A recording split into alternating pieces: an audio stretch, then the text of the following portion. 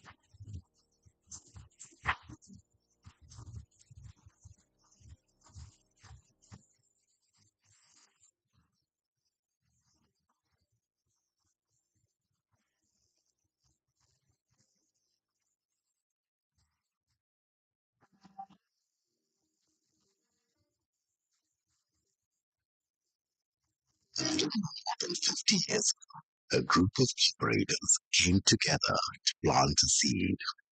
From these strong roots and with God's blessings, that seed today is a strong, big tree. The cooperative bank has grown to serve not only the needs of the cooperative movement, but also by helping unlock new opportunities. The Kingdom Bank enables the growth and prosperity of a rich diversity of Kenyans across our great nation and beyond. Through innovative products, harnessing new technologies, and by striving to meet and exceed the needs of our customers in a fast changing world.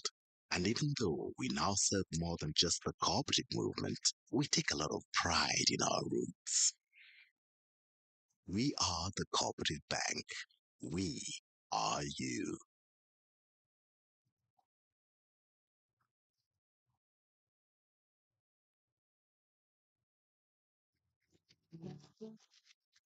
Tropical Heat is one of the leading consumer products companies in the East African region.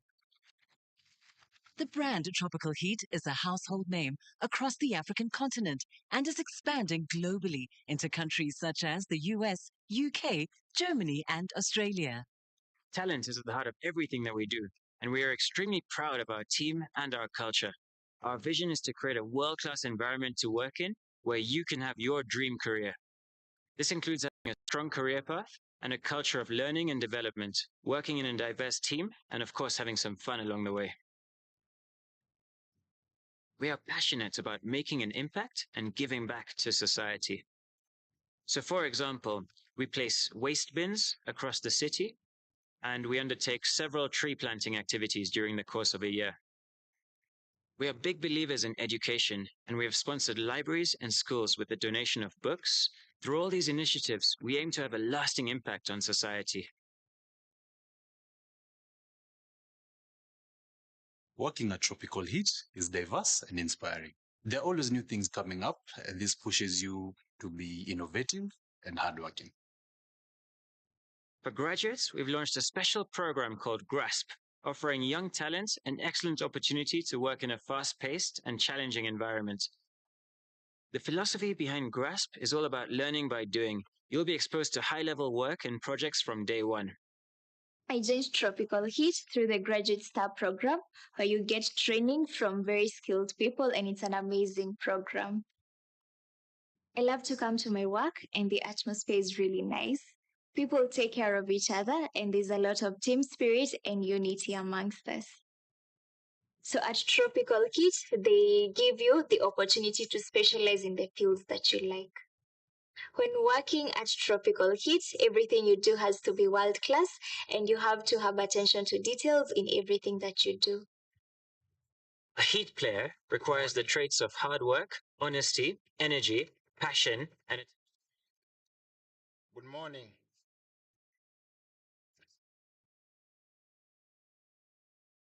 We will be starting in the next 2 minutes. Our other guests will be joining us, and we formally begin this session. Apologies that we're running behind schedule a little bit, but we expect to begin, and it's going to be a very exciting Striving day for today. competitiveness. Thank you all the guests who have arrived. I can see today we are going to be having an exciting session, starting with a conversation on national cohesion, and then we will go into a presentation from the Auditor General, and then we will go to public-private partnership, and then funding opportunities. So I can promise you that it's going to be an exciting day in terms of engagement. And so in the next 2 minutes, we formally shall begin the program for the day. Today I have also had conversation with the moderators. In attempt to save time, I shall not be introducing them in full, but we'll also try to make sure that we keep up time.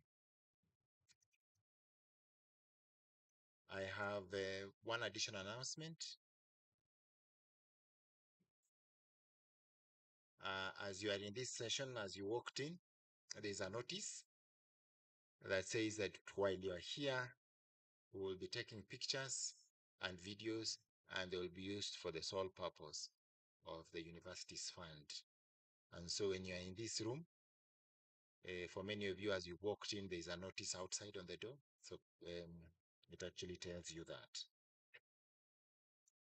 We also have exhibition center outside this room, and we invite each one of you to please spare a moment and pass by there. There are things to be able to see and learn and experience.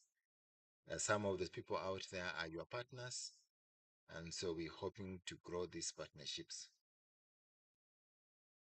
So just in the next 2 minutes, we should be able to formally begin the program. Thank you.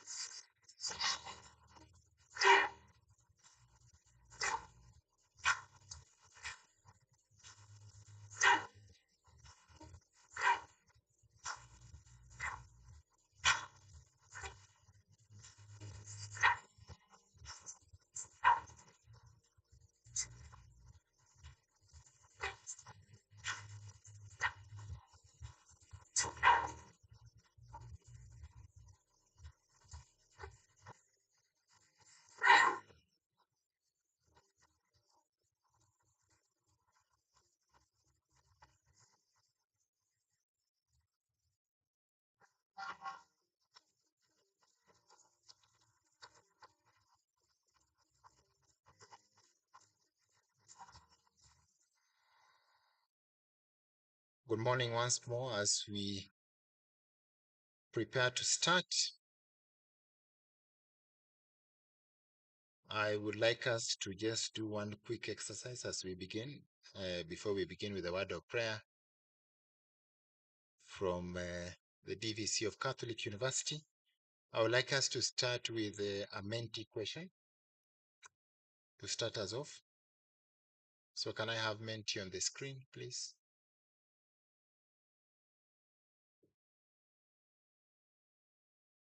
Okay, so get out your phone, your gadget. We do this one. So menti.com, scan your QR code or go to menti.com and the code is 32678650.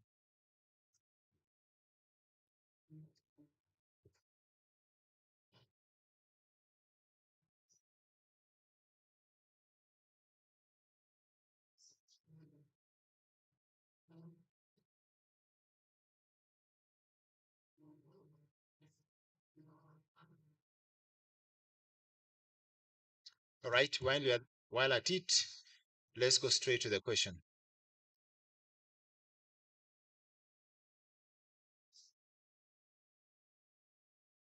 So the question is, do you believe Kenya's higher education sector is prepared for the challenges of the next decade? And you have the multiple answers there. Yes, we are on the right track. Some progress, but more is needed. No, urgent reforms are required. So let's see. We are now oscillating between some progress and no, urgent reforms are required.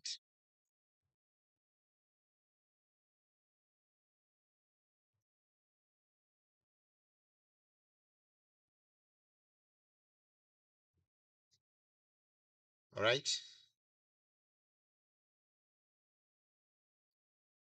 All right. There is no hope of being on the right track. We are at zero and being on the right track.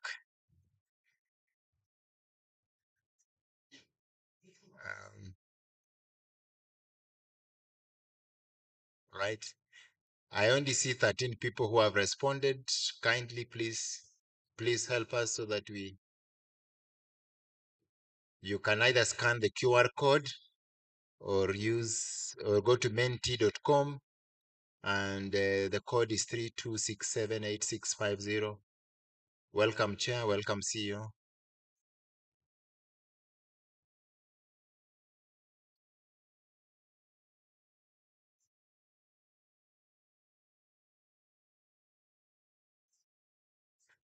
Right.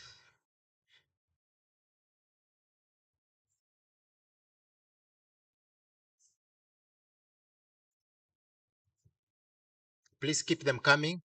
Menti.com. We get the responses.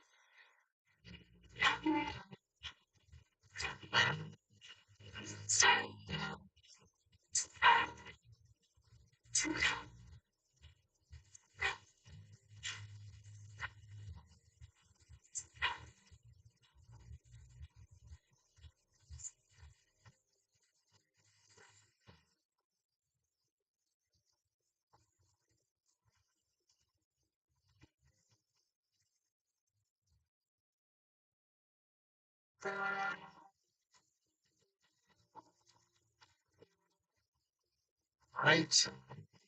So this result, it's only one person who believes we are the right to do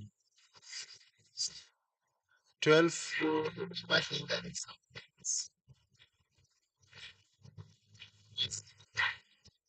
team.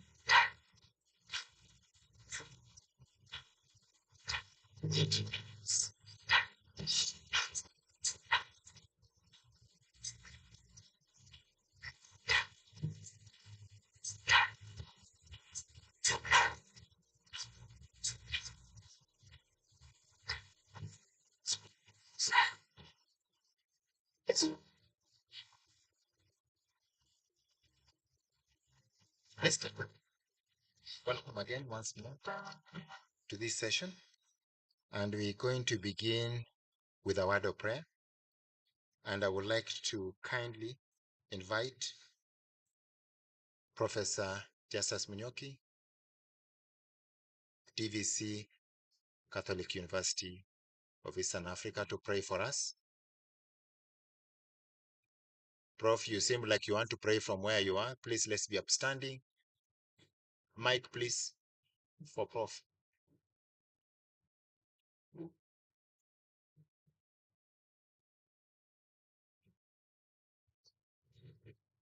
So let us pray. In the name of the Father, and of the Son, and of the Holy Spirit. Amen. Our dear Heavenly Father, we want to thank you for this morning.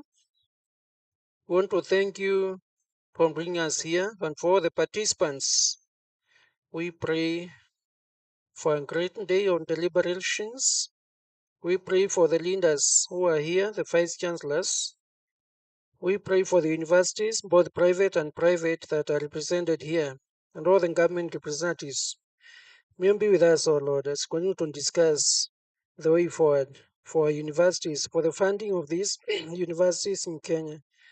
We pray this, trusting and believing in Jesus Christ, our Lord. Amen. Then with the Father, the Son, and the Holy Spirit. Amen. Amen. Thank you very much. Please, let's have a recap. The video from yesterday's what happened here. Can we have it on the screen?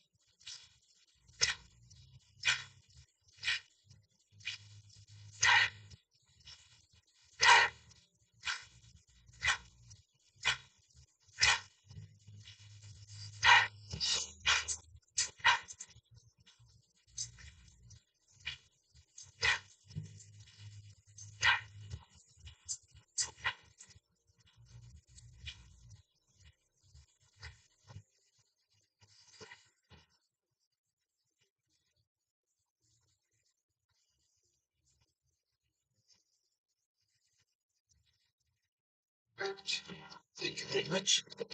To start us off this morning, we have quite a number of guests that will be speaking. And to start us off, let me first start by recognizing all those who are present. Our vice chancellors who have been with us, thank you very much. We want to appreciate all our guest speakers that are here this morning. We want to thank you. We want to appreciate our board of the Universities Fund, led by the chair, and all the board members, asanteni sana. Our partners, Cooperative Bank, KCB Bank, National Bank, CDN Bank, Chance and International, Tropical Heat, all CEOs of the state agencies who are here, karibuni sana. We are looking forward to an exciting day. Today we'll be making an effort to make it a little bit brief and short. And to start us off, we'll do a quick recap of yesterday's activities.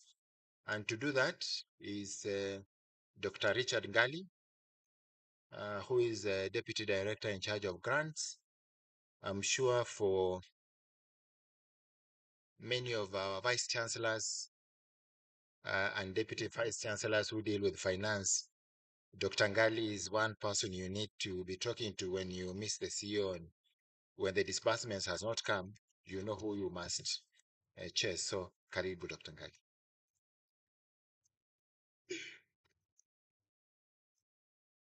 Thank you.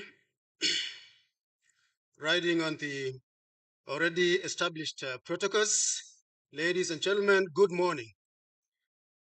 I'll do a quick recap of yesterday. And yesterday was day one of the second Biennial Universities Funding Conference, and it was profoundly enlightening, convening key stakeholders for in-depth discussions on sustainable financing strategies to bolster resilience and long-term viability of higher education institutions. The session began with an introduction and the setting of the ambitious conference objectives done by the CEO of the Universities Fund. This was followed by welcoming remarks from the chairman of the Universities Funding Board, Professor Karuti Kanyinga, who challenged us on a number of key issues. Using data, Prof spoke to the issues of endowment funds, research grants, and even publications, including even the comparisons that were given on various countries and universities globally and even in Africa. So universities were encouraged to embrace focus on the following in this regard. One, to bolster partnerships with the private sector, government ministries, and global academic institutions to expand funding streams, to strengthen research productivity, to make our universities globally competitive and innovation driven, to embrace entrepreneurial and income generating initiatives within universities to supplement funding and support long-term sustainability, and also to enhance institutional accountability, cost leadership, and efficiency in financial management, and restore fiscal stability. We gathered valuable insights from the speeches of our chief guests, matters relating to leveraging on public-private partnerships and collaborations to enhance funding and resource mobilization, endowment funds, commercializing research, optimizing the use of idle assets, enhancing financial sustainability through diversified revenue streams, the IJS, commercializing research outputs, and there were a number of key takeaways that we picked. And the call to action was clear, that we develop systems that provide opportunities for all by optimizing the use of idle assets, strengthening income generating activities, and also the issue of commercializing research outputs that has been mentioned. We had panel discussions in the day. One of the panels discussed on the topic on emerging issues and reforms. And this panel focused on the varying leadership and management designs for public and private universities, financial prudence, and the sustainability of university financing. The importance of entrepreneurship in university operations was discussed as a key driver of financial sustainability. There were a number of key takeaways that we picked, including the divergence in leadership and management models, financial prudence and management trainings, funding for private institutions, and even the issue of the pending bills, equitable government support for students, among others. We had a presentation from the CEO of the Universities Fund, who spoke on the topic of university funding landscape and gave a report on the status of funding for various cohorts in our various universities. The CEO also painted the outlook of funding in the coming 2025-2026 funding cycle. Also, he spoke to the operating environment, including the ongoing reforms and also the evolving university funding models, among other items that were highlighted. After that, we also had another panel discussion. This was panel 2 that spoke to the issue of diversifying funding streams, and it explored the innovating funding solutions, research partnerships, and university financing models for sustainability. This panel touched on key issues on funding shortfalls, institutional self-reliance in revenue generation, strategic development programs, and targeted financial prioritization. These are just but a few of the issues that were touched by that panel, and we have enlisted a number of takeaways that came from there. The panel also discussed and emphasized the need for institutions to diversify funding strategies beyond the traditional government allocations. The call to action was clear that the higher education institutions to adopt, entrepreneurial mindsets, to optimize financial planning and create sustainable partnerships to secure long-term viability. During the day, we also had a brief from the banking institutions, and the banks briefed on their role in education financing, recognizing the financial challenges faced by the universities in Kenya, particularly the liquidity constraints, delayed fee payments, funding gaps that impact on the institutional operations. And clearly, we all agreed that there is room for engagement with these banking institutions to come up with tailored financial solutions to bridge these funding gaps by offering innovative banking products that enhance cash flow and also improve governance. We had also a presentation from our partners. One of them is the Chansen International. Chansen outlined an opportunity for strategic collaboration aimed at improving access to higher education financing through innovative, sustainable, and student-centered funding models.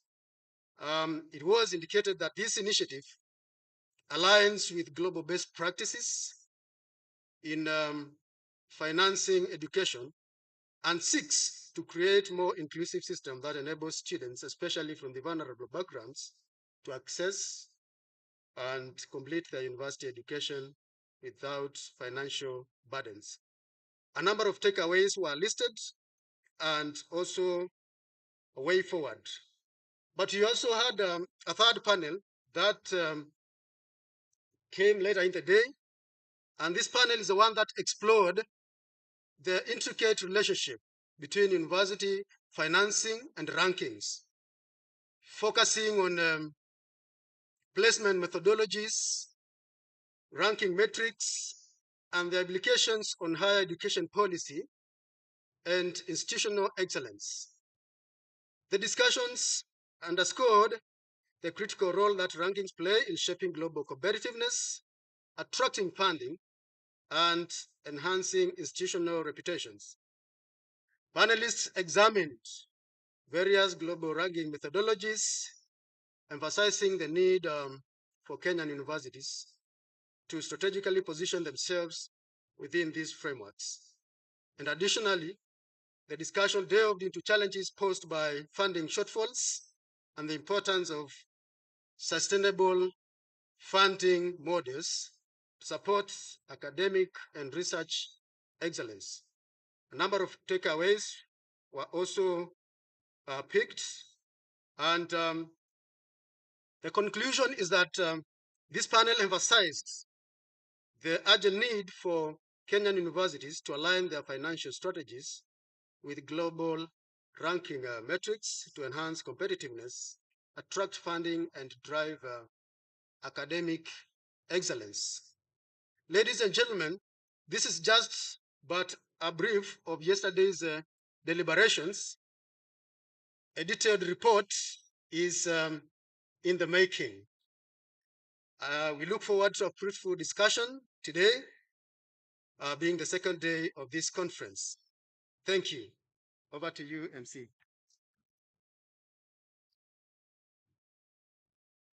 Please, let's give him a better applause.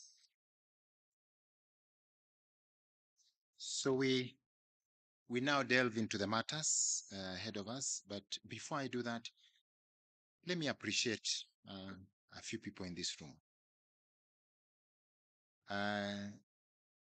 Let me appreciate the Vice Chancellor of Alupe University. VC Alupe. Please, let's give him a clap. Bomet University, Vice Chancellor. Professor Mtai. Please, let's appreciate Professor Mtai. Chuka University, Professor Mtembei.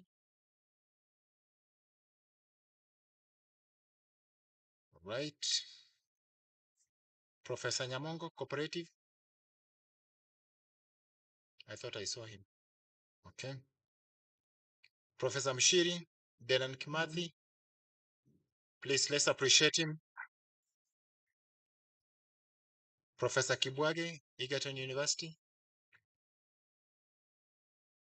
All right. I have a feeling Vice Chancellors have many phone calls to go and deal with issues, so they keep coming in and out. Professor Wafa, Garissa University. Okay. Professor Ateka, Jaramogi Oginga Odinga University of Science. Professor Wambui, Jomo Kenyatta University, JKUAT. Okay. Professor Peter Mwita, Kaimosi.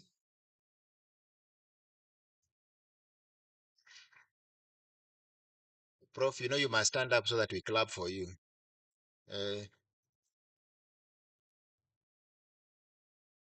Thank you.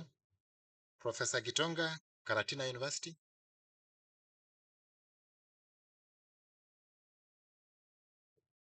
Professor Wanjohi, Kenyatta University.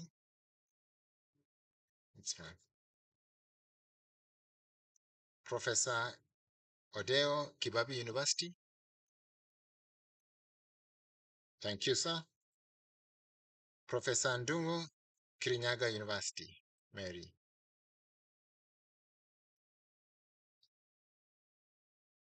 Professor Ogechi, Kisii University. Okay. Professor Kala, Kaimosi. Thought I saw Professor Kala somewhere. Okay. Professor Joseph Rotich, Laikipia University. Thank you, ma'am. Professor Obudo, Masai Mara University.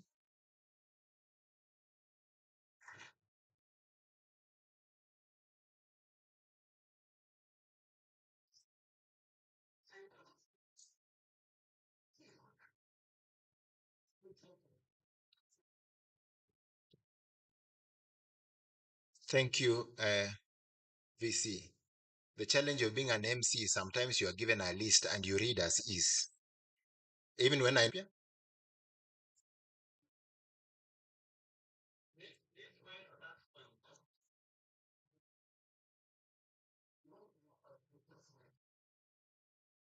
to know the picture. Okay, we'll do that immediately after because I'm sure the technical people need to show it, but it's a good thing. So we'll show it immediately after tea. I'm trying to move very fast.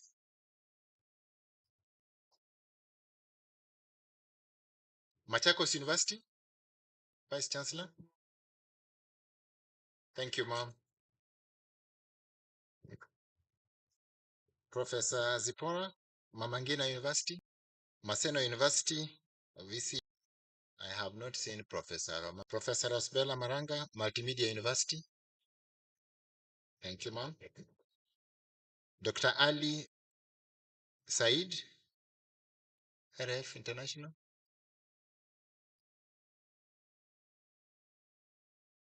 Scott Christian University. Thank you. St. Paul's University. Bwanaweru, thank you very much. The East African University, Professor Marcelin. Dr. Halima, Uma University. Okay, thank you. Please, let's give a clap. Uzima University.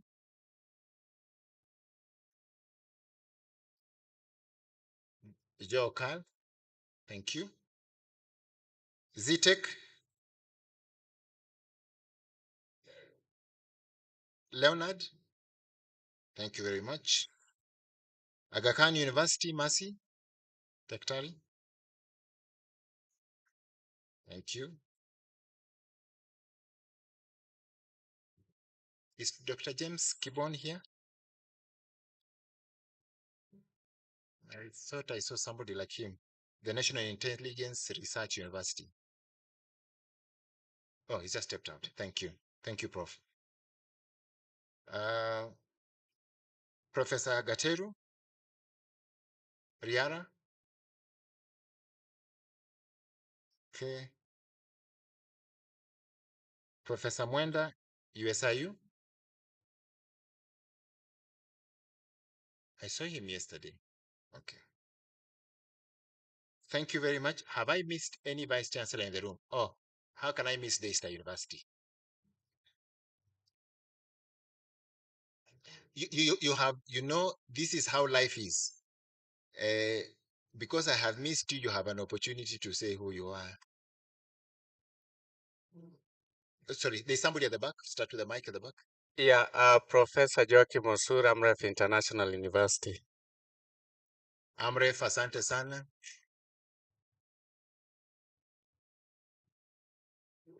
Catholic University is represented by myself, Professor Justus Munyoki. So apologies of Stephen Mbugwa, referent. Thank you. Thank you. University of Kabianga, Professor Eric Koech. Thank you very much. Professor Esther Gichero from the Cooperative University of Kenya. Professor Fred Simiyu Barasa, Taita Taveta University, the home of ideas. Thank you. Professor Moses Rotich, representing Vice Chancellor of Kenya University. Thank you very much. Professor Solomon Ikosangwa Shibairo, the Masinde Muliro University of Science and Technology, the University of Choice. At this rate, we might have to give an opportunity to everybody to say what university they are. But thank you very much, sir. Professor Robert Langat, Kenya Highlands University. Thank you, Kenya Highlands. This way. Professor Linus Gitonga, Karatina University. Thank you very much. Gitonga Mbijiwe, the Aga Khan University. Thank you very much. Professor Chepkemboy Choge, Koitalel Samoei University College, representing the principal, Professor Winston Akala. Okay. Thank you.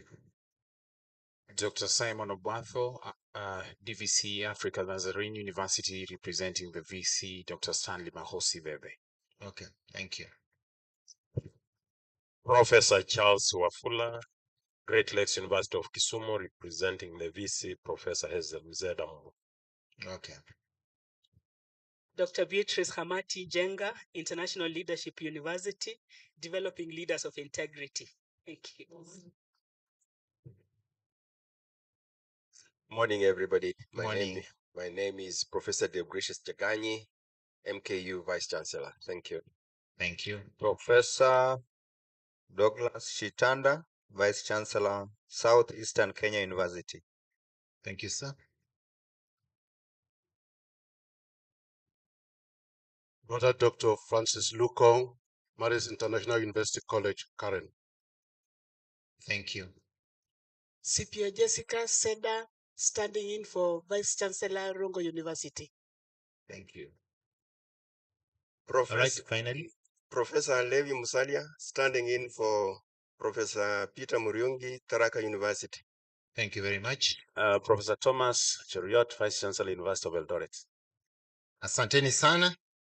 Oh, for those who have not had a chance,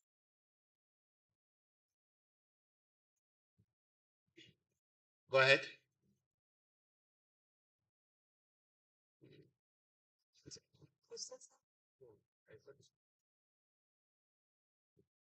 Okay, Professor Mutua, Vice Chancellor at the Technical University of Kenya. Thank you, Prof.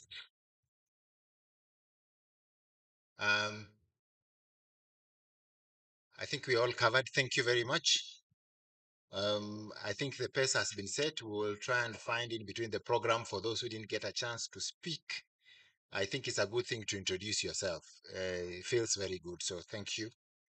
Now, without much ado, we would like to proceed to the program.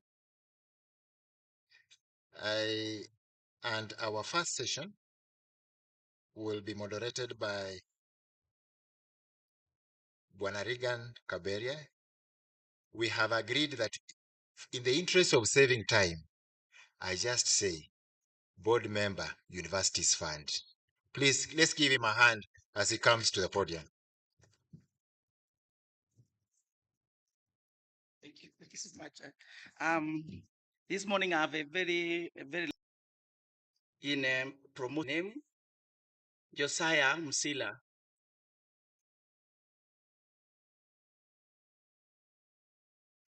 And he has done so much for this country. Josiah is currently the secretary, the National Cohesion and Values. And he is a great civil servant. And has been 17, he joined the cohesion department. And he has raised to different levels, and today is the secretary there. Mr. Musila holds master's degree in international conflict analysis from the University of Kent in UK, and a bachelor's degree in political science from University of Nairobi.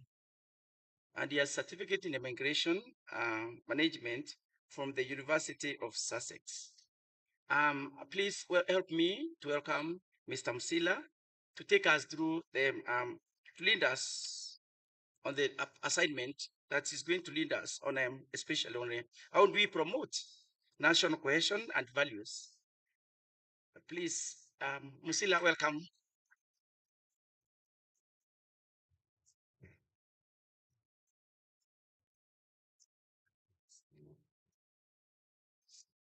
Good morning, everyone. Good morning once again. I wish to thank the CEO, Universities Fund, for this invitation. It is indeed a privilege for me to come and speak to the leadership of universities from across the country. I've had the privilege of interacting with most of the leadership from public universities. If I can just see by show of hands, those of you who have interacted with the Directorate of National Cohesion and Values, I can see you. Just show by your hands. We've been to most of the public universities to speak about national values. So this may not be a new topic or new issue to public universities, but we've not been to private universities. So I think it's an opportunity for us to interact with all leadership from public universities, like I said, from across the country. My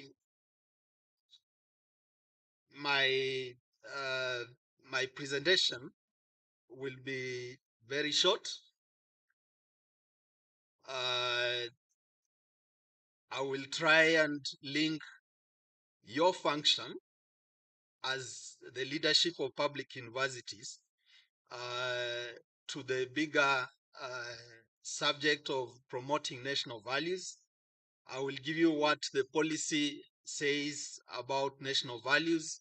Briefly, I'll speak about the role of universities and then your role as leaders in public universities. I'll start by way of introduction by outlining the objectives of education in Kenya. That is to prepare young Kenyans to make a positive contribution to development of society and to acquire the right attitudes so that they can promote national unity, they can be patriotic, and they can adapt to the environment that they will be exposed to after they leave university. Education in Kenya is also aimed at providing, of course, knowledge, skills, attitudes that enhance acquisition of sound morals and values and help students to grow into self-disciplined, self-reliant, and integrated citizens. So if that is the objective of education in Kenya, what does the sessional paper, what is the policy, what is the government policy in respect to achieving that objective? In 2013, government developed sessional paper number 8 on national values and principles of governance, which was then presented to Parliament, and it was approved as a sessional paper in 2015. This sessional paper recognizes that a good education system should pass knowledge, skills, and values to the next generation and help develop appropriate traits of public and private character. Specifically, the sessional paper identifies values carriers and drivers, and that is where you come in as values carriers and drivers, and the responsibilities of each value carrier and value driver, including individuals, like in your capacity as individuals, and also in your capacity as leaders of educational institutions. The policy further advocates for education that involves good, sound development of the whole person. And the whole person here, we are talking about a person that has technical skills and a person that has the right character and morals.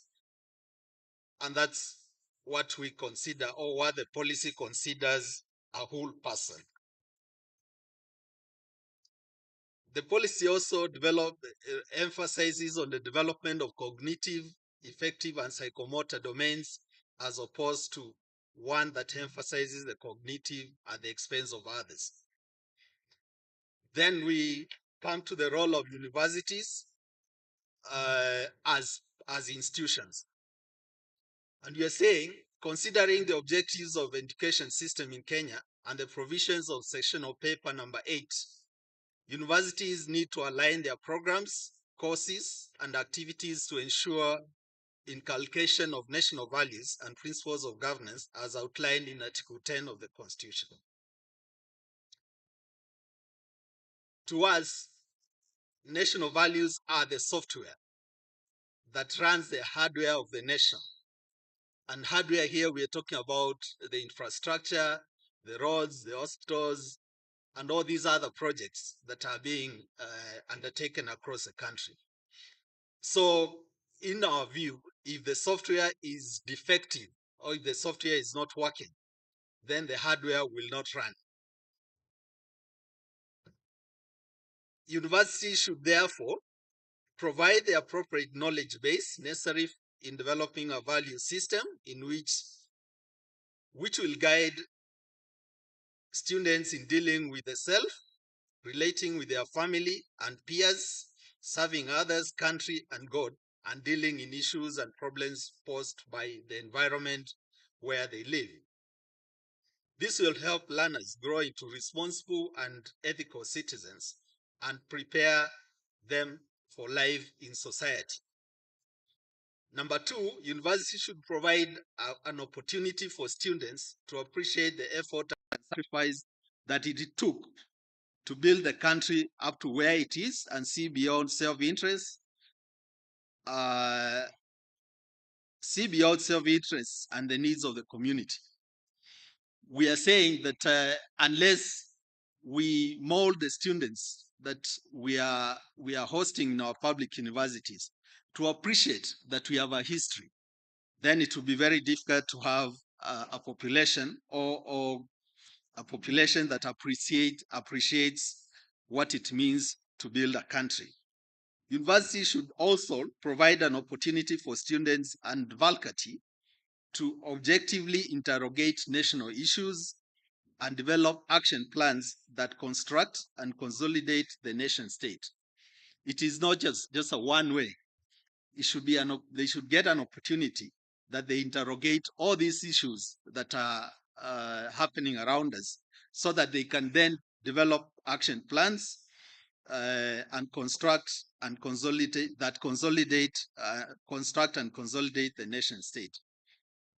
Then now this brings me to your roles as leaders in promoting national values and principles of governance in your respective institutions. In the context of the discussions at this forum, that is university funding,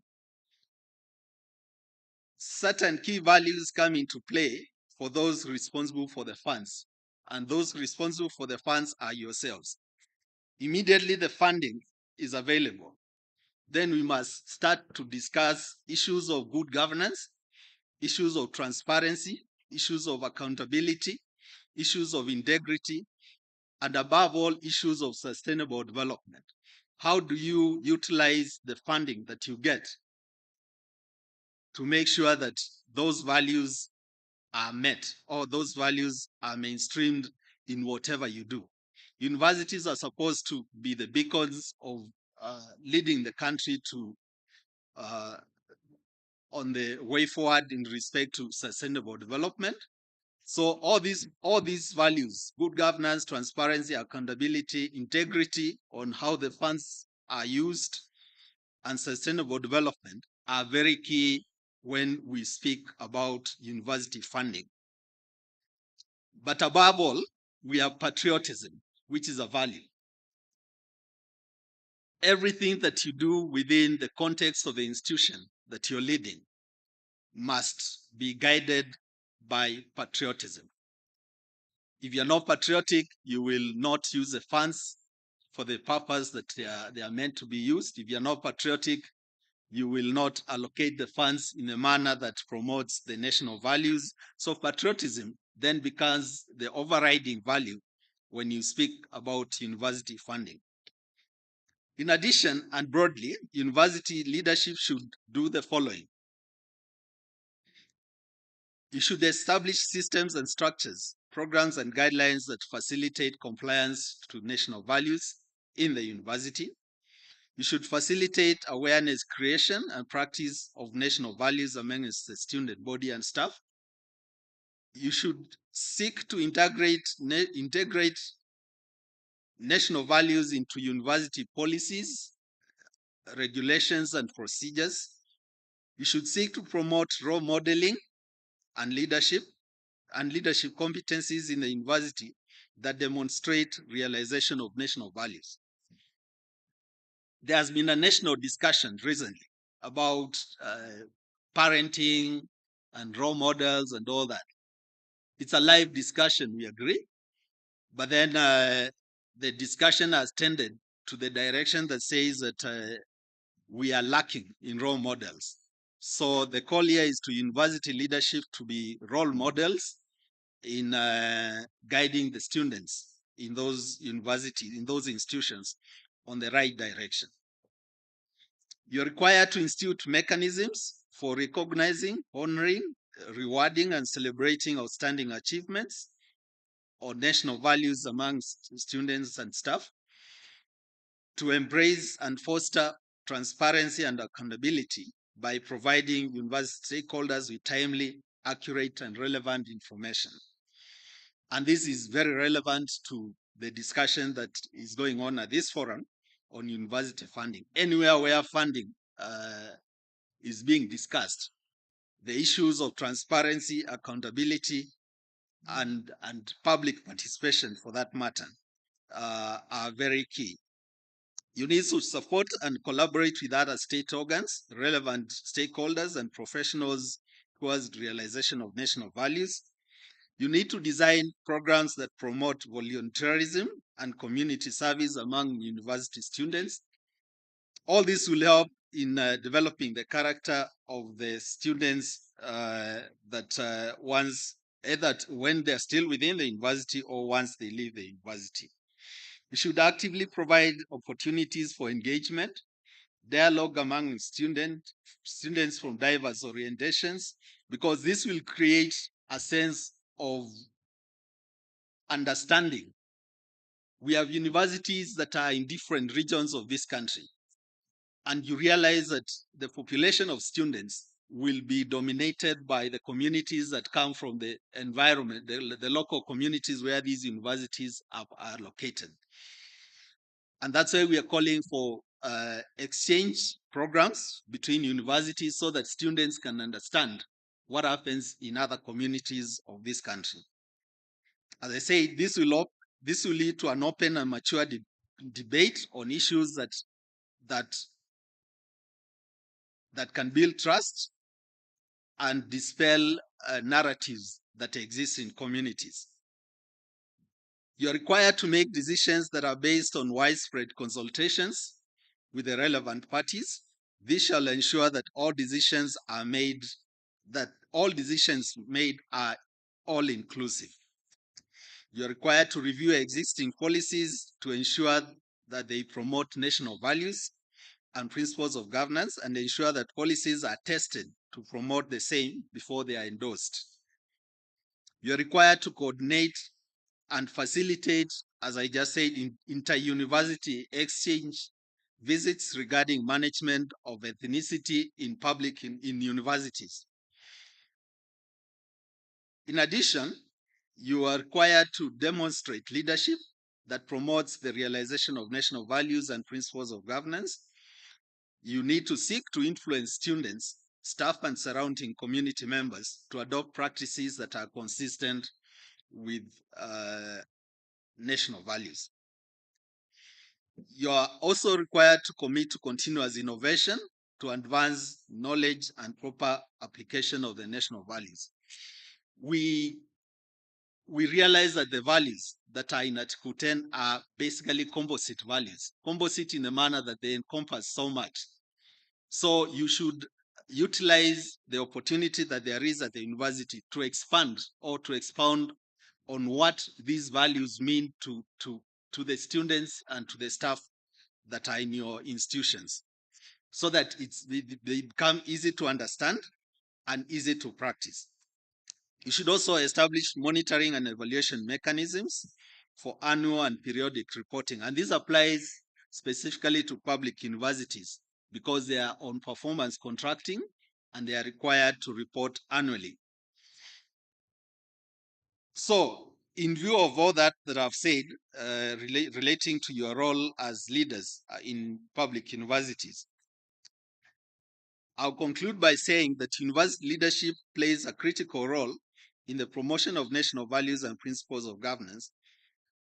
Considering that majority of students take active leadership roles after university studies, there is need to provide or to utilize the early opportunity of them being at the university to mold a complete person in terms of technical competence and the software that I talked about, and also in terms of technical competence and values, which now forms the software that I just talked about.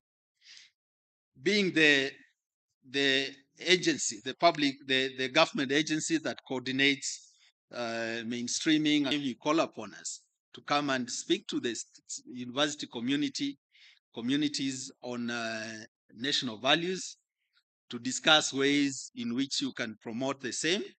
And for those that are in the PC, we are willing and we are available to come and guide you on what you are required to do as far as the PC is concerned. I want to stop there, and thank you very much for listening to me. Asante.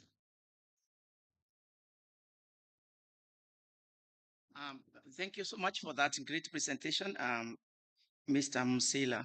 I want to ask if please anyone has any question for Mr. Musili, we would really appreciate to answer anything that was not clear.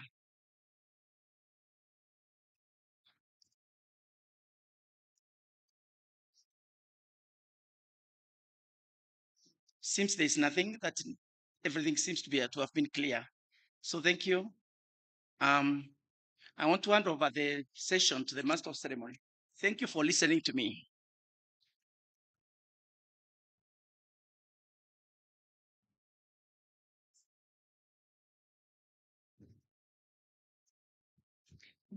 Thank you very much. I think that has been quite on spot. Please, let's give again an applause to our moderator for a job well done, and also appreciate the presenter. We now move to the next session, and we are going to listen to our next session moderated by Professor Walter Mwanda. We also agreed, in the best interest of time, I just say that he is a professor of medicine. Welcome, sir.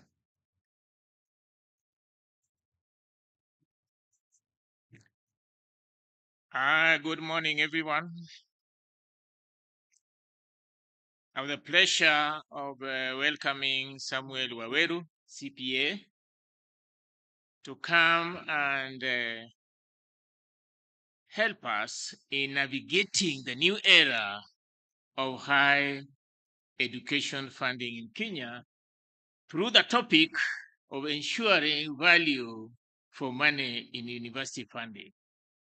I'm informed that he also has a statement for himself as regards zero audit proposition. As he comes, Samuel, CPA, the Director of Audit, is a member of the Advisory Board of Association of Certified Fraud Examiners on Education. He's also a member of Institute of Certified Public Accounts of Kenya, ISPAC. With those few remarks,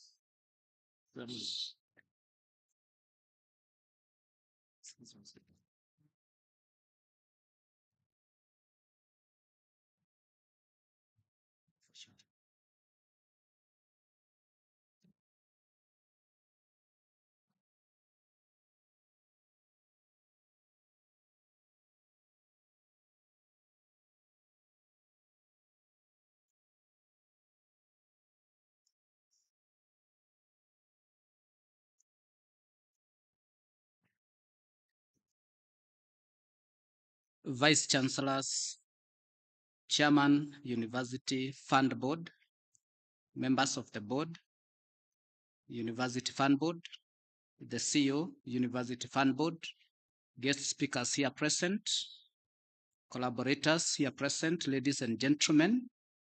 I want to deliver the speech by the Auditor General on value for money in university funding and audit perspective.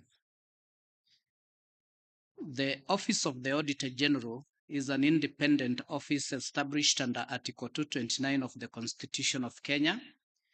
The office is charged with the primary oversight role of ensuring accountability in the use of public resources within the three arms of government, that is the legislature, the judiciary, and the executive, as well as constitutional commissions and independent offices.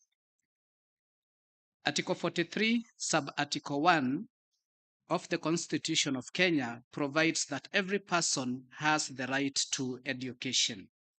This provision not only highlights education as a fundamental right, but also emphasizes the state's responsibility to provide for this right.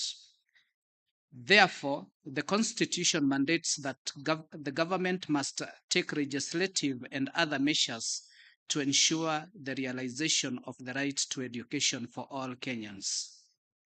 Additionally, pursuing education is aligned with the promotion of social justice and the empowerment of individuals. This is outlined in the broader context of rights and fundamental freedoms in the Bill of Rights. It is a crucial aspect of human development and plays a significant role in ensuring equality and opportunity for all citizens. This recognition reflects the commitment of the government of Kenya to provide equitable access to education and to promote the well-being of individuals and communities. The model aims to tackle the financial challenges facing public universities and technical and vocational educational training institutions amid rising enrollment and limited funding. This model seeks to replace the differentiated unit cost system with a student-centered funding approach that emphasizes scholarships, loans, and household contributions, promoting accessibility and equity in higher education financing. However, audit concerns arise regarding the model's financial sustainability and accountability, particularly in the fund allocation. The transition to individual scholarship heightens the need for oversight and transparency, as the reliance on household financial assessments may lead to disparities in funding. Additionally, there are apprehensions about potential financial instability for universities and TVET institutions, affecting their operational efficiency and ability to maintain quality education standards. A robust monitoring system is crucial to mitigate the risk for fund misuse, ensure timely disbursements, and address any inefficiencies during the model implementation. As we onboard the new university funding model, it is our collective responsibility to scrutinize how resources are allocated, managed, and utilized. Speaking to value for money, it embodies three crucial dimensions: economy, efficiency, and effectiveness. It is the cornerstone of responsible and prudent financial management, ensuring that our universities not only spend wisely, but also align their expenditure with the educational values and outcomes we aim to achieve. Looking at the value on economy, this concerns the cost of resources used for a particular purpose. And the question that we need to ask is, are we sourcing materials and services at the best possible prices? Efficiency relates on how well resources are converted into outcomes. The question that we need to ask is, are we achieving our educational goals in the most productive way? Effectiveness measures whether we are achieving the intended educational outcomes. And the question that bears to mind is, are our programs enriching students' learning and contributing to students' success? The concept of value for money in university funding from an audit perspective underpins the efficacy and sustainability of our higher education institutions. From an audit perspective, these principles guide our evaluations of financial practices within educational institutions, enabling us to identify strengths and areas of improvement. Auditing plays an important role in the value for money equation. It provides a structured methodology to assess how well universities are managing their financial resources. Through comprehensive audits, we can obtain vital insights into financial reporting accuracy, compliance with funding regulations, resource allocation integrity, operational efficiency, and overall institutional effectiveness. Recent audit findings across several institutions underscore an urgent need for transparency. While many universities strive for excellence, we have observed disparities in financial health that warrant attention.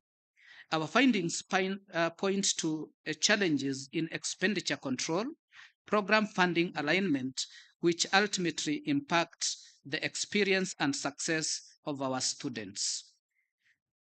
We want to look at the audit opinions for public universities. And over the last 4 years, the audit opinions for universities reflect improvement based on financial reporting. This has a direct relationship with the concept of value for money in university funding. We have noted tremendous improvement in financial reporting from 5 unmodified audit opinions in the fiscal year 2020-2021 to 11 unmodified audit opinions in the fiscal year 2023-2024. Further, notable improvement was realized in the financial reporting from 5 adverse audit opinions in the fiscal year 2020-2021 to 1 adverse opinion in the fiscal year 2023-2024. The qualified opinions oscillates between 28 and 30 among the 40 universities during the period under review. The continued presence of qualified opinions remain a point of concern. This progressive shift toward more favorable audit opinions is crucial as it correlates strongly with ensuring that public funds are utilized effectively, thereby maximizing educational benefits received by students. We conducted audit of public universities over a number of period, and some of the key findings that lead to qualification of the financial reports include: 1, the annual reports on public university highlight cross-cutting findings that regarding university funding that underscore challenges and inefficiency in financial management. Several universities reported deficits, raising concerns about their operational viability. These deficits, coupled with negative working capital, where current liabilities surpass current assets, indicate a severe liquidity crisis. This precarious financial state creates uncertainty regarding the university's ability to meet their short-term obligations, highlighting an urgent need for effective financial management and strategic planning. The credibility of budgets is further undermined by significant underfunding and under-expenditure. This lack of financial oversight culminates in unauthorized expenditure and unaccounted impaired receivables, indicating serious breach of financial management laws. The reports document systemic issues related to governance and accountability within public universities. Recurring audit queries suggest that the universities lack robust mechanism to address previous audit recommendations, reflecting deep-rooted problems in financial governance and management. The reports underscore the pressing need for improved financial governance, enhanced accountability mechanisms, and the development of sustainable funding strategies to bolster the operational viability and educational quality of public universities in Kenya. We conducted a special audit on private universities in relation to capitation for private university towards students who are posted to private universities. The special audit covered 7 financial years. From the significant discrepancies were noted in student enrollment rates and disbursement practices. The audit findings revealed the following issues: disparities between placement of students and actual enrollment among various universities, overplacement of students where universities have declared capacity, placement of students where universities had not declared capacity, funding of students who had not been placed by the Kenya Universities, colleges and colleges Central Placement Services, funding for students for period exceeding duration of their academic programs, multiple allocation of funding, funding of students who had already graduated, and students on deferred study or long academic leave. Further, the audit highlighted notable variances in disbursement records related to government-sponsored students program between the State Department for Higher Education and Research and the University Fund and the private universities. These findings raise concern about the accuracy and reliability of financial oversight in the disbursement process, monitoring and tracking of student placement.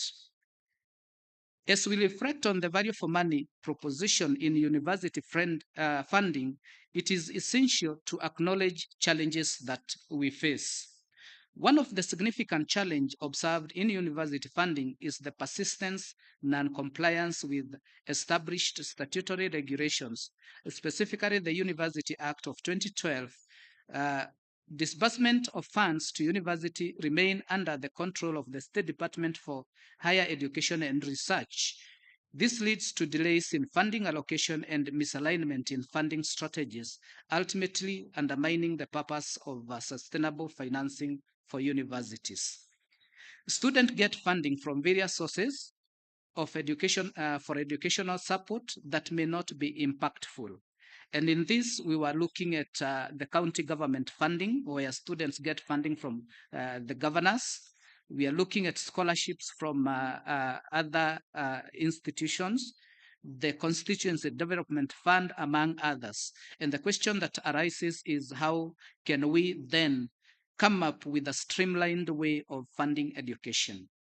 The lack of a centralized funding database affects tracking and monitoring of funding activities. In terms of the recommendations, the State Department for Higher Education and Research, the University Fund, and management of universities must be proactive in applying value for money principles to the funding strategies. There is a need to develop a centralized database which will ensure shared information and collaboration. The database should be in such a way that all funding agencies can access the data to make sure that there is equitable funding. Continuous reconciliation of records should be the norm to ensure tracking and monitoring mechanisms are in place. Adherence to public financial management framework and the budget process is key to financial accountability, transparency, and value for money in university funding. I remind you that achieving value for money is not merely about cutting costs, but ensuring that we are investing in our collective future, fostering environments where our institutions can thrive and where students can pursue their education aspirations without compromise.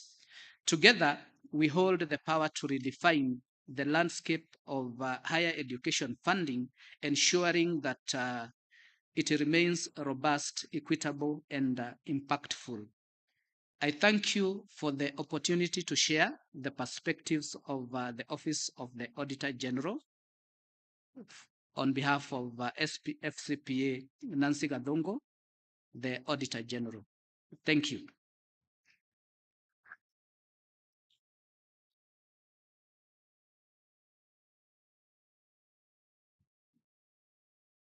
The moderator has spoken to some side comments, and this relates to the call by the head of public service on aspects to do with striving towards zero fault audit. And the head of public service said that going forward, we don't want to see any qualified accounts nor qualified financial statements. He called on all administrators to clear all pending audit queries to attain the government target as per the government reform agenda. From the perspective of the Office of the Auditor General, the question arises on how then do we as universities achieve zero fault audit? We look at three areas. One is on leadership, and this calls for effective human resource practices where we recruit, retain, and develop staff who are ethically upright and who produce reports that are transparent and accountable. The second is about having appropriate policies and procedures in place in terms of public finance management, calling for immediate implementation of audit recommendations. And this should be supported by appropriate documentation that is verifiable. Then we call on the use of information technology, which can then ensure that the process of financial reporting is accurate and up to the point. One thing that has been seen during audits is lack of engagement of the external auditor. That engagement is usually not at par, and we call for enhanced engagement during the entry meeting, during the exit meeting, and during the audit itself. That conversation guides on how we can avoid qualifications in our audit processes. Lastly, on leadership is about capacity building for your staff, for the audit committee, for members of the council, the university council, so that they understand their roles and responsibilities in terms of financial management and oversight. The second aspect is financial and performance management, where we call on proper record keeping. One of the cross-cutting issues that we come across is the aspect of unsupported expenditure, unsupported revenue, which can be tackled through proper record keeping. In audit, we say that when it is not documented, it is not evidenced. And as the Christians say, trust and for us, we say trust but verify. Two is the implementation of proper controls. When controls are in place, fraud is mitigated, errors and omissions and commissions are also avoided. Reconciliation of transactions, not just bank reconciliation, but also the ledgers and other accounts and supporting information. Regular, accurate, and complete financial and performance reports that speak to service delivery, and then compliance with the applicable legislations. The report of the Auditor General is a 3-in-1 report. There is the report on financial statement where the Auditor General gives an opinion. However, there are 2 reports that speak to effectiveness in use of public resources that addresses value for money. And there is also the aspect of compliance with laws and regulations. We need to ensure that we conduct an audit on compliance with the various laws that affect universities to see the level of compliance so that we avoid such reports. Then we have a report on internal controls, risk management, and governance. And this addresses the backbone of financial reporting on how do we ensure transparency and accountability in the way we report on financial performance. Lastly, it's about governance. And in governance, we look at the tone at the top, ethics and good governance. And on this one, I understand we have people from different religions background, but I will leave you with a quote from the Bible, Proverbs 20 verse 7, that says that he who lives in his integrity, his children are blessed after him. Oversight responsibility, we've spoken to that, adequate resourcing of the internal audit function and the audit committee so that the audit committee is able to get the financial literacy. Then risk management, proper identification of risk, analysis of the risks, evaluation and responding to this risk. And lastly, ensuring that we have continuous monitoring and evaluation so that we, with the time, we are able to achieve zero-fault audit. I thank you.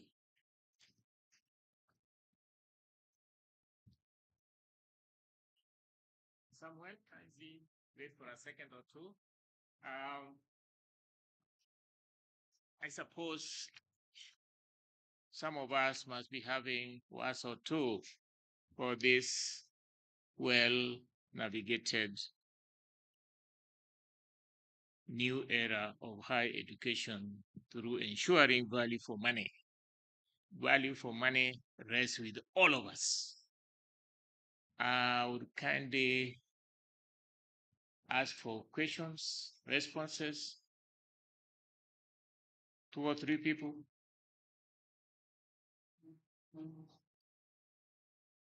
Members of Parliament, yes, I'll prompt you because we need you here to support us when we are looking for money because we want to ensure value for it. Yes, sir. Thank you. Now that you've prompted us to one part which touched on us, and it was categorized as one of the non-impactful source of funding, county government and constituency development fund. I'm sure this was in reference to the bursaries that are given to students. Now, this has been quite contentious. It's a thorn out there. And sometimes it comes from government agencies, sometimes comes from civil societies.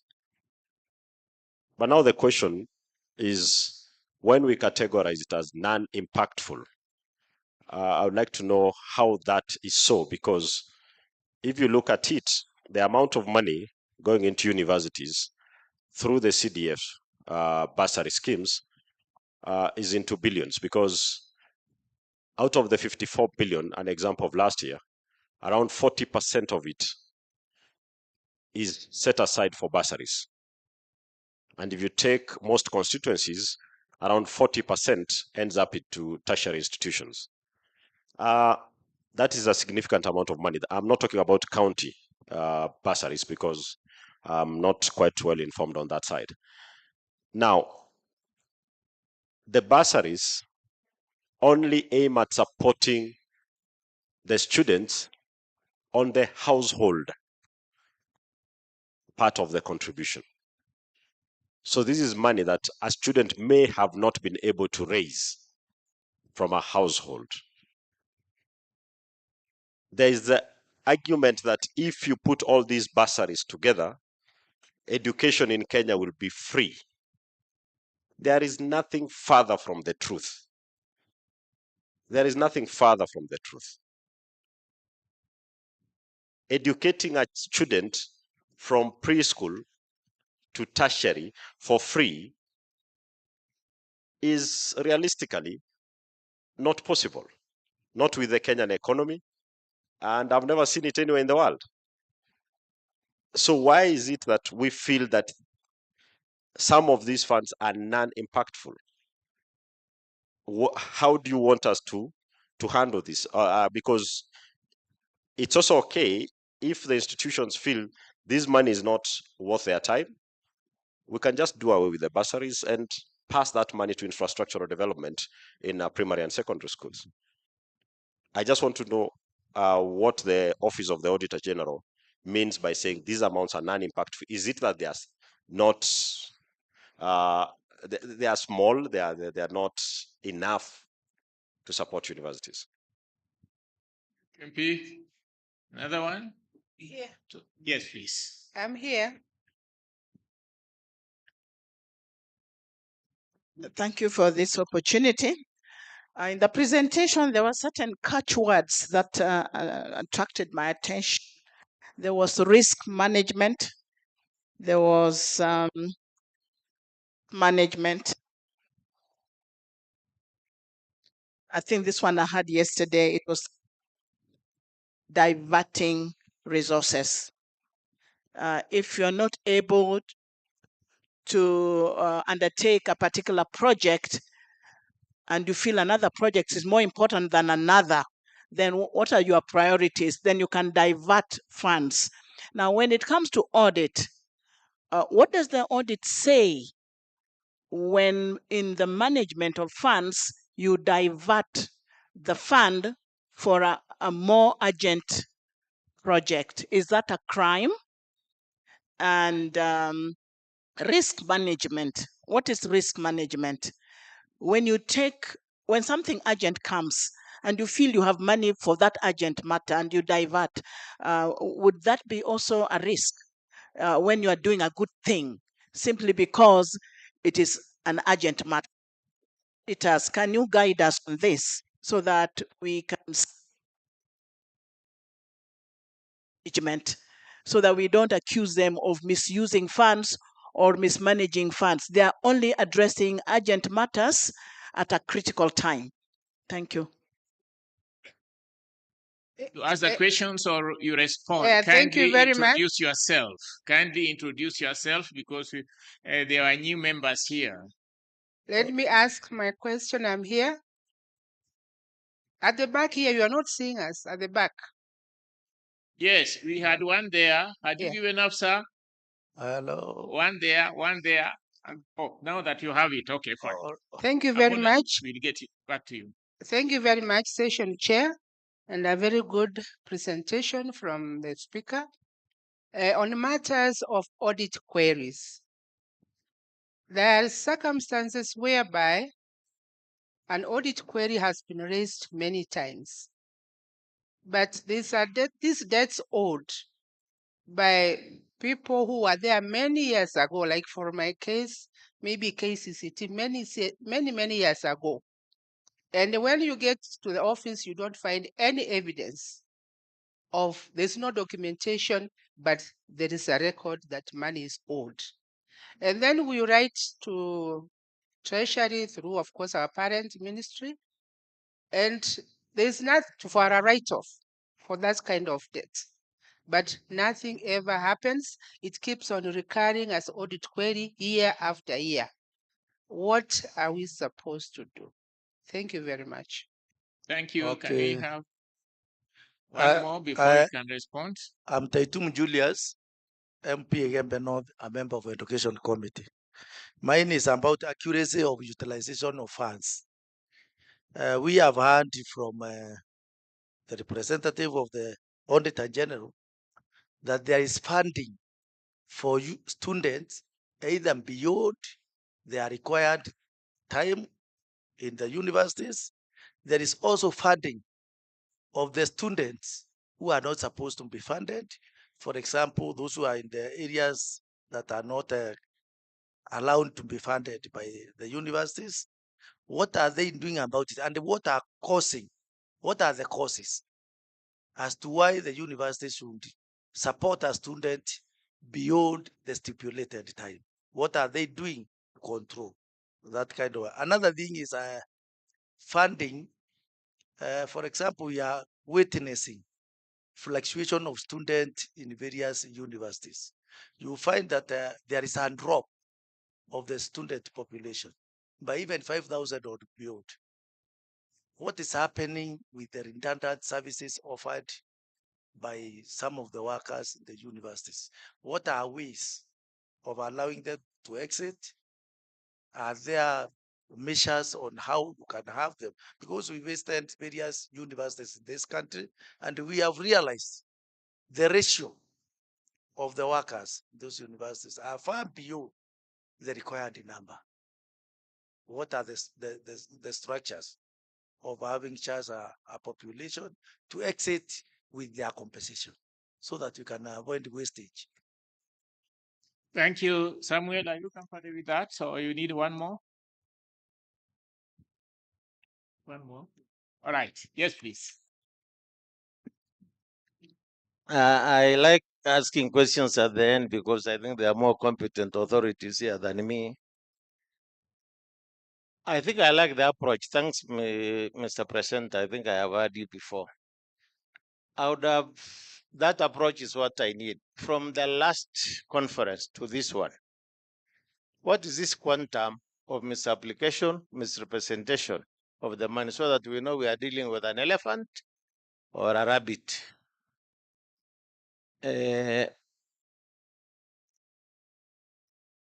Two, when it comes to, let me support my members of parliament. When you look at the argument about bursaries, you know, they target like the member of parliament is the one issuing the checks. When there is a whole bureaucracy in terms of the fund account manager, you have a NGCDF board to deal with these things. And sometimes members really, they just make a process. So I was just wondering that approach of attacking the individual who may not really have much to do with the procedures and processes of disbursing those funds. Is it helpful? Or can we change tactics so that we deal with the issues involved? Because I had a case with the National Taxpayers Association. There was a time they would go there and say, this building, the MP, and the MP doesn't do engineering. So I feel sometimes that approach becomes, you make the people defensive. Then the most important one for me, you'll find that one issue which I think has been raised, one issue that is an old issue keeps recurring, and then you qualify the audit when actually the present case does not hold. How do we make both universities appreciate that an audit is actually not a determination of fault, but actually a source of looking for the gaps, which now we need to discuss in the exit meetings and also involving the councils so that we know exactly what is the problem and find solutions to that problem. So in the next audit, in the next cycle, that matter should not arise. Thank you. Thank you. There was somebody here with a burning issue. Kindly accept that. Mind that we are navigating. So when you are navigating, you hit rocks. You may hit bumps and waves. So that's okay. Thank you. I'm Philip Nyaso from Uzima University. The discourse is very healthy, and the funding issue in this country cannot be swept under the carpet anymore. We have mismatch and numbers that are not consistent. Different government agencies in the space of education, higher education, are having their own data. Commission for University Education is collecting data almost every trimester. And the same data should be consistent at COOPS, UFB, but we do not know how the MPs and other politicians and leaders who also run funds for education also distribute their money. So we have money which is scarce, spread thin, handled by different agencies, not addressing or responding to the actual numbers of learners in the education system. And we still don't consider this as an urgent matter to address.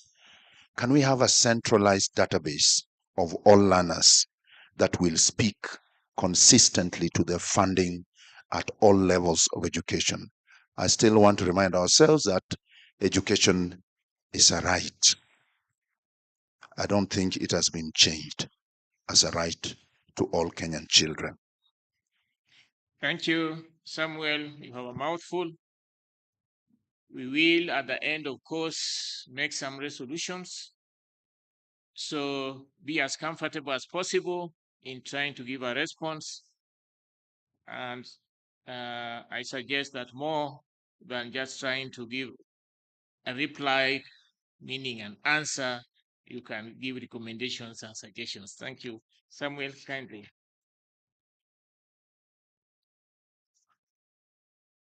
Thank you, Session Chair. Thank you, members. And I want, first of all, to appreciate the speaker who has spoken last from Uzima University, because he has addressed one of the concerns that we have had as an office. But before I respond to these questions, I would want to say the speech was on behalf of the Auditor General. Some of the things I may not be able to adequately address them, but I will attempt my best. Had an opportunity to interact with Mheshimiwa when he was chair of the board, Higher Education Loans Board. That was around 2023. And I want to go step by step. Some of the issues, I will address them as I address others. Non-impactful sources of funding. One is I want to speak to an audit that we conducted on scholarships. And the outcome of this audit was that we were looking at the various sources of scholarships and how the scholarships were administered. And what came out was we have very many institutions that offer scholarships.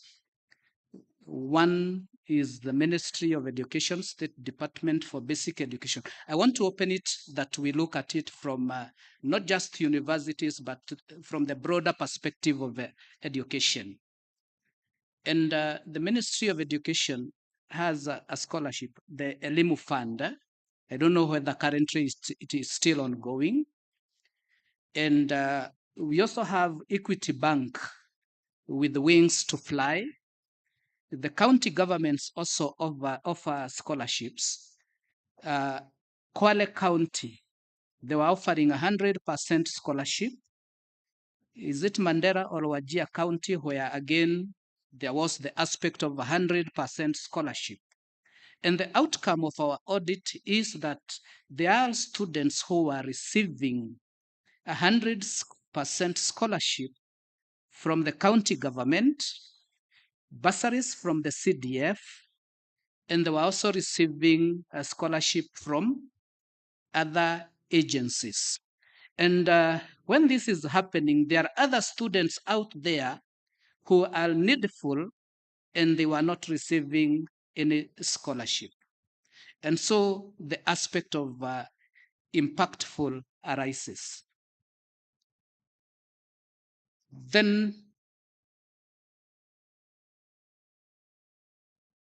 risk management. I like to look at the Bible and the Quran. Genesis chapter 41, the story about Joseph. And also Surah Yusuf 42, the story about Joseph. 7 years of plenty and 7 years of hunger, or rather 7 years of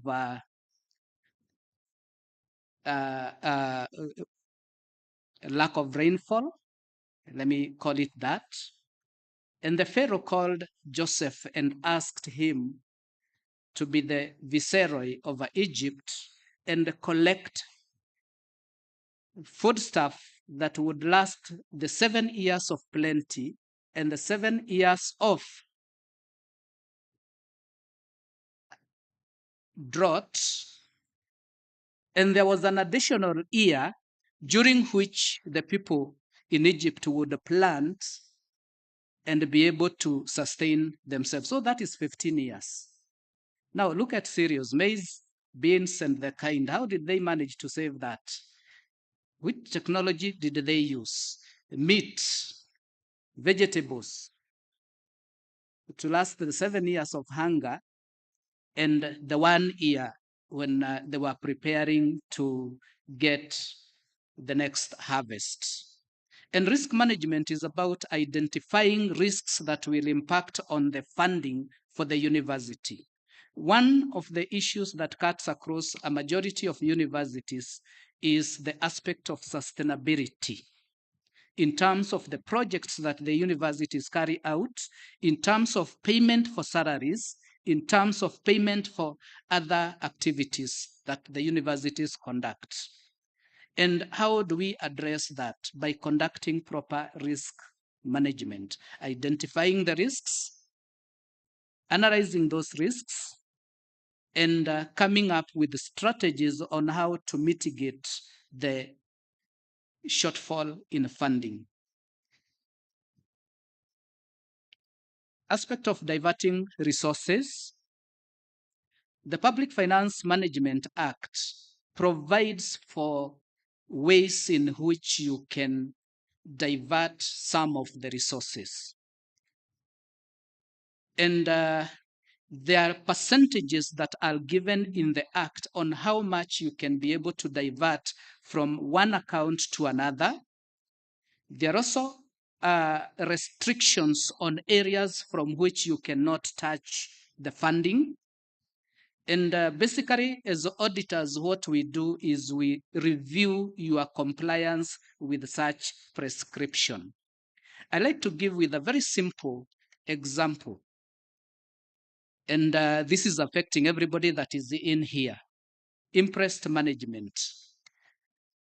The Public Finance Management Regulation provide that when you come for a workshop like this one, you should be supported by way of subsistent allowance. So I imagine that each one of you has an interest. And the requirement by law is that at the end of the period, you account for that interest. And what does the law say? That within 7 days, you surrender the interest. What happens if you do not surrender within 7 days? One is that the accounting officer should deduct that, convert that into a loan and deduct it from your pay, wholesome, and also proceed with the disciplinary measures. Now, in terms of the deduction, the law goes ahead to say that that interest should be converted into a loan with interest chargeable at the prevailing central bank rate. So currently it is what, 13%? So you can imagine the type of revenue that we do not collect from our staff. And these are issues that we raise as auditors. It might be little, but it will go towards ensuring that fiscal discipline. Audit query raised many times, some that are historical. One is that we report as universities on accrual basis. We ride on the past. We ride on the past. And I want to give an example with issues to do with the property, plant, and equipment, where the university has plant and equipment, let's say motor vehicles, and we are unable to account for the opening balance this year. It will still affect the balance for next year, the year after, 10 years down the line, until we find a solution. And the solution is usually lies with the University Council, the Ministry of Education, and the Ministry of Finance. How do we go about resolving these historical issues? And not until they are resolved, the auditor will still continue to report, because the Greek word for auditing is I report. I report. And when we look at the way we do it in Kenya, ours is based on the Westminster type of reporting, where the Auditor General reports to Parliament. In terms of actioning, it is Parliament to implement the recommendations. And until those recommendations are implemented, they still stand unresolved. The Honorable Member for Parliament, I know one time he was the Speaker, and I believe he has sat in some of the committees where audit reports are reported. And one thing that happens is that until Parliament clears those issues, they still stand unresolved. And we must keep reporting on them because it's a record that is kept. What causes some of these issues? It's about the accuracy of the data. And as we audit, we review data from various sources. The State Department for Higher Education and Research, the University Fund, including the universities, both public and private. And the integrity of your data is what is in question. Because one, I want you to look at myself as an individual. I have an identifier, my national identity card. And it is not expected that any other person in Kenya should have the same number as me. Similarly, when we go to the university and I speak to the Higher Education Loans Board, for you to access that, you must have an identity card. And that is a unique identifier. And there's the linkage between Higher Education Loans Board and the Kenya Universities and Colleges Central Placement Services, such that do we have a unique identifier so that we have data integrity? It's also about record keeping. We understand that there are shortage of staff in some of the universities. And that is why one of the recommendations by the Auditor General is about automation and linking the various databases, the universities, so that we draw from each other. eCitizen is a good example, where in one account I'm able to access details about my cars, my driving license, my motor vehicles, among other things, including my passport. So can we look at such kind of a system where we integrate whatever we do?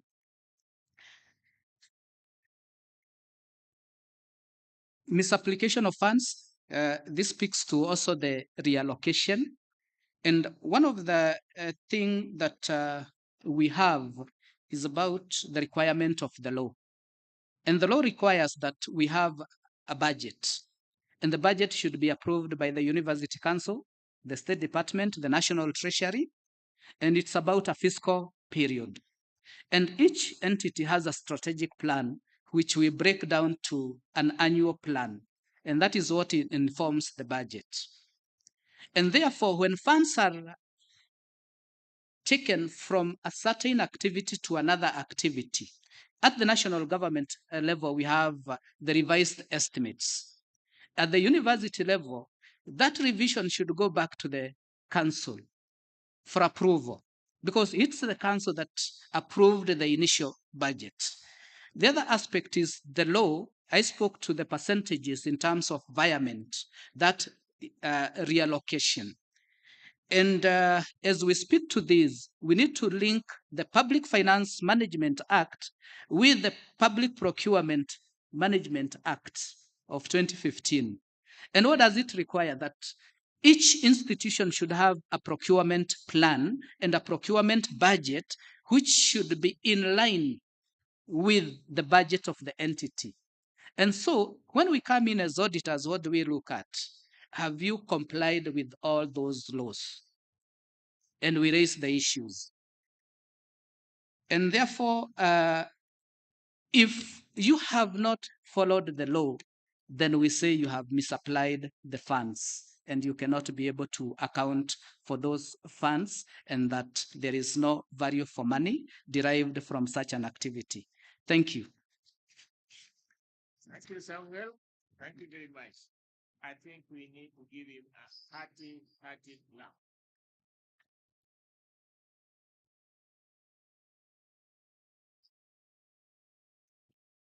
I know I didn't see, but I do apologize for taking time.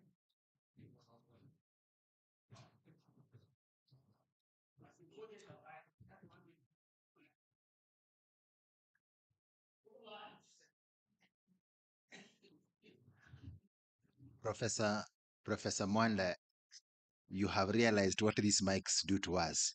You keep speaking even as you walk to sit, because the mics are good to speak. So please, let's give an applause to Professor Mwanda for wonderful moderation. I know Bwana Weru will be here for some time. So if you have specific queries, please feel free to interact while we are here. And we're trying our level best to keep within the time today. I know there are a number of new people who have joined us today. We'll be doing introductions after tea, because we need to break for tea now, including our members of parliament. Welcome on. So what we will do, we will break for tea, and kindly I indulge you. Kindly, can we make this 15 minutes of tea break? But this tea break will be a little different. We'll invite the chair of HELB and the chair of UF and the members of parliament to lead us out of this room, and the CEO UF, because we are starting at the exhibition place. So you will go and walk there. Please, if you get alone, remember me. If you don't get alone, it's okay. You don't have to remember me. So thank you very much. So all of us will proceed. So Chair, Member of Parliament, please start. You will lead us to the exhibition space. And we have our partners there with the Commission for University Education. We have COOPS as our sponsors. We have KCB Bank. We have Cooperative Bank. We have Diamond Trust Bank. We have Tropical Heat. We have NRF. We have Higher Education Loans Board. So please lead us there as we go, and the rest of us can join in. Oh, my apologies. We will do the photo after tea break for the Director of Audit and the moderator. Please, let's break for tea and let's start at the exhibition center. Let's meet here exactly in 15 minutes.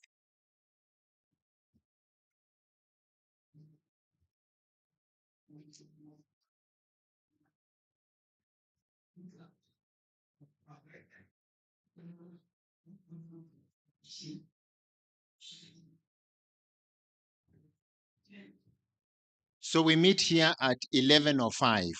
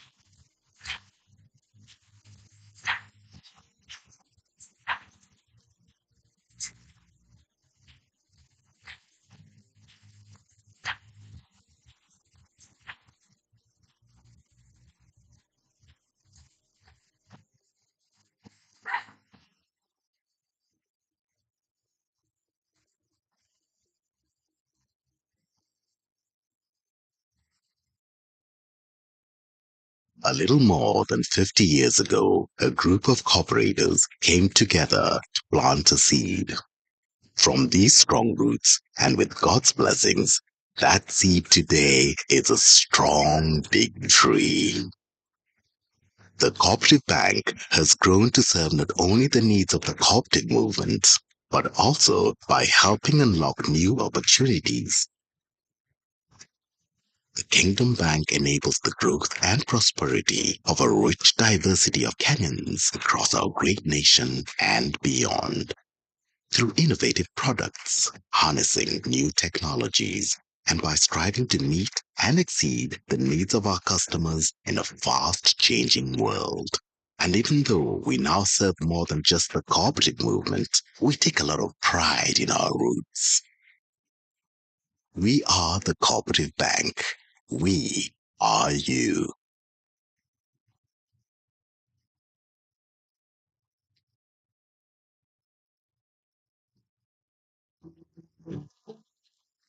Tropical Heat is one of the leading consumer products companies in the East African region. The brand Tropical Heat is a household name across the Africa. It's expanding globally in countries such as the US, UK, Germany, and Australia. Talent is at the heart of everything that we do, and we are extremely proud of our team and our culture. Our vision is to create a world-class environment to work in where you can have your dream career. This includes having a strong career path and a culture of learning and development, working in a diverse team, and of course having some fun along the way. We are passionate about making an impact and giving back to society. So for example, we place waste bins across the city, and we undertake several tree planting activities during the course of a year. We are big believers in education, and we have sponsored libraries and schools with the donation of books. Through all these initiatives, we aim to have a lasting impact on society. Working at Tropical Heat is diverse and inspiring. There are always new things coming up, and this pushes you to be innovative and hardworking. For graduates, we've launched a special program called GRASP, offering young talent an excellent opportunity to work in a fast-paced and challenging environment.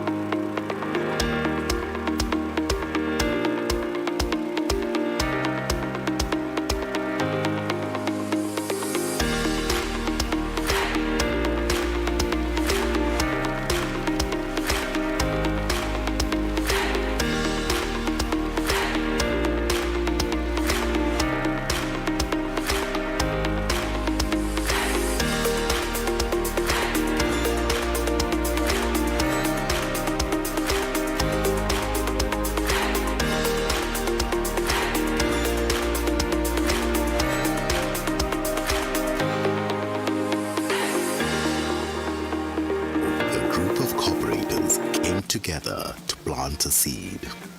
From these strong roots and with God's blessings, that seed today is a strong, big tree. The Cooperative Bank has grown to serve not only the needs of the cooperative movement, but also by helping unlock new opportunities. The Kingdom Bank enables the growth and prosperity of a rich diversity of Kenyans across our great nation and beyond.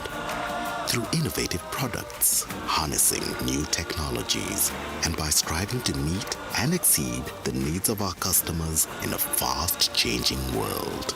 And even though we now serve more than just the cooperative movement, we take a lot of pride in our roots. We are the Cooperative Bank.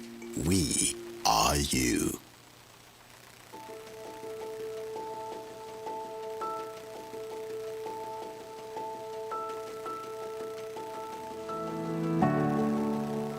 Tropical Heat is one of the leading consumer products companies in the East African region. The brand Tropical Heat is a household name across the African continent and is expanding globally into countries such as the US, UK, Germany, and Australia. Talent is at the heart of everything that we do, and we are extremely proud of our team and our culture. Our vision is to create a world-class environment to work in where you can have your dream career. This includes having a strong career path and a culture of learning and development, working in a diverse team, and of course having some fun along the way. We are passionate about making an impact and giving back to society. So for example, we place waste bins across the city, and we undertake several tree planting activities during the course of a year.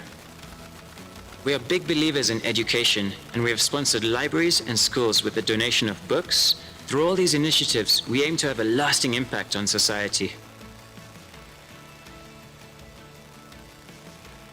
Working at Tropical Heat is diverse and inspiring. There are always new things coming up, and this pushes you to be innovative and hardworking. For graduates, we've launched a special program called GRASP, offering young talent an excellent opportunity to work in a fast-paced and challenging environment. The philosophy behind GRASP is all about learning by doing. You'll be exposed to high-level work and projects from day one. I joined Tropical Heat through the Graduate Star program, where you get training from very skilled people, and it's an amazing program. I love to come to my work, and the atmosphere is really nice. People take care of each other, and there's a lot of team spirit and unity amongst us. So at Tropical Heat, they give you the opportunity to specialize in the fields that you like.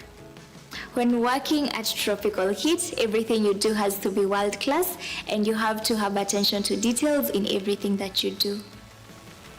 A Heat player requires the traits of hard work, honesty, energy, passion, and attention to detail, as well as a team spirit.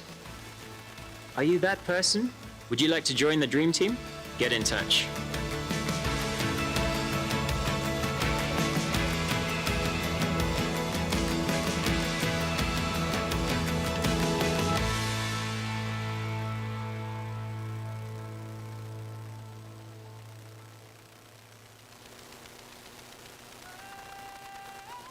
Striving for competitiveness is striving for prosperity.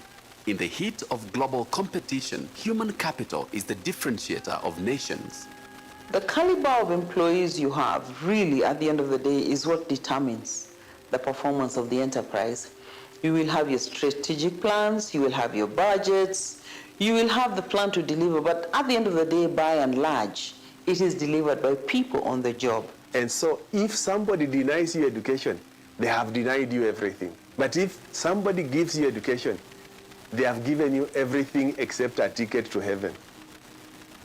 In Kenya, everything is at stake for thousands of students unable to raise money for their education. Will they become the next victims of an economic dispensation that is swallowing the unprepared? By the time I finished my secondary school education, I had a balance of almost 100,000. I was working at a workshop.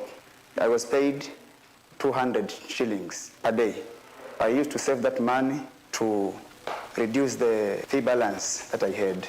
Personally, I'm visually impaired, that's being a person with disability in that special sector. And my parents were unable to help raise the funds considering that we reliant on my dad, my mom being a stroke survivor since then. She's been unable to go to work. So we are mostly dependent on my dad, and in my case, we have 3 siblings from home who all depend on him. So it became a bit challenging for him to raise the funds to see me through the bar exams. The story of Samson and Reina is a reality of tens of thousands of students across the country. We have a funding gap of about 4.9 billion. If actually we don't get a form of financial intervention, this year only, we are looking at about 94,000 students who have already expressed interest in terms of being funded, going without any funding for this year. At the Higher Education Loans Board, we are reimagining our vision of universal higher education financing in Kenya, reaching out to different partners who share in this vision. We are happy that the government has identified education as a priority in this country. So we get some good resources coming our way, but they are not adequate. And we have looked at it, we are in a program where we want also to partner. We look around, who else can support this kind of mandate so that each and every Kenyan student can access that education. Between 2013 and 2021, we mobilized 1.5 billion shillings from 40 partners and enabled 50,000 more students to access higher education. So we started with a small partner fund of USAID, and we were trying to get into a space that we have never been before, that is educating the healthcare workers, that is the nurses who are, work behind the doctors, because for every doctor you require about 10 nurses. Today we have educated about 38,000 nurses in that category. I'm very happy to report that about 10,000 of that category of healthcare workers have since graduated and now repaying their loans. Our resource mobilization initiatives target specific sectors of the economy guided by various economic policies. Some of the sectors for which we have mobilized resources include health, maritime, legal, communication, finance, engineering, and water and sanitation. In the health sector, Afya Elimu Fund was set up to increase the number of middle-level health workers in the country. When we started the college in 2012, we already had a problem knowing that the community we're in might not be able to access or be able to come to this college. So when we made help in 2014, for us it was connection the first time, and we made the details. And I remember the following year when we had our graduation, we invited them to come and we handed them a check of 1.2 million shillings.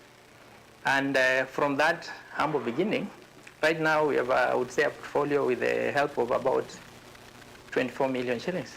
These students, once they graduate, they're available, as I've said, to provide services, health services in some of the remote areas. Especially when it came to COVID, we saw a demand for health workforce in some of these regions, and the pool was already available. The health workers who had graduated from Afya Elimu were already available. In partnership with the Kenya Maritime Authority, we are empowering a pool of local experts for the blue economy through the Maritime Education and Training Scheme, or METS Fund.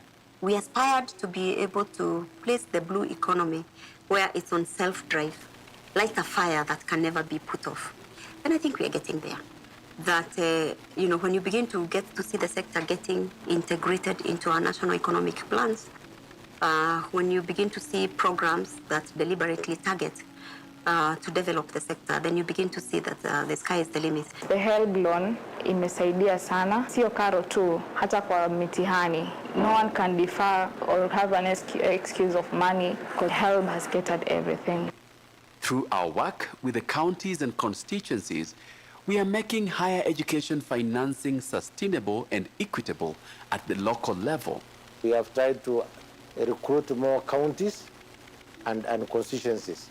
And our message to them is, most of them have one form or another of bursary and financing. So we say, why reinvent the wheel when there's already a state institution that can help you do the job? We have created this fund through some legislation. So there is legislation that guides this particular fund.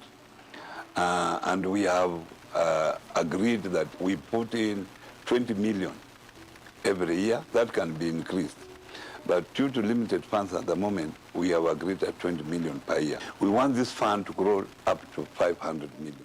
As counties, we don't have enough capacity, especially in assessing the needs that we have within the community.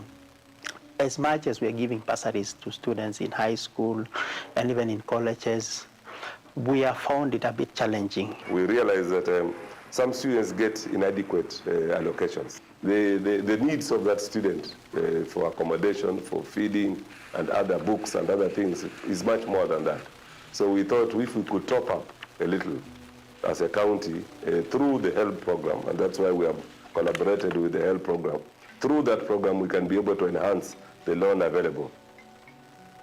We have also partnered with corporations like Simba Corporation, ABSA, Standard Chartered Bank, Family Bank, and I&M Bank in an ecosystem of shared value. Formal education is really well established in Kenya, with many universities that have cropped up all over Kenya.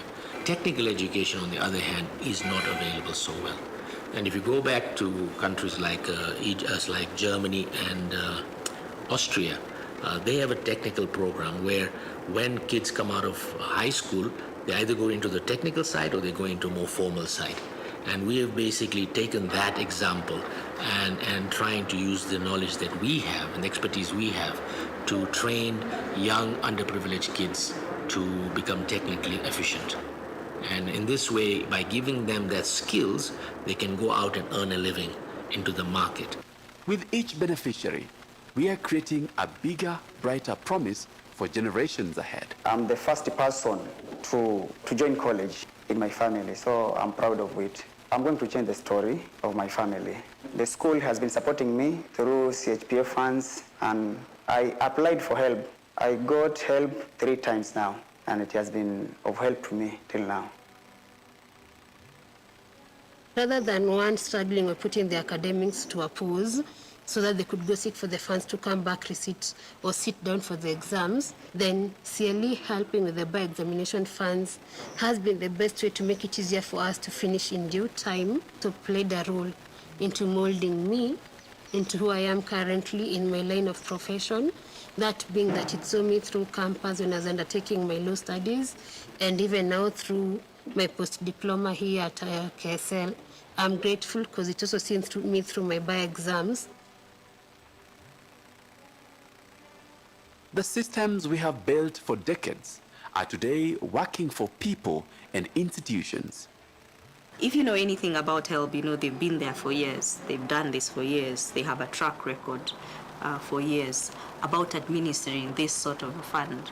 And therefore, for the Council of Legal Education Fund to be able to benefit from that sort of sustainability and stability from HELP is invaluable to us. I would want to assume that any beneficiary of the fund would feel the responsibility to pay back for purposes of ensuring that the person that comes after you 5 or 10 years would be able to find something there.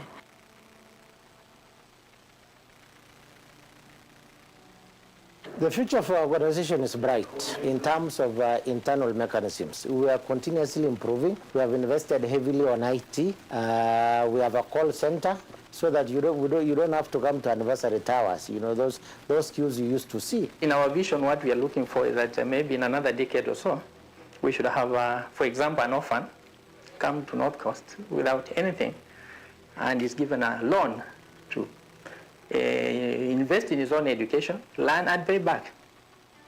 Our external resource mobilization journey is proof that coming together breaks walls and builds bridges. Because of the budgetary constraints at the national level, the gap will always be there. Yeah, because priorities are many, especially at the national level. I realized that. That's why, as a county, we decided to bridge the gap. Employers work in very close partnership with HELP. We are represented on the HELP board. I sit on the HELP board. And we ensure that people who are working in the formal sector repay the loans that they get from HELP. For us to onboard a partner, the first thing is we sign a service contract. The service contract will detail the obligation of the funder and the obligation of now help as the fund manager. And then we agree on the terms of the engagement, and it's from that the funding usually comes to help. Would you like to help us write the next success story? Drop us a note on partnerships@helb.co.ke and we will be in touch. Higher Education Loans Board, empowering dreams.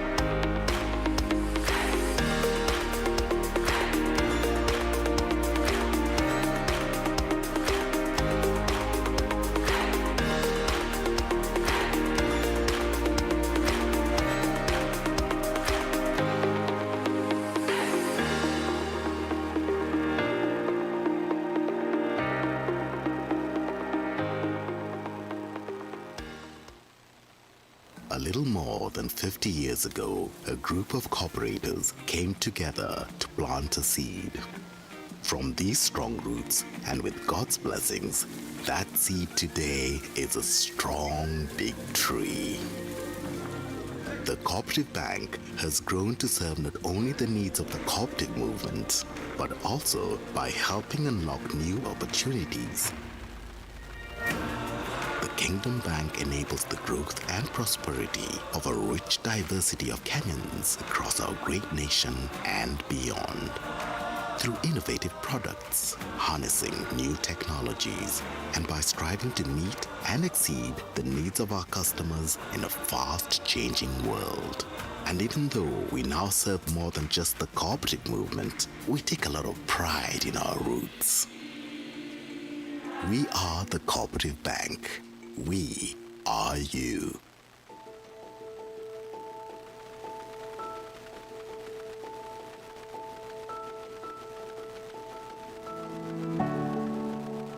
Tropical Heat is one of the leading consumer products companies in the East African region. The brand Tropical Heat is a household name across the African continent and is expanding globally into countries such as the US, UK, Germany, and Australia. Talent is at the heart of everything that we do, and we are extremely proud of our team and our culture. Our vision is to create a world-class environment to work in where you can have your dream career. This includes having a strong career path and a culture of learning and development, working in a diverse team, and of course having some fun along the way. We are passionate about making an impact and giving back to society. So for example, we place waste bins across the city, and we undertake several tree planting activities during the course of a year.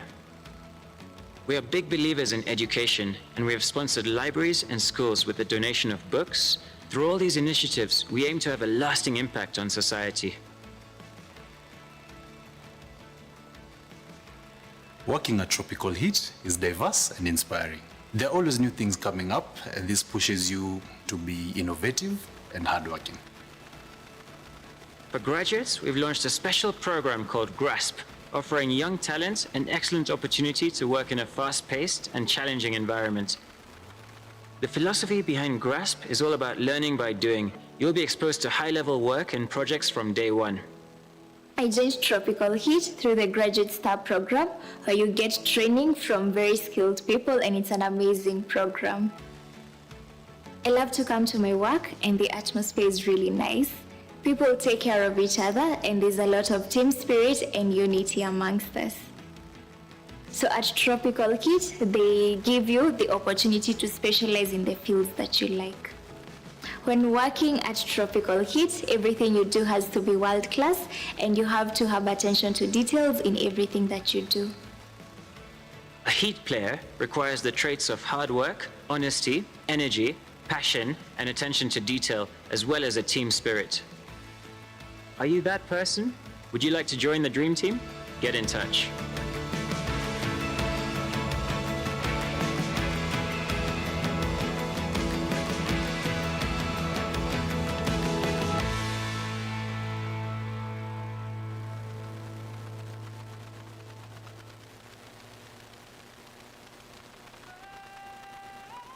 Striving for competitiveness is striving for prosperity. In the heat of global competition, human capital is the differentiator of nations. The caliber of employees you have, really, at the end of the day, is what determines the performance of the enterprise. You will have your strategic plans, you will have your budgets, you will have the plan to deliver, but at the end of the day, by and large, it is delivered by people on the job. And so if somebody denies you education, they have denied you everything. But if somebody gives you education, they have given you everything except a ticket to heaven. In Kenya, everything is at stake for thousands of students unable to raise money for their education. Will they become the next victims of an economic dispensation that is swallowing the unprepared? By the time I finished my secondary school education, I had a balance of almost 100,000. I was working at a workshop. I was paid 200 shillings a day. I used to save that money to reduce the fee balance that I had. Personally, I'm visually impaired, that's being a person with disability in that special sector. And my parents were unable to help raise the funds considering that we reliant on my dad, my mom being a stroke survivor since then. She's been unable to go to work. So we are mostly dependent on my dad, and in my case, we have 3 siblings from home who all depend on him. So it became a bit challenging for him to raise the funds to see me through the bar exams. The story of Samson and Raina is a reality of tens of thousands of students across the country. We have a funding gap of about 4.9 billion. If actually we don't get a form of financial intervention, this year only, we are looking at about 94,000 students who have already expressed interest in terms of being funded, going without any funding for this year. At the Higher Education Loans Board, we are reimagining our vision of universal higher education financing in Kenya, reaching out to different partners who share in this vision. We are happy that the government has identified education as a priority in this country. So we get some good resources coming our way, but they are not adequate. And we have looked at it. We are in a program where we want also to partner. We look around, who else can support this kind of mandate so that each and every Kenyan student can access that education. Between 2013 and 2021, we mobilized 1.5 billion shillings from 40 partners and enabled 50,000 more students to access higher education. So we started with a small partner fund of USAID, and we were trying to get into a space that we have never been before, that is educating the healthcare workers, that is the nurses who are, work behind the doctors, because for every doctor you require about 10 nurses. Today we have educated about 38,000 nurses in that category. I'm very happy to report that about 10,000 of that category of healthcare workers have since graduated and now repaying their loans. Our resource mobilization initiatives target specific sectors of the economy guided by various economic policies. Some of the sectors for which we have mobilized resources include health, maritime, legal, communication, finance, engineering, and water and sanitation. In the health sector, Afya Elimu Fund was set up to increase the number of middle-level health workers in the country. Okay, we just about ready to begin our next session. But before we do, again, we will do the Menti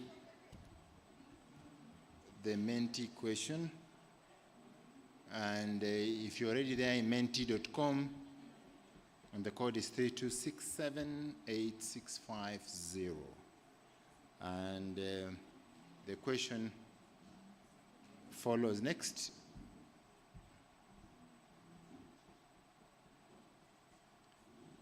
Which of the following do you see as the greatest opportunity for the future of Kenyan higher education?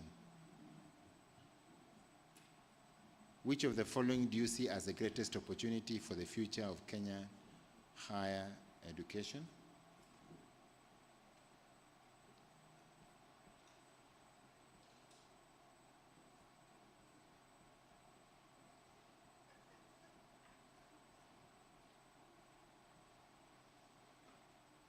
And you have choices there.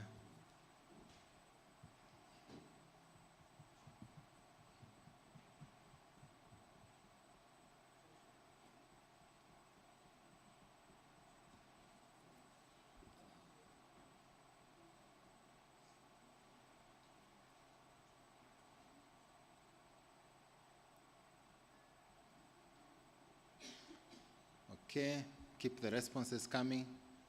Let's see how we are looking.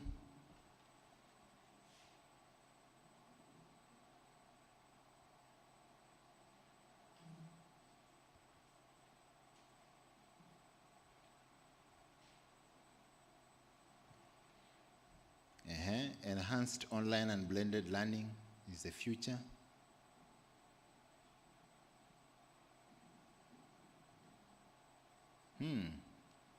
Increased public-private partnerships.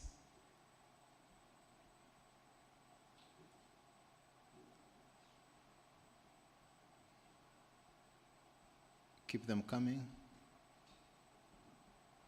All right. Enhanced online and blended learning.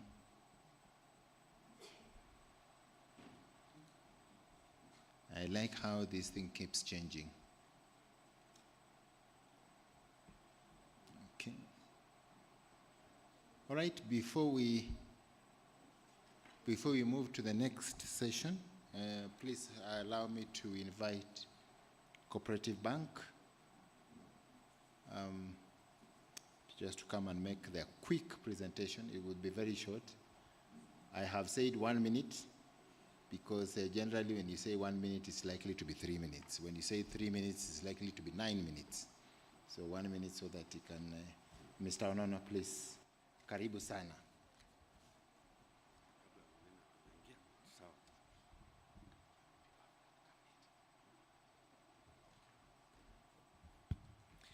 Thank you so much, Daktari, the MC for the morning.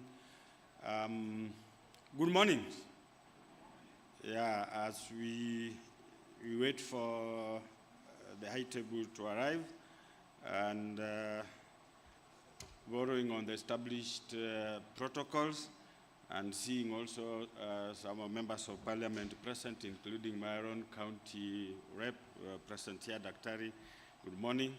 My name is Sylvans Nono from Cooperative Bank, and I wish to take us through some of the partnership journeys and the commitments that we made to support our universities and indeed the entire country in terms of looking at navigating the new era of higher education. Yesterday, our director did take us through a general overview and very high level of the bank and the commitments in this journey. Today, this morning, I'll be then stepping it down into the specific opportunities that and solutions that we envisage that will be taking us through.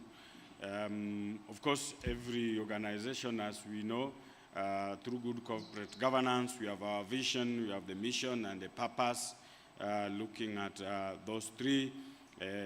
Purpose being a financial institution predominantly owned by the Kenya Cooperative Movement. Yes, that's the movement and that is the constituency that gives us our name. Every person has a name and the name is from a particular family. So we are owned by the people of Kenya through their various cooperative societies.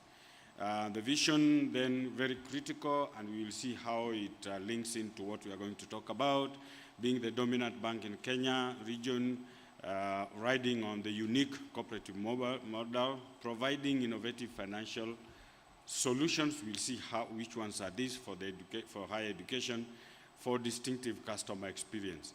Those ones are then underpinned by clear strategic pillars, that 6 of them, I wouldn't want us to take time to go. So go to the next slide. Yeah, CoBank is a group or a family, and owned, as I said, by the cooperative societies. That's about 65%. Then individuals, you and I, the 35%. But in the family, we have a CoBank of South Sudan. We have a consultancy wing. You'll see how it comes in. COP Trust Investment, Kingdom Securities that handles investments in the security section. We have Kingdom Bank, the former Jamibora, that is now part of our family, that handles micro and small and medium enterprises. CIC, Cooperative Insurance, handling the insurance for the group, and CoFleet Africa, and we'll see how that works. In terms of presence, where do you get us and how do we serve you? We are in 25 physical branches across the country, in all the counties, where you support us, and we thank you, the VCs. 17,000 COP kwa Jirani agents. Those are basically our agents out there. They offer, and they're within your neighborhood. 24-hour contact center. Omni-channel is basically about mobile banking and internet banking. Diaspora, we are out there, the people who want to also interact with us. 543 ATMs. SACCOs, most of the universities, you have your staff SACCOs, and a number of them have front offices, so that's how we support you with the next. And this is where we'll take a little time. In terms of education sector value proposition, number one, we look at how to help you pull in funds, then the payments, and then we go into the real corporate solution. So integrated revenue collections, particularly for the private universities that are still doing cash collections. For public, it was there, we were helping one another, but things have now moved differently because of a government policy on the use of e-citizen. And here we say once the funds have come back to you, kindly let's also help you with the payments through your operations accounts. Payment management is supplier payments, which are digital, statutory payments, salary, payroll, and utility payments, including through e-citizen for the public, for those that are doing and paying through government services. Sweeping capabilities, basically you want from this account to another account, how do we merge them? Trade finance, talk about in terms of invoice discounting. This is to support you. As you have contracted people, they have given the suppliers, and they have invoiced you, but they are waiting for money, and they keep doing a lot of pressure in your finance offices. We are saying, please send them to us. We will support them so long as the invoices we confirm with you. We will take that pressure away from you as we wait for money to come. Letters of credit and post-import finance is about your imports for your equipment and reagents, chemical that you are using that are not necessarily sourced domestically. Guarantees is about one of the things we just talked about, and I saw it in the questionnaire here, Dr. Very interesting, UMC, that as we commercialize our research findings and we want to make money out of them, some of these things you may need there now as an institution also to participate in other tenders for consultants and what you will then support you with the bid bonds, performance guarantees, and credit guarantees. Supply chain then is for the opposite of the invoice discounting.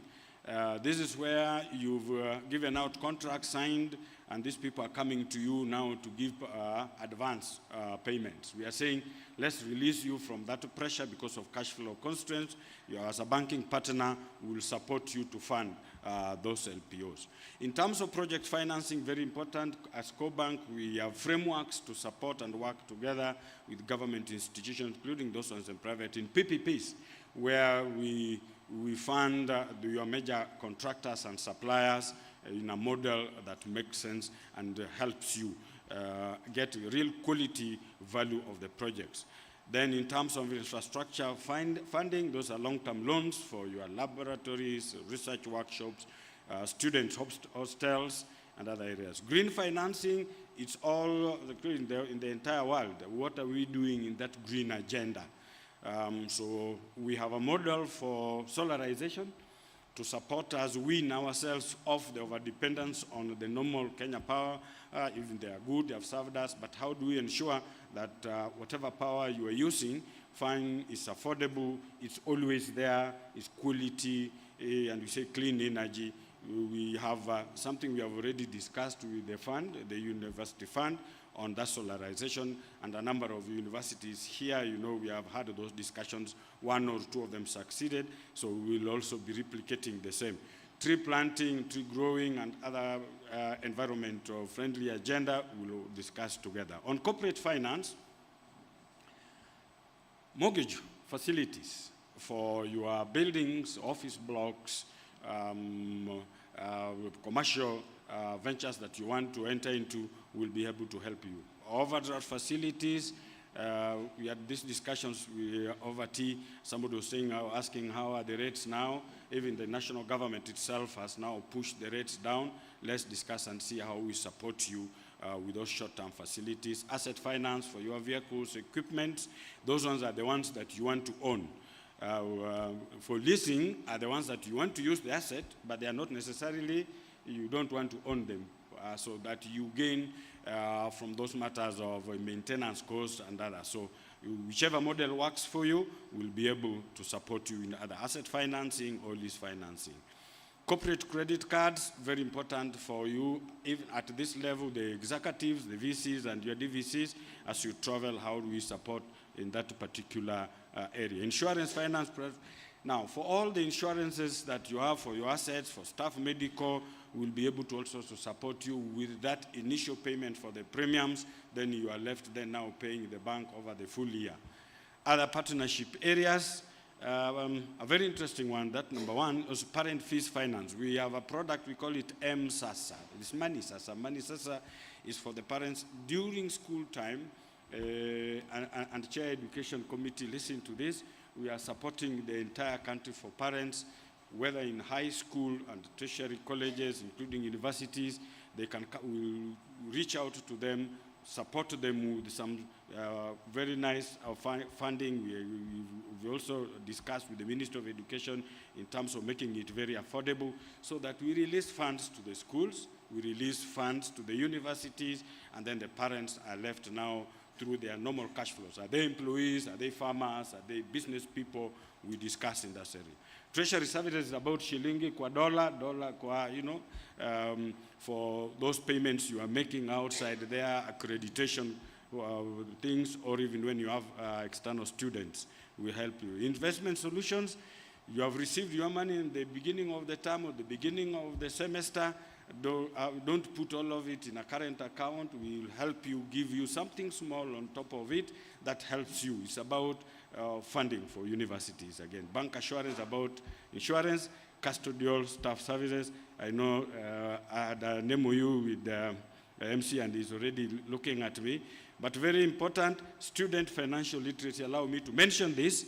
We want to work with you to help talk to our students about financial literacy, savings culture, how to invest, so that when they get out into the labor market, there are people who are already very well equipped.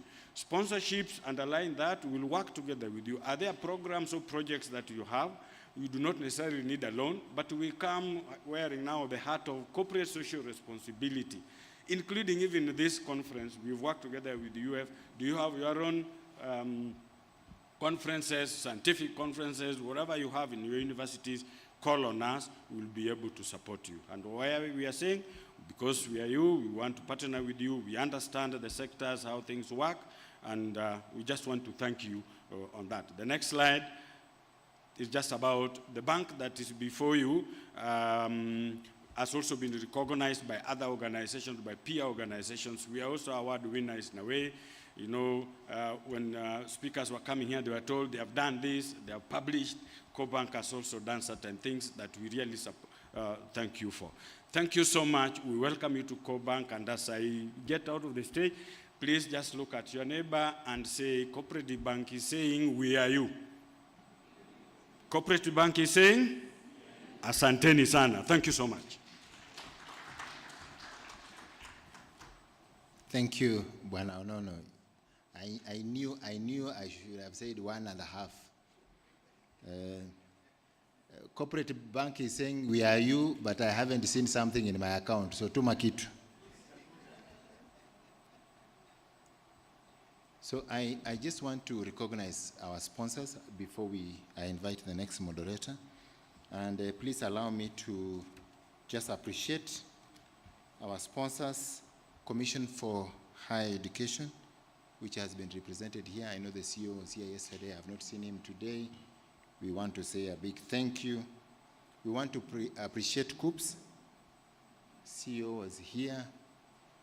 We want to say a big thank you again. Ken QA, I think the CEO is here. Yes, CEO, please. Let's appreciate CEO for the good partnership. HELB, we want to appreciate you. CEO is here. Thank you very much. Let's give an applause. CEO, people are trying to find where you are. So please, if you stand up, they will know where you are. Thank you very much. NRF, yes, please stand so that we appreciate you too. Asante sana. Now we move to the next part of the program, and it's my humble duty to invite our next moderator, who is also an academician in his own right, and a board member of the Universities Fund. Please put your hands together as we invite Dr. Charles Mbui. Thank you. Good morning, all of you. This is going to be a very interesting session because we have two sessions, all of them talking about funding.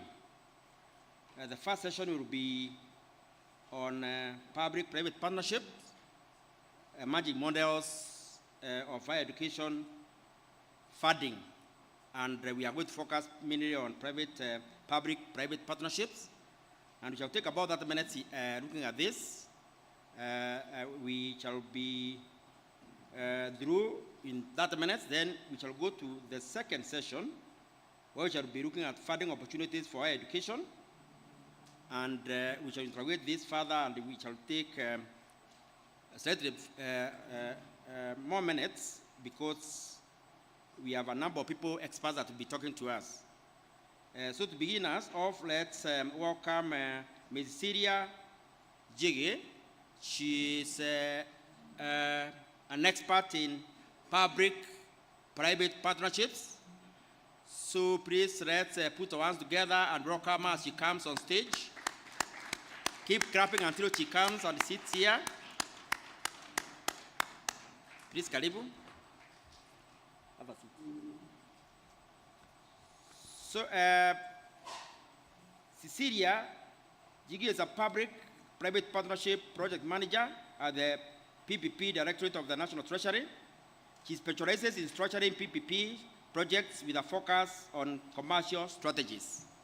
She has over 10 years' experience in project finance and public-private partnerships across various infrastructure sectors, including infrastructural, institutional housing, and student accommodation for universities.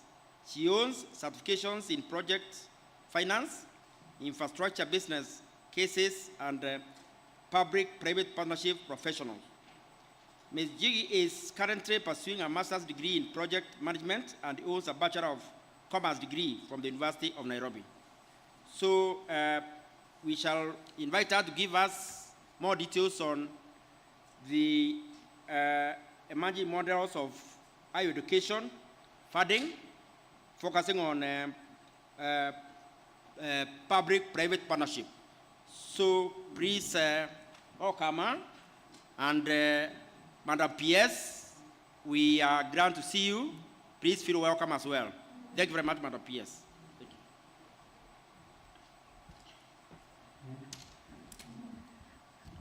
Madam PS, the chair of the Board of Universities Fund, Vice Chancellors, the CEO, University Fund, all protocols observed. Ladies and gentlemen, good morning. As it has been mentioned, my name is Cecilia Njigi from the PP Directorate of the National Treasury. So today I'm here to try and demystify what is this public-private partnership. You've heard so much about it, and there's so many questions about PPPs, so that is what I'll try to do. You can put up the presentation.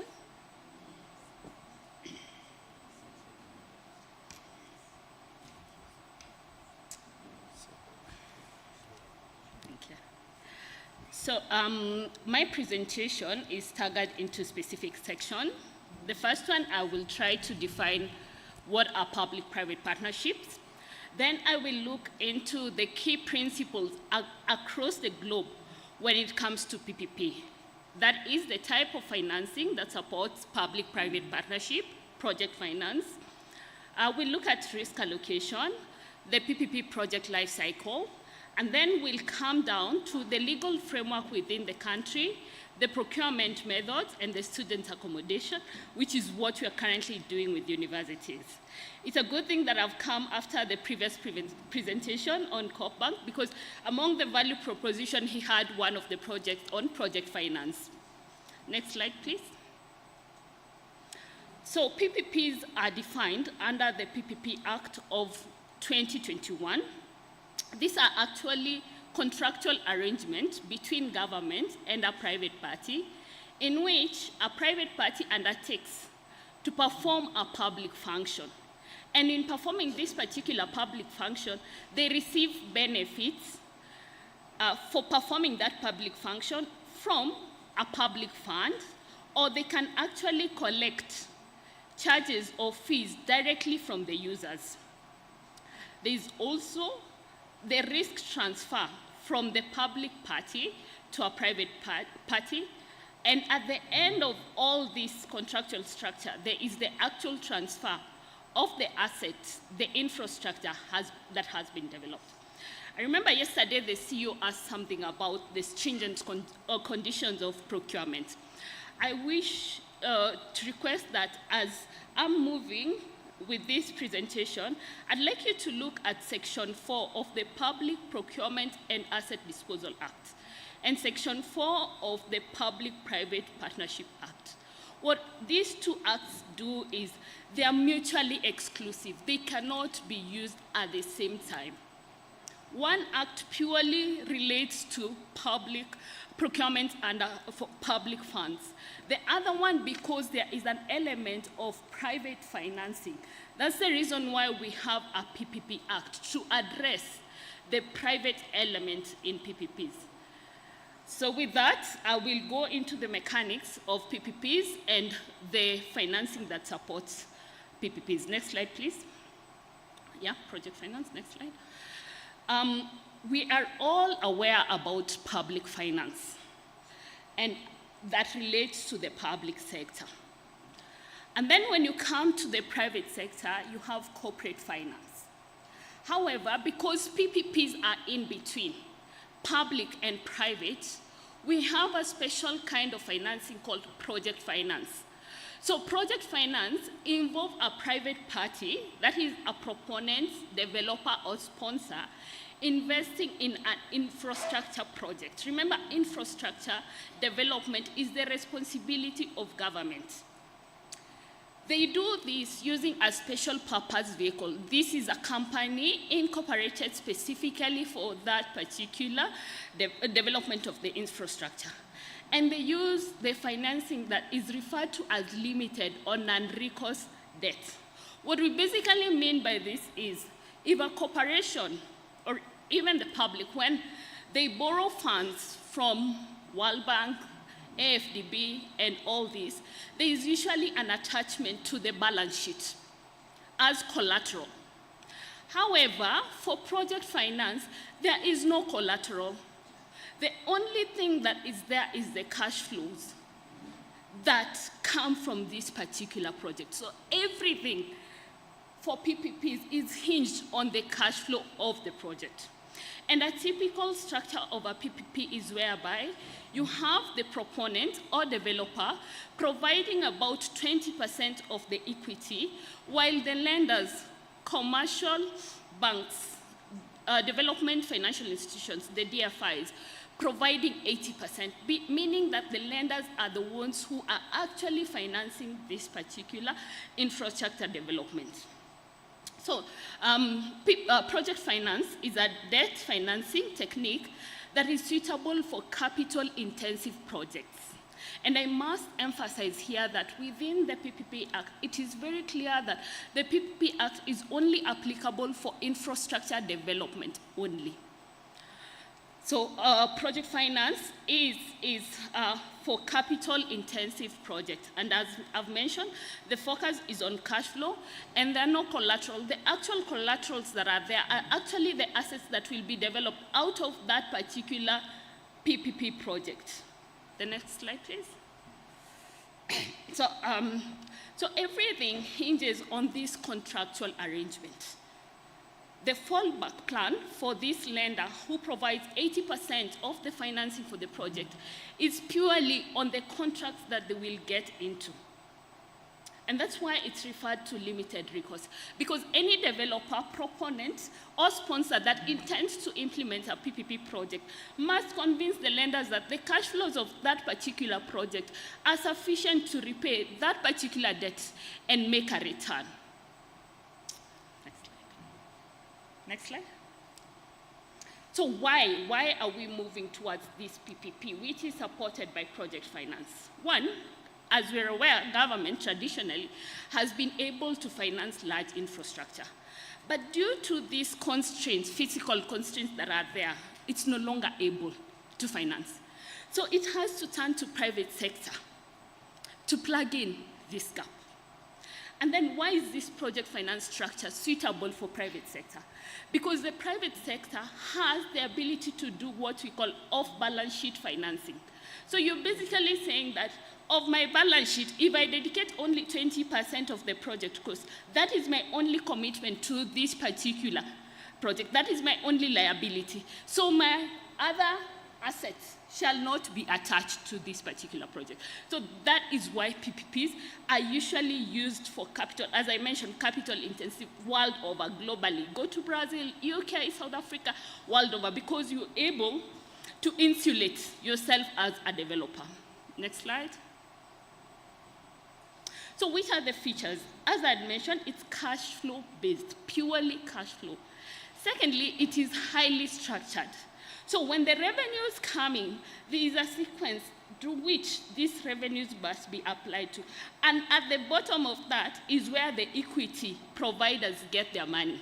So any PPP project must make sense to a private party because they will be paid after everybody else has been paid.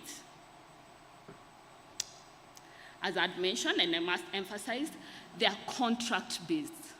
PPPs are all about that project agreement that is signed between a public party and a private party. And by nature, as much as we try to simplify, PPPs are complex world over because they involve so many parties and they might even involve different jurisdictions, especially if your financing is coming from other countries. Next slide.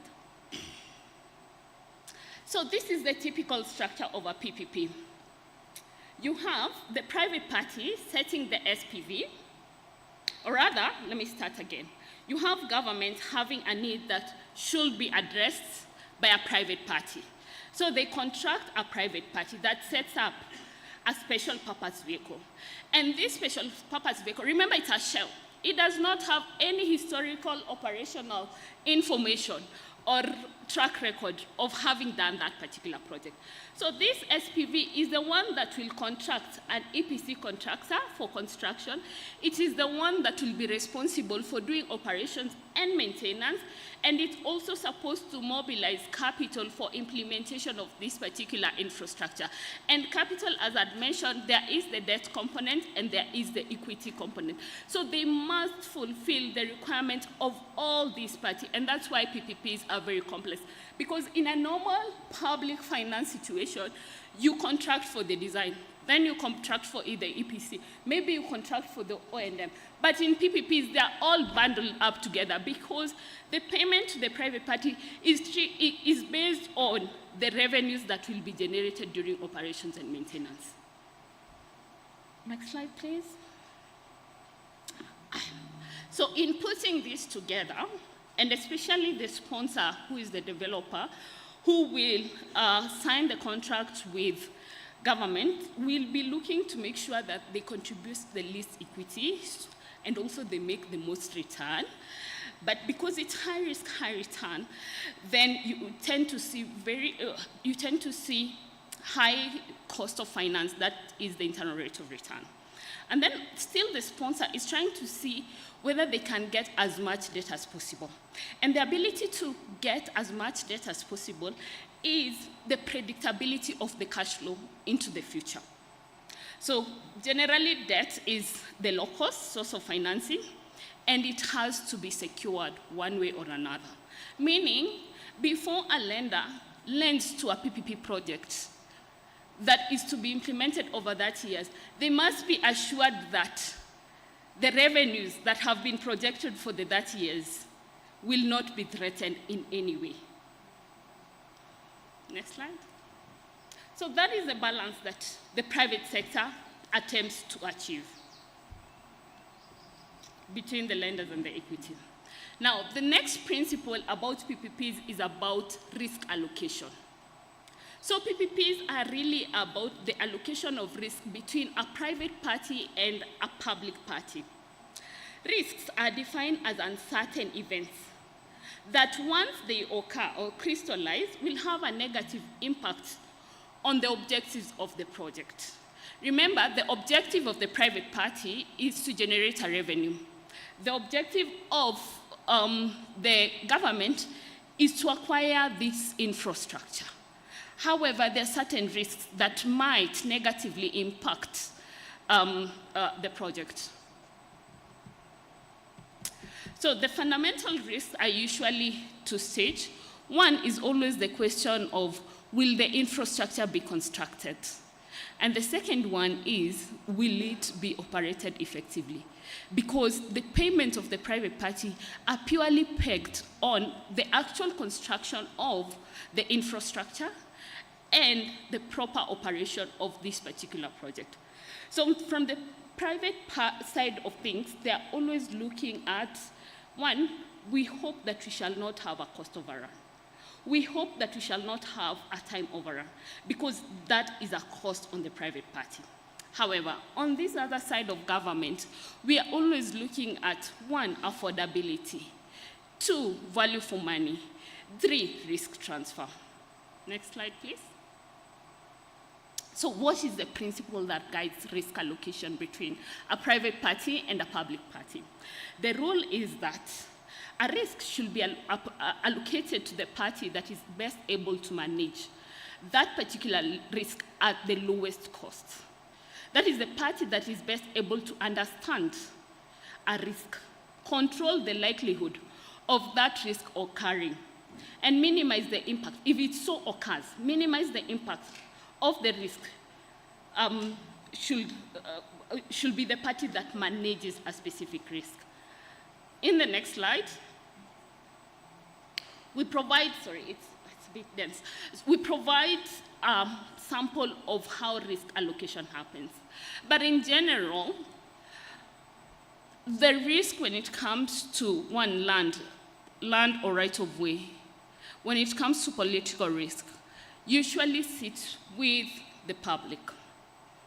When it comes to construction, operation, and to a good extent, demand and revenue sit with the private party.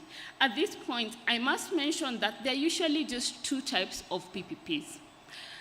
One is government pays, meaning an infrastructure is constructed, then government pays over a certain period of time. Then the second type of PPP is what we call user pay, and a good example is the Nairobi Expressway. Next slide, please. So what is the life cycle or the steps in implementing a public-private partnership? So there are two major phases. The first one is project preparation, and the second one is implementation. For project preparation, you start with the inception, which is the concept stage. That is, a contracting authority or a government agency submits a concept note or a proposal. This concept note is appraised through a feasibility study. The feasibility study seeks to assess the viability, feasibility of the proposed project in terms of technical feasibility, financial feasibility, economic feasibility, environmental and social feasibility, and most importantly, commercial viability. Because I'm aware almost all government entities at one point have conducted a feasibility study with the endpoint of procuring a certain facility. However, what distinguishes PPPs with the rest of the feasibility studies that government agencies have done is because for this one, the element of commercial feasibility is so critical, and it's upon which everything on PPPs hinges on. If a project is found to be commercially feasible, then the PPP committee, which is headed by the PS, National Treasury, is approved to proceed to procurement. Procurement, you have the request for qualification and request for proposal. In PPPs, unlike the normal public procurement, the emphasis is so much on output specification. In PPPs, we do not prescribe that you will need this number of materials, you will need this, no. We tell you we want a conference facility that looks like this. And in most cases, the private party is to propose the innovative ways in which they are to implement that particular project. And now you're to assess that, to evaluate that. So out of the procurement process, you evaluate and you identify your preferred bidder, the one that meets your requirements at the best price. But unlike the normal public procurement, in this particular case, we have another phase where there is contract negotiation. In most cases, as much as your procurement documents do include the project agreement that will be signed with the private party, there are usually commercial elements that must be addressed, because how you're perceiving this risk and how the private party perceives certain risks is usually different. So there is what is referred to as contract negotiation. And out of that, you have the negotiated contract that is also submitted to the PPP committee for approval, because in this negotiation, certain risks will see to government and certain risks will see to the public sector. So the PS National Treasury has to accept that these risks that have been accepted by the contracting authority, do they comply to the various, especially the contingent liabilities frameworks that are there. So once it's approved, that's a point where a PPP project agreement can be executed between the contracting authority and the private party. So we say at that point, the project has achieved commercial close. However, there are usually certain condition precedents that must be fulfilled, both by the private party from the lender's point of view and also from the government point of view. For instance, land acquisition, right of way, and various environmental and social impact assessments, and the likes. When these condition precedents are fulfilled, that's the point where we can say a project has achieved financial close, meaning the funds now are fully available for implementation of that particular project, construction. Now you move into the phase of construction. So you have construction, you have operations and maintenance. Construction is usually 2-3 years, depending on the complexity of the project. And then you have operations and maintenance. And then at the end of it all, in PPPs, the asset must revert back to government. That is the handback.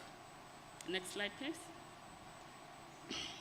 So I'll come down to now our legal framework. So what I've spoken about cuts across all markets. If today you are to approach World Bank, if today you are to approach African Development Bank, FSD, whichever DFI, they will take you through this process. These are what they look at when when they're considering a PPP. That is project finance and the risk allocation. So now I'll try to be a bit, I'll move back to now our local legal framework in Kenya. So as I mentioned, there is a PPP Act of 2021, that is CAP 430, that governs how PPPs are to be implemented in the country. However, this process has gone through evolution. In 2011, we had the PPP policy that resulted in the PPP Act of 2013. And under this PPP Act of 2013, it had certain regulation. The general PPP regulation, the project facilitation fund, and then there is what is very critical in PPPs, the fiscal commitment and contingent liability framework, the disclosure framework, and government support measures. However, because we received so many complaints both from the private sector and the public sector that this legal framework is not facilitative, the PPP Act of 2013 was repealed by the PPP Act of 2021. So in the PPP Act of 2021, we sought to reduce the number of approvals and requirements that are there. We also tried to provide more clarity in terms of the process and the regulatory framework. Next slide, please. So yes, we tried to provide more clarity in terms of the steps in a PPP, the regulatory process and the timelines, because at times you'd have projects that take so long to be approved. Next slide, please. So within the PPP Act, there are only 4 procurement methods. I will divide them into 2. One is procurement methods that are initiated from the government side. Our most preferred, favorable procurement method is the competitive bidding, because at least there you're able to get fair price discovery. Then you have the restricted tendering and the direct procurement. So those 3 are initiated from the government side. However, we have another one whereby the private party can initiate a PPP, and it's called privately initiated proposal. All these are procurement methods within the PPP Act. Next slide, please. So as I had highlighted the steps which are globally acceptable, the same is articulated in our PPP Act very well. So you have the project list that is supposed to be submitted by the government agency, the contracting authority, and the consent note, which is then approved by the PPP Directorate. And also the various contracting authorities are required to set up a team that will be responsible of overseeing the various steps. As I'd mentioned, in the PPP project life cycle, there is a feasibility study stage, there is the procurement stage, there is the contract negotiation stage, the approval of the project agreement, the execution of the project agreement, and the establishment of a project company. All that are well articulated under various sections of the PPP Act. So it reflects the global best practices when it comes to implementation of PPPs. So in terms of the key 3 approvals that I mentioned, initially we had about 12 approvals. However, at this stage, the key approvals are based on the key output. So in the first stage, the key output is a project proposal or a pre-feasibility study. In our current setup, that does not require PPP committee approval, and the PPP committee, remember, is chaired by the PS National Treasury.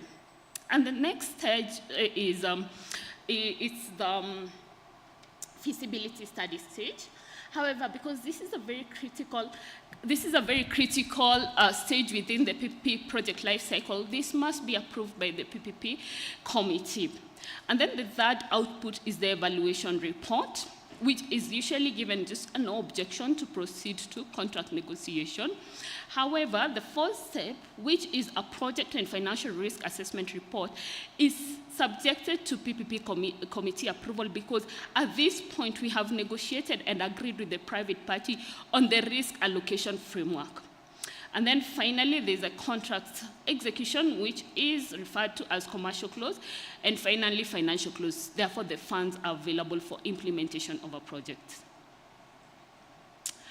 Now, when it comes to privately initiated proposal, it takes a different route, a slightly different route.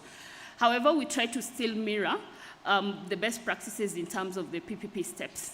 So in this particular case for privately initiated proposal, we do have 3 major steps. The first one is a PPP project proposal, which has to be approved by the PPP committee. Then we have the second stage, which is the project development phase. This is the equivalent of a feasibility study stage within the competitive procurement method. And then the final one is a procurement design. So at that point is the point where a private party is given a green light, or rather the contracting authority, to negotiate with a private party for a project agreement. Next slide. So with that in mind, you can see PPPs tend to be a bit complex. So to date, the area where we have focused on with universities is mainly student accommodation. And as I had mentioned, the object of the PPP Act is that PPPs are used for infrastructure development. So student accommodation hostels is an area that we've explored extensively. However, you will see that it tends to be complex, and at times it requires a lot for you to be successful in PPPs. Next slide. So we've received proposals from almost nearly all public universities in the country requesting for especially development of student hostels. But currently we are piloting a PPP project with the University of Nairobi. Next slide. So we are attempting to provide at least a minimum of 4,000 beds. The project will be implemented as a PPP. The proposed structure is a design, build, finance, operate, and maintain. The project term is for 30 years. Our objective is to see to what extent we can make purpose-built student accommodation an investable asset class for the capital markets and the likes. And then we also want to include the green element and to see to what extent we can be able to tap into green finance and climate finance. And then we want to use this as a replicable model across the other universities that have similar needs, basically to bridge the gap in the accommodation gap in public universities.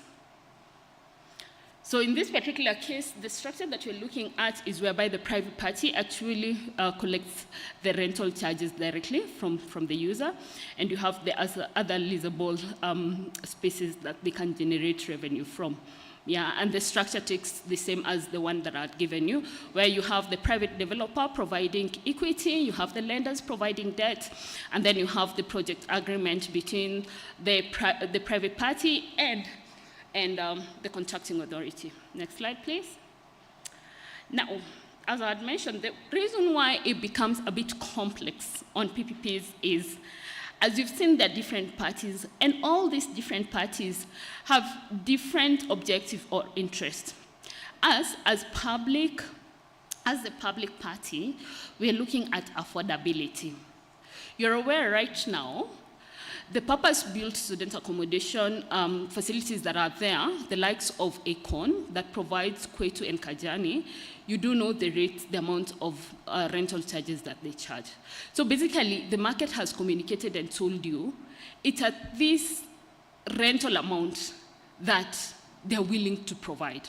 And it's interesting that Akon recently attended the African Infrastructure Forum that is organized by AFDB, and they couldn't absorb the amount of investment that was coming to them because of the track record that they have shown. But now, those prices do not work for public universities because they are too high. So us as PPPs, we must find a way to address the affordability aspect. Because how much do students pay in terms of the rental amount in public universities? It's a major gap.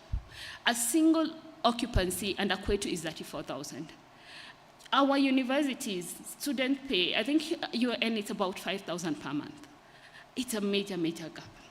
The other one is risk transfer, which I'd covered. And then for government, so still among government side, which is affordability, risk transfer, and value for money. So I do know that the Office of the Auditor General defined the value for money in terms of economy, efficiency, and effectiveness, which also applies for PPPs. However, we go a bit deeper. What we look at when it comes to value for money is to ask ourselves, normally, government would implement this infrastructure if it had the money. However, because it does not have these funds, what are the public sector comparator that should be taken into account? For instance, let me take a good example of the Nairobi Expressway. So you have the Nairobi Expressway, and on this other side you have Waiyaki. You know, it goes into Waiyaki. You can see the road is still incomplete. While for the Nairobi Expressway, it is complete, the road furniture items were addressed, and all these other snagglies. So you find that in government situation, there are usually delays because of the financial constraints that are there. So it's very hard for you to get the entire lump sum amount that you require to implement a project. And it's easier to break down that particular cost into small amounts over a prolonged period. So that is from the public side. We look at affordability, risk transfer, and value for money, which looks at the public sector comparator and also takes into account the delays or inefficiencies that are there if government was to do this particular project.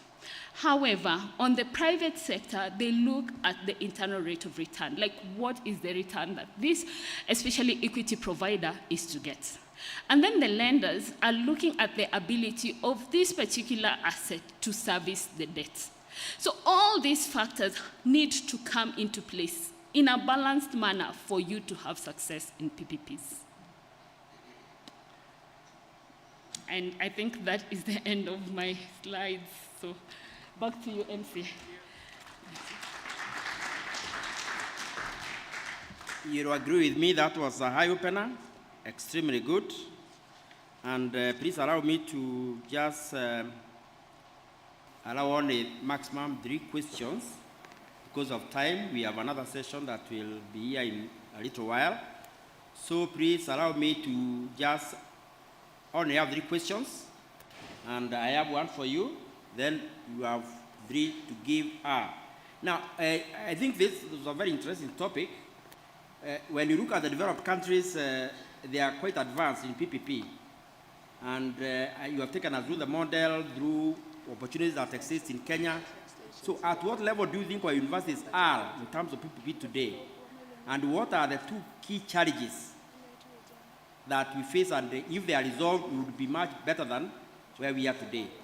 Just 2 challenges, the key challenges that we face, and at what level do you think we are in terms of PPP among our universities today? So can we have maybe 3 questions? The first 3, please, because of time. Yes, please. Can I ask? Yeah, you have the mic. Thank you very much. You will. Yeah, thank you, Chair, for the wonderful presentation. I have 2 questions. One is that the director has admitted that PPP is a complex issue. So my first question, it's almost 20 years since this PPP business started. So whom are we waiting to remove these complexities? Question number 2, you've mentioned about student hostels. We have also affordable housing student hostels. How do we relate the 2? The one under the State Department of Housing and the one under PPP. Thank you. Thank you very much. Before I give the chairman. Thank you. Thank you, Chairman. My name is Professor Washington Okeo. I'm the Vice Chancellor of the Management University of Africa. Also a board member of Higher Education Loans Board. Thank you very much for the presentation on PPP. I want to ask the question as a private university Vice Chancellor. I didn't hear well the meaning of PPP. Is it public-private proposal? Partnership. Public-private partnership. Yes. So it can also be Private partnership. Okay, there lies my question. Do you also fund private institutions or private organizations? And if you don't, then what are the alternatives that private institutions, private universities can use to access infrastructure development funding? Thank you. Okay, thank you very much, Chairman.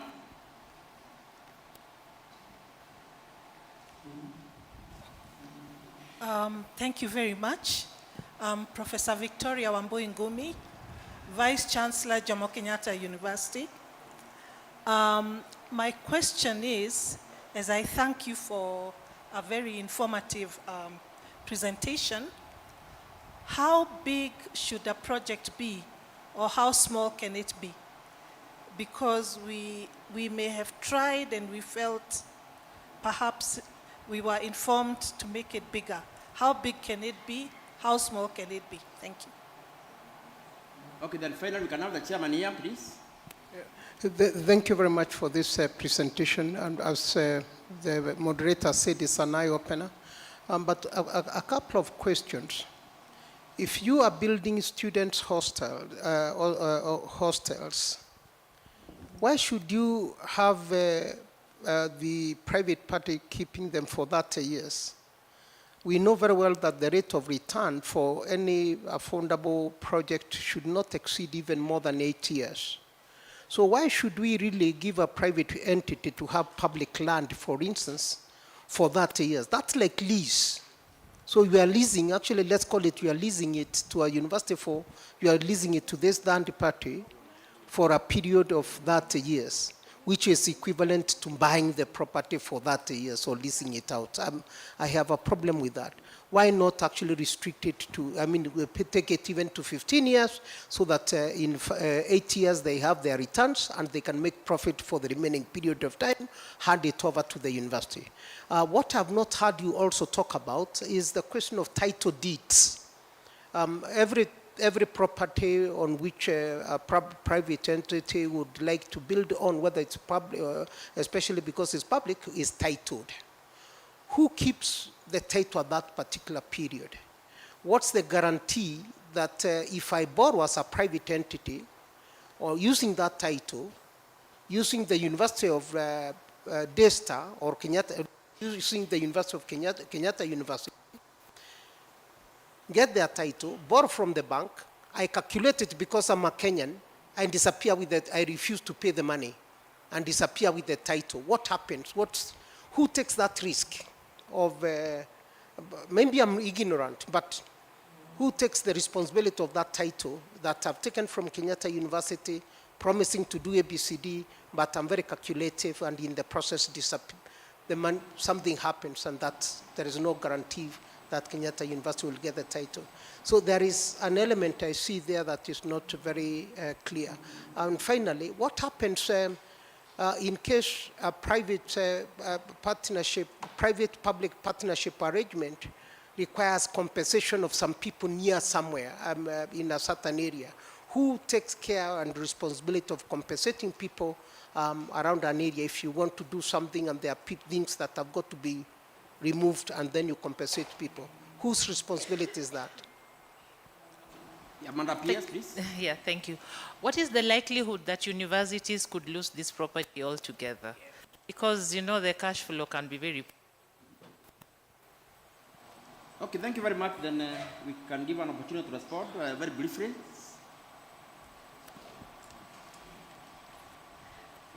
Thank you very much. So I'll start with the first question of what is the likelihood that the university will lose this particular asset, which is perhaps a student accommodation or a various facility. One, as I'd mentioned, PPPs are purely contract-based. So what it means is that once this facility is constructed, the private party's recourse is to that asset. However, in most cases, almost all private party want the national government to backstop. this particular asset, because let me move away from student accommodation. Let me talk about a road. Can a private party auction a road? Who will purchase that road? You get? So it remains a public facility. It cannot be auctioned. So this private party will always want a recourse to National Treasury. That if the worst happens, can the last resort, that is the National Treasury, at least repay their debt. So the likelihood of, even for instance, we take the expressway, which is a PPP project. The likelihood of it being owned, possessed by the private party is almost impossible. Now, I go to the second question of title. For this particular project of student accommodation at University of Nairobi, we're looking at a lease structure.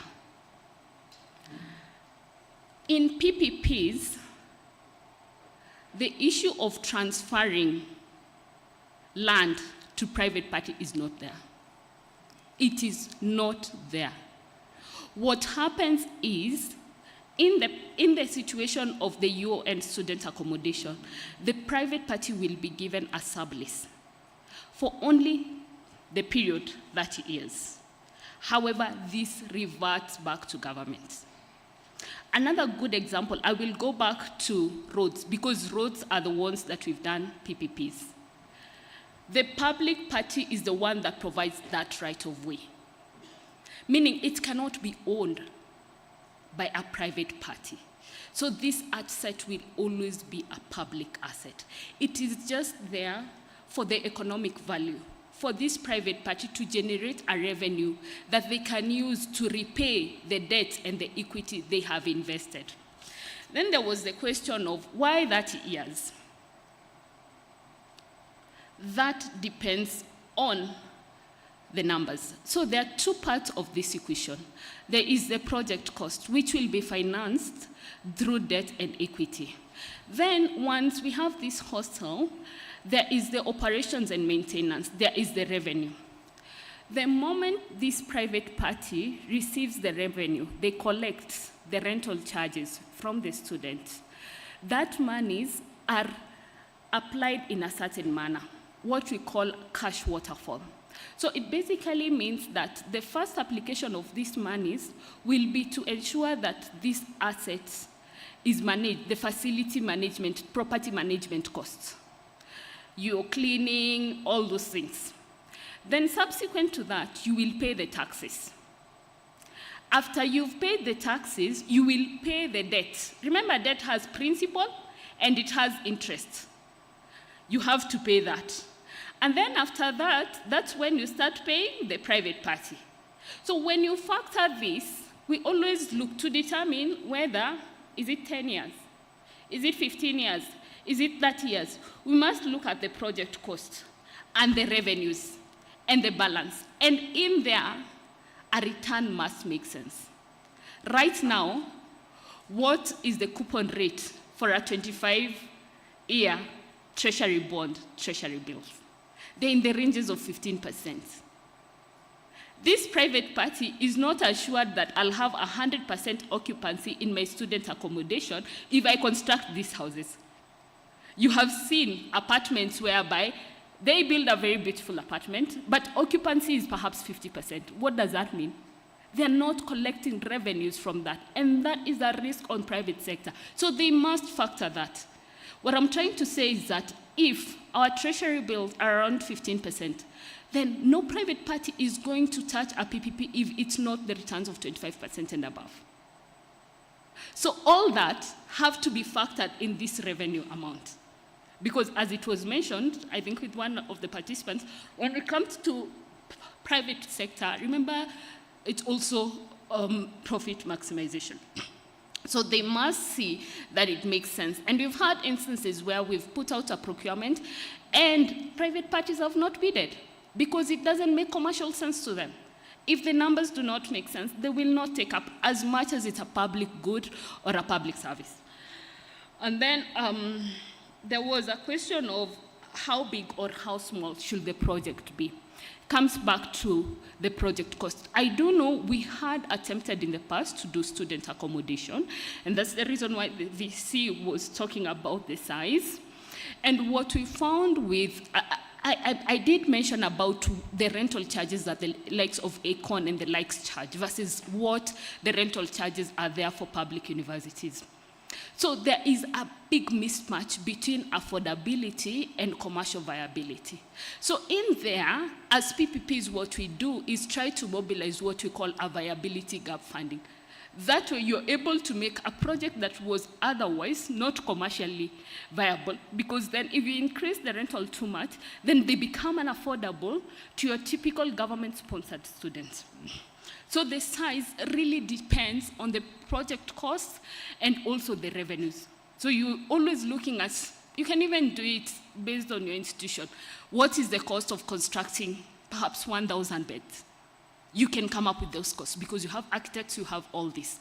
And then you ask yourself, what is the revenue? And then see the match between that. And then factor an internal rate of return and an interest.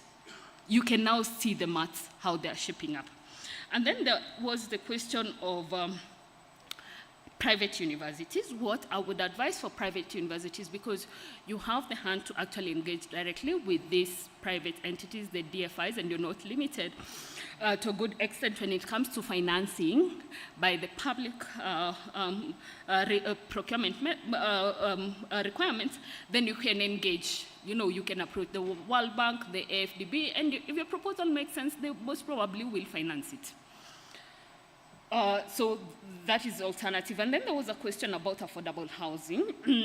As you're aware, the affordable housing program is supported by the affordable fund. And in affordable housing, the offtake risk actually sits with government.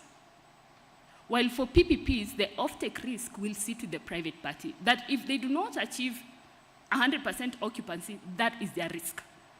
But for this, for affordable housing, what happens is that a developer implements, they're paid their monies, you part way. If that house is not occupied, the burden is on who? It's on government. And then when it comes, we've said it's complex. So actually, because of the complexity of PPPs, the CS has set up a committee of experts, I think you've seen in the public, to try and unlock local financing and to see to what extent we can be able to use local financing to unlock PPPs. Because there are all these pockets of financing which we have not yet been able to tap into. And then to the chair's question about what levels are universities at when it comes to the PP life cycle, what I can say is that it depends with the challenge, but what I've heard overall is that because of the funding challenge, if you foresee that within your university business, there is perhaps an infrastructure that has very clear revenue stream, because that is the underlying principle, clear revenue stream, then that would be easy to package as a PPP. I submit. Thank you very much.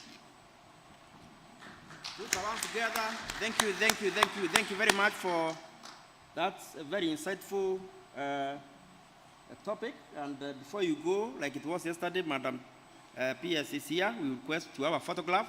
We are privileged to have you here, please. We are privileged to have you, please, like it was yesterday.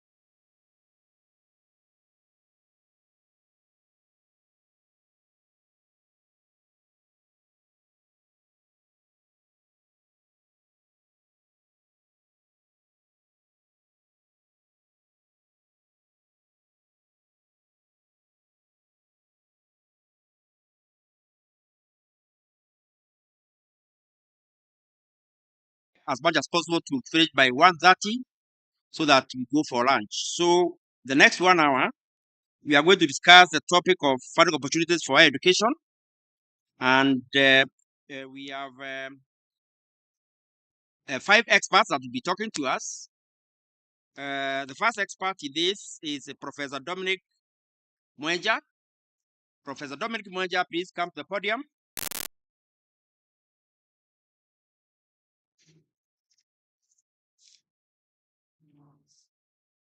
Professor Dominic Mwenja is a distinguished educationalist, entrepreneur, and consultant.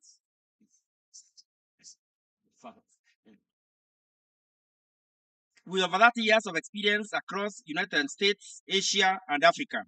He owns a doctorate in business administration, specializing in strategic management from Alliance International University in San Diego, California, as well as an MBA and a Bachelor of Science in Business Administration from Murray State University in Kentucky. Throughout his career, Professor Mwenja has held various academic and administrative positions, including lecturer, professor, dean, CEO, and university president, vice chancellor. Notably, he served as the president of California Miran University in the USA and is the founder of Miran International College, Miran International Foundation, and Miran International Limited in Nairobi. In addition to his academic and entrepreneurial endeavors, Professor Mwenja serves as the chairman of the board of trustees for the Central Bank of Kenya Pension Fund. Experience and development of educational institutions and the financial management of the region he has served. Good to have God and let's welcome Professor. Our next is Professor Raban Airo, the Vice Chancellor of this university. Let's put our hands together and welcome Professor.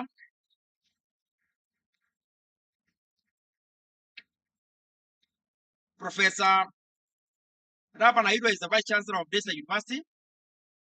He's a seasoned academic and administrator. He has held multiple leadership roles in education, including principal of various high schools, provincial director of education, and a senior deputy director for research and the curriculum development at the Kenya Institute of Curriculum Development. He has also served as the director of quality assurance at the students at Moore University, acting deputy vice chancellor for administration, planning and development, and acting vice chancellor of Moore University. He is a peer reviewer for the Commission for University Education in Kenya and a leading consultant in research on essential leadership and performance. Professor Airo owns a PhD in business administration from Kenya University 208, an MBA in international relations from UICU 2004, and MSc in entrepreneurial studies from Kenya University 2003, an Master of Education in Education, Finance, Economic, and Planning from the University of Whitestand 2013, and a BA in Teaching of Chemistry and Mathematics from Cargill University in 1984. He's also a senior Fulbright scholar, having conducted research and taught at Texas A&M University 2011-2012. Put your hands together and let's welcome Professor. Our next one in the panel is Ms. Edwina Cherwan Dolaba. Put your hands together and welcome her as she comes to please. Ms. Dolaba Edwina Dolaba is the Division Manager of Education and Skills Development at the African Development Bank. She is a development practitioner, educationalist, mathematician, gender expert, and leadership coach with over 5 years of experience in the development sector. A teacher by profession, her passion remains to empower the youth, improving education and skills development opportunities and professional coaching. She promotes and strengthens linkages between tertiary education, human capital, and skills needed in local African industries. Ms. Robert is an alumni of National University of Ireland, Dublin, the University of Melbourne, Australia, and Nkrumah Teachers Training College in Kabwe, Zambia. A Senegal Senior Fellow, Global Women Leadership Networks member, and a Brave Thinking Institute. 2024 East African Women of Excellence Award Education Award advocate. Can we put our hands together and welcome her, please? Our next one is Professor Dixon Adora. Professor Dixon Adora. Let's put our hands together and welcome Professor Dixon at campus stage. Professor Dixon Adora is an associate professor of Multimedia University of Kenya and the CEO of the National Research Fund in Kenya. He holds a doctorate in organic material chemistry from the State University of New York at Bergman, and completed a doctoral fellowship at the Pennsylvania State University. Professor Adora is also a senior lecturer and attachment coordinator at Multimedia University, guiding students through industrial attachments. He has made significant contributions to science, technology, and innovation policy in Kenya and Africa. Professor Adora is an affiliate of the African Academy of Sciences, a member of the Kenya National Academy of Sciences, and he serves on the board of the Kenya Nuclear Regulatory Authority. He holds leadership roles in the African Material Research Society and the African Psychostrategic Association. As CEO of NRF, he leads efforts to support research, innovation, and the university in industry linkages in Kenya, focusing on capacity building and impact-driven research. Professor Adora's work plays a key role in advancing research and innovation in Kenya. Our hands together, ladies and gentlemen, and welcome. Our next, the final and not the least, is CPA Mary Washara Michelle. And we put our hands together and welcome her. She can please.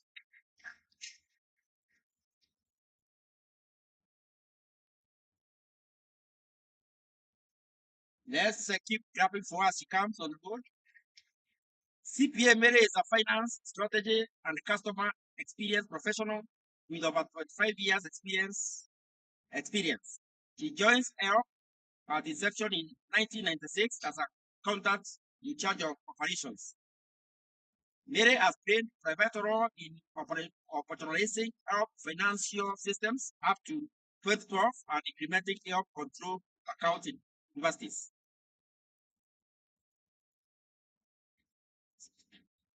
CPA Mary was appointed as head of strategy to operationalize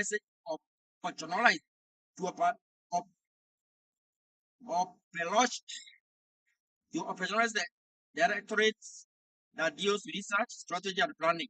In 2016, she was added the role of overseeing the customer experience functions, which included the operationalization of help desks at various Huduma centers. Currently, help has presence in 28 centers across the country. Some of our achievements over the years include overseeing the formation, implementation, monitoring, and evaluation of help strategic plan with implementation level of over 93%. CPA Mary is also in charge of corporate performance, overseeing the formation of and implementation of the help performance contracts. The help has consistently achieved very good score since 2004. CPA Mary is passionate in empowering dreams of the young Kenyan through impactful and sustainable financial institutions.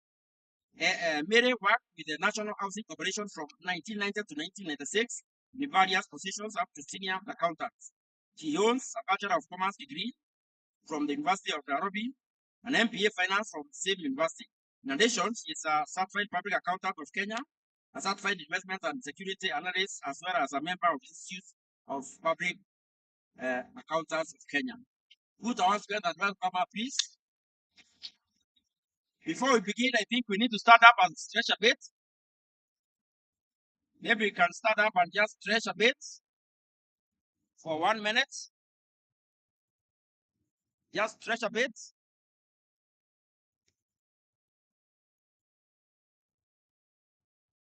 Let's put up our hands up, stretch, down, back, forward, backward. Thank you very much.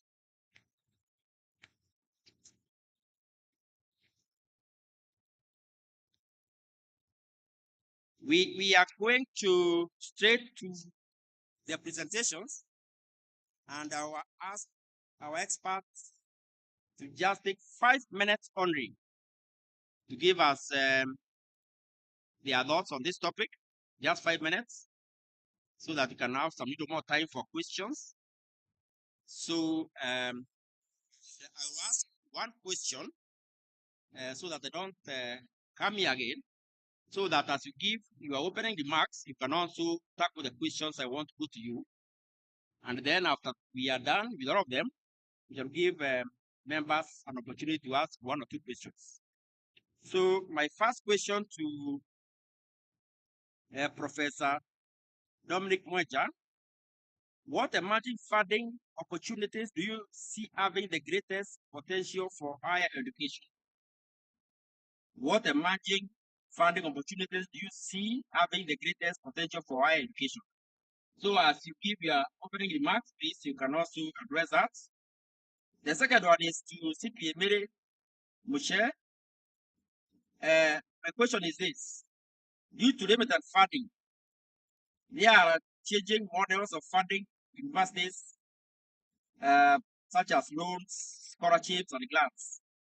What are the emerging opportunities and how is technology influencing this? So as you give your opening remarks, please, you can tackle that so that I don't come back because of time. Then for Professor Raban Airo, the question I have for you is, how can universities prepare for potential future economic downturn and ensure their funding is secure? And what can public and private universities learn from each other to increase funding opportunities?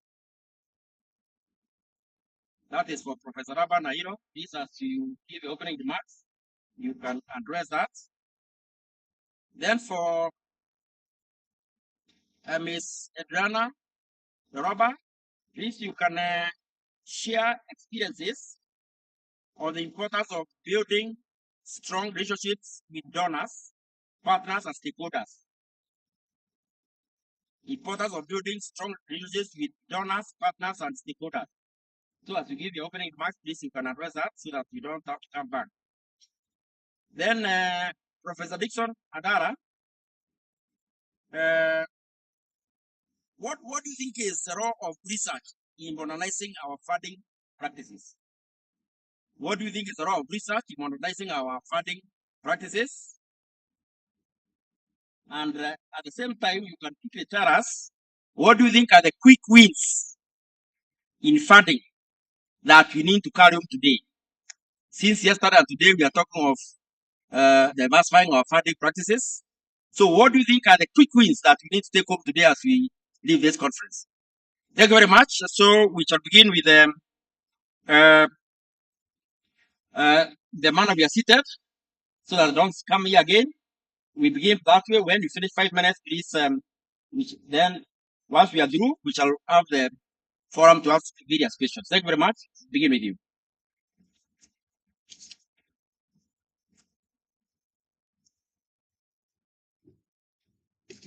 Thank you and good afternoon.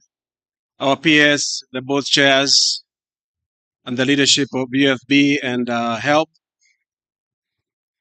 And it's nice also to see Dr. Kavit Desai, the former PS as well. It's my pleasure to be here and to discuss university funding. And I'll go straight to the presentation. I have a quick presentation, which I should be able to go through quite fast, so that my thought process is. But before I do that, the sister from PPP, I had a question for you, and I didn't get a chance to ask. I am the chair of one of the largest pension funds in this country, and you guys have not called us. We haven't had those discussions. We have billions of shillings. So the question I have for you is, I know the regulatory framework with PPP and REITs are different, and it's good the members of parliament who are here. Have you looked at the possibility of combining both PPP and REITs to make sure we have local money that's available? And answering Professor's concern, over the 30 years, at least they'll have some minimum income coming during those 30 years or whatever number of years as the owners of the asset. No matter, China is doing that, and that's something we probably need to start thinking about, so we can start looking at how we are able to get the local funding, the local money that's here, because there's a lot of money within the pension industry, and we can be able to be part of that conversation. Okay, thank you. I have, to answer the first question that my brother asked here, I have nine areas that we are going to be looking at, and we can look at in terms of possible areas of funding. And I'm going to go through the next slide, please. I'm going to go through them quite fast. The first one is grants. And grants, I'll be discussing a little bit of that in terms of the research grants and other grants.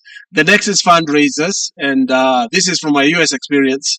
We have fundraisers for specific things within the university itself. Alumni is also a very large pool of money. So many years, over 30 some years since I graduated, I still pay my alumni support from my university back in the US. So we have all these guys, and you go to the University of Nairobi, they have literally hundreds of thousands of folks that have graduated, and they should be able to be part of the fundraising for the university.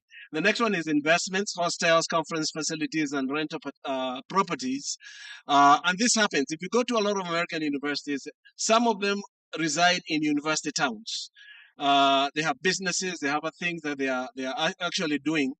We may have to have probably a regulatory lead look at this, and the PS can lead in that, where the private money that is coming is not part of the public money, and therefore they are not part of the rigorous process of going through as they try to raise money to come to the university. And I think that's something that can be looked at so that there is incentive for them. These hostels that the PPP was talking about, universities can build those, and they can raise private money to be able to do that, but at the same time, that money is bringing in investments. So those are things to start looking at. The other one is commercialization of research. I'll be looking at this also a little bit in the next couple minutes. This is very, very important. And if we'll be looking at the number of patents some of the top universities have around the world, and we see where we are missing the boat. The next one is internationalization of the student body. The students, if you go to Australia, a lot of money that goes to the universities are from foreign students. The same thing with the US. A lot of international students bring in money, and those are folks that can be able to bring and pay without expecting any financial aid or any money from government and all that. The other one is industry linkage. And this one, I have an example that I'll give you very quickly because I don't think I'm going to go back to that. I have a Kenyan lady who is an expert. She's an expert in fluid dynamics in the US, has a PhD in biochemistry. And when after September 11, the CIA wanted to know how can we be able to figure out, okay, these guys have used the planes and they have done whatever they did. What if somebody were to attack our water towers with chemicals that will kill people that we don't know? They ended up with my friends, who is Kenyan, place. They had at Duke University, they had a very big grant at the lab in order to miniaturize the labs in Langley into a box. So every city has a box. See, that was given to the university. That's a lot of funding. After that was completed, then Bell Labs picked up the project. That's what I'm saying. We can get all these things and connect them to industry and to government as well. The next one is cost savings and efficient operations. I usually say a penny saved is a penny earned. We as university leaders, how can we look at operational efficiency where we can be able to save money, so therefore our budget comes down, so we don't have to depend so much on government, and the little money we are getting from other sources, we're able to run our universities. The next was the incubation of ideas that bring to market products and services that will generate funds for the university. We have one of the most creative youth population in this country. Why are we not incubating this youth to create the next big companies at our universities? And we get a stake in those universities. This is where the patents are going to come from, not just only from research, but also on these other things that our young people are able to do. Those are things that we need to look at. The next one is encourage reverse brain drain for cross-fertilization of ideas. We have a lot of scientists, doctors, and very educated Kenyans who are overseas. China has been very aggressive. India has been very aggressive in getting these guys to come back and cross-fertilize the ideation back home and the ideation coming from the other side. And some of these guys have grants they're holding in other places where they are. And that money can come along with them and they will enrich our process of trying to get grants and opening ourselves now to a much bigger audience out there. The next one. So how do we get there? And I'll go through this very quickly. Develop a grant-seeking culture. How do you do that? Establish a research office to support faculty in finding and applying grants. How many universities have that? Those are things that we need to be able to do. Number 3, build a research orientation for the university focusing on specific areas that attract competitive funding. This is what we call for need for specialization. University of Nairobi, what is it known for? JKUAT, what is it known for? Moi, what is it? We specialize and we're able to attract those grants that are coming in those specialized areas. The other one is establish corporate partnerships and collaborations. Then the other one, develop a clear proposal or clear proposals on emerging research areas, writing persuasive and well-structured research proposals. And this is where our faculty, they need to be coached and mentored in writing of grants and proposals that can attract funding. That's extremely important. If we are not able to do that, then we have a lot of proposals flying all over the place, but it's not going to attract funding. The next one, please. Enhance capacity through mentorship. That's the one I was just saying. And collaboration with other faculty from other universities. Collaborations are extremely important when it comes to winning of grants and getting funded. Let's collaborate with them. Of critical importance here is the need to enhance critical imagination of our faculty to think through research grant proposals that solve societal problems in unique and novel ways. Once you start writing grant proposals in a well thought out process, money is out there. You had the EU ambassador here yesterday talking about the same thing. There's money. We just have to figure out how do we get to that money. In my other life, with my foundation, that's pretty much what we do. We write grants and we look for money elsewhere. So we need to be able to do that, but we have to improve on our creative imagination on how we solve our problems. Number 5, F, inspire and incentivize our faculty. Faculty, they don't want to work so hard, and then there's nothing that's coming out of their research. If there's a product that's coming out of their research, they need to be paid. They need something, some incentives in order for them to do that. And in order also for them, once they win that grant, they should be compensated somehow. So we need to look into that. The next one is patents and active follow-ups on commercialization to create value for investors, the university, and the community. Now, of the patents, I think University of Nairobi had 3, if I remember correctly. JKUAT, the other university had a few. The question is, what are those patents doing? Have we looked at how we're going to commercialize those patents? And the next slide, we're going to look at, go back again, one more. The last one is use AI and new technologies to enable universities to keep up with the latest and the coolest things in the market. And use that proposal like there are a lot of cool things happening. And as vice chancellors that have been there, we don't want our 20-year-old coming to talk to us and they think they're talking to their grandfather who doesn't understand the world today. We have to be connected to what is happening so that we can be able to talk to those young people in a language that they actually understand, and we understand the opportunities available for us as well. The next one, please. Now, these are the top 10 universities with the largest number of partners. Look at them. Harvard, 546, MIT, 486, Texas System, 439, Stanford, University of Michigan, Caltech, UPenn, Wisconsin, all those, this is money, folks. And there's no telling how much of these patents are actually products and services that are bringing billions of dollars to these universities as we speak. Harvard, from 2019 to 2023, this data is for 2023, they had 1,504 filings of patents that are ongoing. And you wonder why they have billions and billions of dollars in their endowment. The next one, please. Specialization, this is key. These allow universities to become very good at what they do and therefore enhance their abilities to attract not only research and development grants, but also bring the best and brightest within the country and around the world. Scholars like to be associated with successful organizations. If we are doing very well in medicine, and we do sometimes, we have a lot of doctors who are coming from other countries to come and see what we are doing. I used to be the CEO at Mater Hospital at one point, and I used to hire my faculty. We had graduate programs in medicine as a teaching hospital, and I will hire our faculty from Europe, from India, from other places. And guess what? We had a lot of students who came from the neighboring countries because of what we were doing at the hospital. Now, imagine the university, and you're doing the best in your areas of specialization. You're going to attract talent, and you're going to attract money. The next one is regional focus.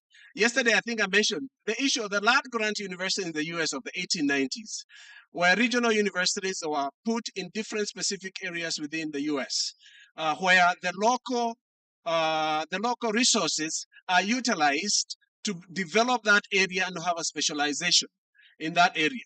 Nothing stops us from having our own regional universities with special focus, and we put a lot of money in those regional universities. We go to Kisumu, or Kakamega, wherever, if we are near the lakes, our marine technology and blue economy, and we invest in those because we will spur the economic growth. So we start looking at universities not as just teaching and research institutions, but also economic drivers of the regions where they are located. Here, engage the community in your research, extremely important. Disseminate your findings to the local communities. Therefore, you have bonds and you address the local needs as well. The next one, please. Develop programs for other arms of government that enhance not only skills and livelihoods. Here, I'm talking about an example of GI Bill in the US. In the US, if you're in the military, you have money that's waiting for you to go to university. Why can't we do the same thing here? I remember when I came back to this country in 2010, 2011, I approached the military, and we talked very, very high up within the military about establishing a GI Bill. And that's something the members of parliament and our peers can start looking at. That's another source of non-traditional students that will bring money directly to the university without necessarily having to wait on capitation or the amount of money that the loaning that will be done, because the military will pay for this.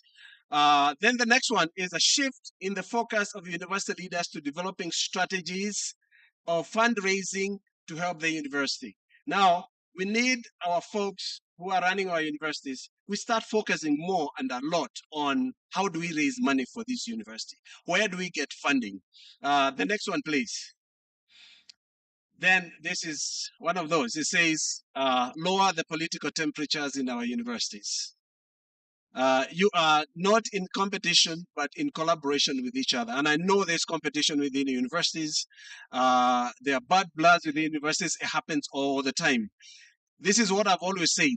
I do not have to like you in order for me to work with you. Okay?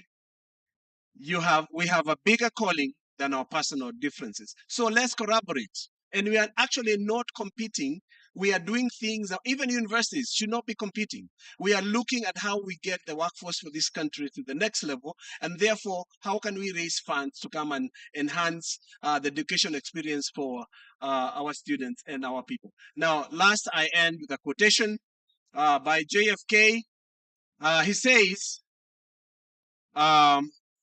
geography made us neighbors, history made us friends, economics make us partners, necessity made us allies.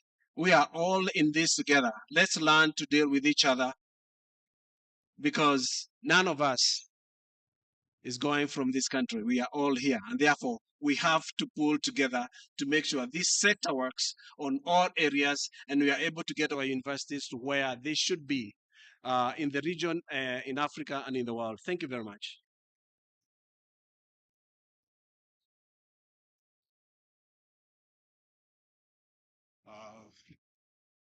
Thank you very much. Our PS and the CEO are hosting this conference. And I want to appreciate Professor Mwenje. You have actually done what all of us were supposed to do. Honorable members of parliament. Yes. So really, if you ask me, what am I supposed to do after what he has presented? I don't have anything to present because it's the same thing. Ladies and gentlemen, we are all struggling with insufficient government funding, rising tuition costs, limited private sector investment in academics, and lack of diversified revenue streams for universities. And I think that's basically the import of that wonderful presentation. So I'm not going to go through that. I just want to pose some questions as I've sat here listening to what has gone on this morning. I want to ask ourselves, in a conference like this, of very high learned people, intellect, why have you come to Nakuru, to Naivasha? Because what Professor Mwenje has raised is what we all know and we grapple around. So I would have expected personally that I would come here and encounter many case studies that are within our context. And I have no problem with MIT or Harvard. I was at Texas myself, having all those patents. That's not the problem. We know that all those universities were from the States. So it seems getting these innovations and patents are related to your economic context. Not our intellect, not our inability to engage in these things, but the context, the economic context that we find ourselves in. So I would have liked, and I would like to encourage, when we have such a serious conference, can we have researched, well thought out case studies that we can engage with so that when we come to deliberate, we have something to carry home. It is not about speeches, because we know our predicament. I'm also encouraging and urging us, and I'm basing on the presentation that has just gone, that I would have expected before I came here to have received a position paper, 1 or 2 position papers, well researched, giving us an alternative model so that when we come here, we actually live up to the CBC and we don't sit in a conference like this, but we sit around and discuss the import of those position papers. Otherwise, by the time we leave here, we shall still be talking about funding problems. And the PS will still be telling us the government is constrained, and we know that, the economic circumstances. But we have a position paper that we can use to make resolutions that can move us to the next level. That is my predicament. And ladies and gentlemen, all those land-grant universities in the US, it was a deliberate strategy. Just like China has put up 1,000 universities in the last 2 decades. So coming here, can we also, through a position paper, through case studies, can we advise the government to be bold enough and set up a Marshall Plan for universities. Our universities are in a dire state. None of those lecturers can produce those patents we are talking about. If you see the facilities of our labs, the facilities of our tools in our schools of engineering and science and so on, we are not being true to ourselves. So can we have a position paper that has looked at the Harvard context and looked at Nairobi University context and tells us what do we do moving forward? Kenya will not move from where it is today. The patents will never go beyond 10 until we have a Marshall Plan that recognizes the significance of universities in a country's economic development. So me, I would like a big Marshall Plan that will make my home university, Masinde Muliro, and Pani University and Daystar University have the requisite facilities to make us jump into the 21st century. We are not there. So dreaming of patents is just far-fetched and too far-fetched. I want to appeal that there must be a way out of this predicament that we live in. And the only way we'll do that is when we have a chance in a conference like this, we are engaging with real data, making references and saying, this is where we want to go. And with our members of parliament here present, they then can carry the agenda to the next level. Look at the funding model. This funding model has been a big challenge to us, and we all know it. Our economic base cannot support any fancy models, like the MP said, of funding everybody from primary to university. But what research have we done to come up with a model that then can be domesticated to fit the Kenyan market? But we shall continue talking about it over and over again. I've heard the talk of alumni. Alumni is an enigma. And I have a chance, I have the privilege, I've been in a public university, I'm in a private university. You know, you get people back if you gave them a good, wonderful experience. They will not come back. You can talk about alumni until tomorrow. They will not come back. How do we give them that good, wonderful experience when our universities are lacking in the basic fundamentals? As I finish, because I'm sensitive to the time I was given, look at a country like Ghana with their GET fund. And I would like us to bring case studies. Ghana, the GET fund, funds higher education through VAT revenue. Why can't we, out of studies, convince our parliament that we need an education bond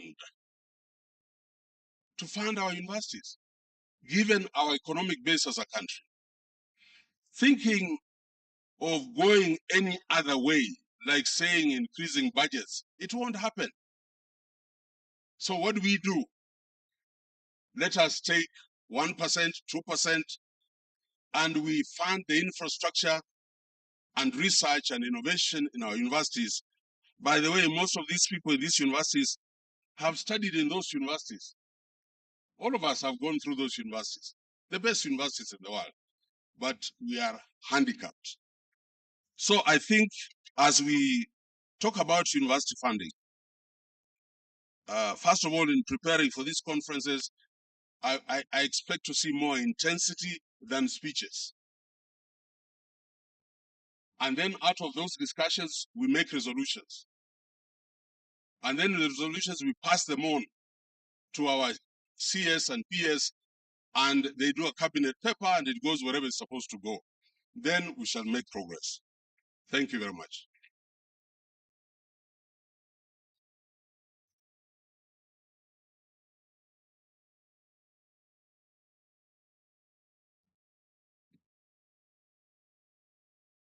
Thank you. Thank you so much. The PS, the chairperson, the CEOs present, and distinguished guests. Good afternoon. I know I'm coming in after a very heated presentation, but I hope I'll be able to cool down and maybe make suggestions on some of the possibilities that we can actually explore. Just to say a little bit before I even respond to the question, just say a little bit about the Africa Development Bank. Couple of things. I know you know who we are. We are a development bank and we are here for you. And aligning to what we are talking about today, the Africa Development Bank has a 10-year strategy, which was launched in 2024, last year. And the good bit about this strategy is it's focusing on supporting or investing in the youth. And for us, that's very exciting. And I think it aligns very well to the theme that we are talking about today, and more importantly, to the universities. And under that broader goal of supporting youth, they are very specific in supporting technical vocational education and higher education. And for higher education, we are saying, yes, there's a lot going on, but our interest is to make a difference with science, technology, and innovation. And as you may know, we are an infrastructure bank. And so much of our investment is basically looking at, how do we support or how do we uplift the infrastructure in higher institutions of learning, and the case for Kenya. I also do know that within that spirit, we are currently working, and I think the PS can confirm that we are currently working on support to higher education phase 2 in Kenya, basically focusing on science, technology, and innovation. A number of universities have been identified that we are going to support, either lifting up their infrastructure and making sure that they have I would say the infrastructure required for them to undertake research, which we are talking about, but more also to be able to train the students to the level that they'll be able to be the leaders in the next generation. And we are talking about leaders in science, we are talking about leaders in technology, and we are talking about leaders in transforming the economy. So we are here for you. We are here to support you, and there are a lot of possibilities, I believe, that we can do and do together. So that's about Africa Development Bank broadly. But when we zero in to come to what's going on, how are we supporting the government of Kenya? Of course, you need to know that because we are a development bank, most of our investment comes through the government, which means as a sector, you present your projects to the government, and then the government would come to us and negotiate. And each of the country has got its own envelope, and so it's up to the treasury then to allocate the resources for that particular country to the level and the priority that is expected, or that they aligned to the country's strategy paper.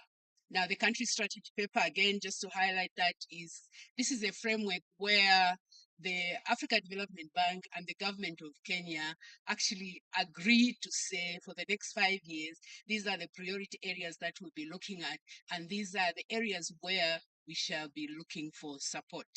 Now, the beauty about the country strategy paper for Kenya currently, there is the priority of human capital development, and it's within that framework that the support to higher education, science, technology, and innovation that we are working on is currently being designed. So there are those possibilities, and that's one of them. This afternoon, I don't want to talk about the grant because I know there are processes, but I also want to highlight a couple of things. The first one is just to talk to private universities, that in addition to us providing resources to the government, we also have a window where we can actually work with private universities. So it will be interesting, and we will welcome you to have a conversation with us in terms of, how do you benefit from that? How do we engage? How do we make sure that we are able to also benefit from the resources from the bank? That is important to us because we do acknowledge we know how much the government can provide, but we also acknowledge the demand for higher education. And we also know the role that private sector can play in actually meeting the government halfway. So feel free, we can have a discussion, and I can also link you up to specialists, those that actually know how to package support to private university like yourself. So feel free to do that. Now, getting down to, I hope I still have time. Getting down to, besides the grant, besides the investment with the private sector, we also support ideas. And I'm saying ideas which are generated from research. And these are ideas that maybe have passed the idea stage or are at idea stage, and they want to move it to the next level. I can give you an example. I think we are working, and I don't know if the University of Eldoret is here. We are working with the University of Eldoret. I think they have an idea on how they can purify the water and so on. And we said, okay, let's look at how that can move to the next level. And within the bank, we have what we call trust fund. So using the trust fund, we could work together and say, this is a good idea. It's aligned to the priority of the country. It's also aligned to what the bank is funding. Let's see how we can move that to the next level. So there are those possibilities. And we welcome people to come through and we have that discussion. When you are looking for big infrastructure investment or engagement in curriculum and all those things, those certainly have to go through the higher education department through to the treasury. But when you are looking for money through the trust fund, usually there are calls that are made out there. If you follow our website, and if you feel that is something that you can utilize or reach out to, again, you can talk to us, and then we'll be able to guide you on how to go about that and make it happen. A good example is what happened with Eldoret University. They did look at, they were trying to solve a problem, I think, of drinking water for the people in the rural areas. And they have been developing some idea on how that could be done. And they want to move to another stage where they could actually now try and test some of those ideas that they have and so on. That is just one example that I would like to give. The other area where I think we can, again, work together, especially with the universities, the issue of knowledge work. And this, I'm just talking now from my own experience. When we are reaching out, time and again, the bank reaches out, like who want to produce knowledge work for this specific area, or want to understand what is the economic benefit of investing in education, for instance. When the proposals go out, it's very rare that we get, and at least in the time that I've been with the bank, I have not seen a university coming up and telling us to say, this is something that we can do, and we do it together.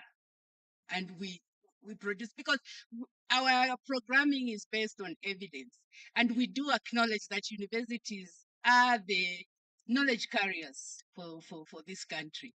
But when it comes to activities or calls for proposals such as that, we rarely get a university coming up and saying, we want to do this. However, I can also put a disclaimer that sometimes we get individuals And these individuals are either lecturers or they are working in the university and so on. So they come in their university capacity. I mean, in their individual capacity. But it would be good if we can see more of universities themselves coming in and saying, okay, we've seen this school, we would like to be part. And you go through, it's a procurement process. You go through the procurement process and so on. But I think it would be nice to see that the people who are the knowledge carriers in the country or in the continent are actually stepping up and saying, if you are looking for evidence or proof on this specific area, we are here to support. You have the manpower, you have the human resource to be able to do that. And for me, I see that as one of the opportunities that we could explore. Two other things that I want to talk about, the PPP, as it was a very interesting presentation, I liked it, but also to mention that you got a question for the private university. Again, that's another instrument that can be used or that you could explore if you engage with the Africa Development Bank. In a nutshell, there are possibilities. We are currently working on a fund.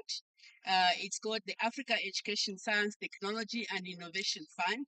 This is a fund we were requested by Africa Union to help them establish a fund that will support regional member countries on some of those initiatives that are normally that are not funded by donors, or what the donors don't normally fund. And we've been on this journey for quite a bit, because the board is telling us governments must commit to say this is their fund and they want it and it's going to be used. And it's not been easy to get that government commitment. And yet when we look on the other side, we see the need for funding and financing and so on. So my plea to the PS is, can we get Kenya committing to say they want to be part of the Africa Education, Science and Technology Fund? This is just in its initial stage, and it would be nice to see Kenya being one of the pilot countries that is actually supporting this. And the benefits are huge. So we can also have a conversation around that and see how we can work together. At the end of it, I think innovation is critical in everything that we do, and I can only wish the University Fund the best. Thank you.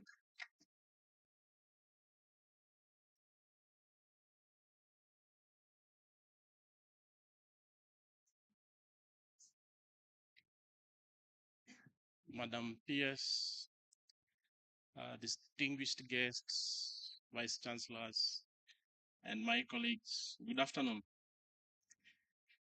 I don't want to preach to the converted. I know much has been said, but I'm also in the spirit of asking questions, just like Professor Labanairo. Next slide, please. Next slide. Next slide. Next slide. Next slide. Next slide. Next slide. Next slide. As NRF, we've funded several programs, and most of our research institutions and universities have benefited. And allow me to probably bring to task the vice chancellors who are here. What have you done with what we've actually been able to fund you? Next slide, please.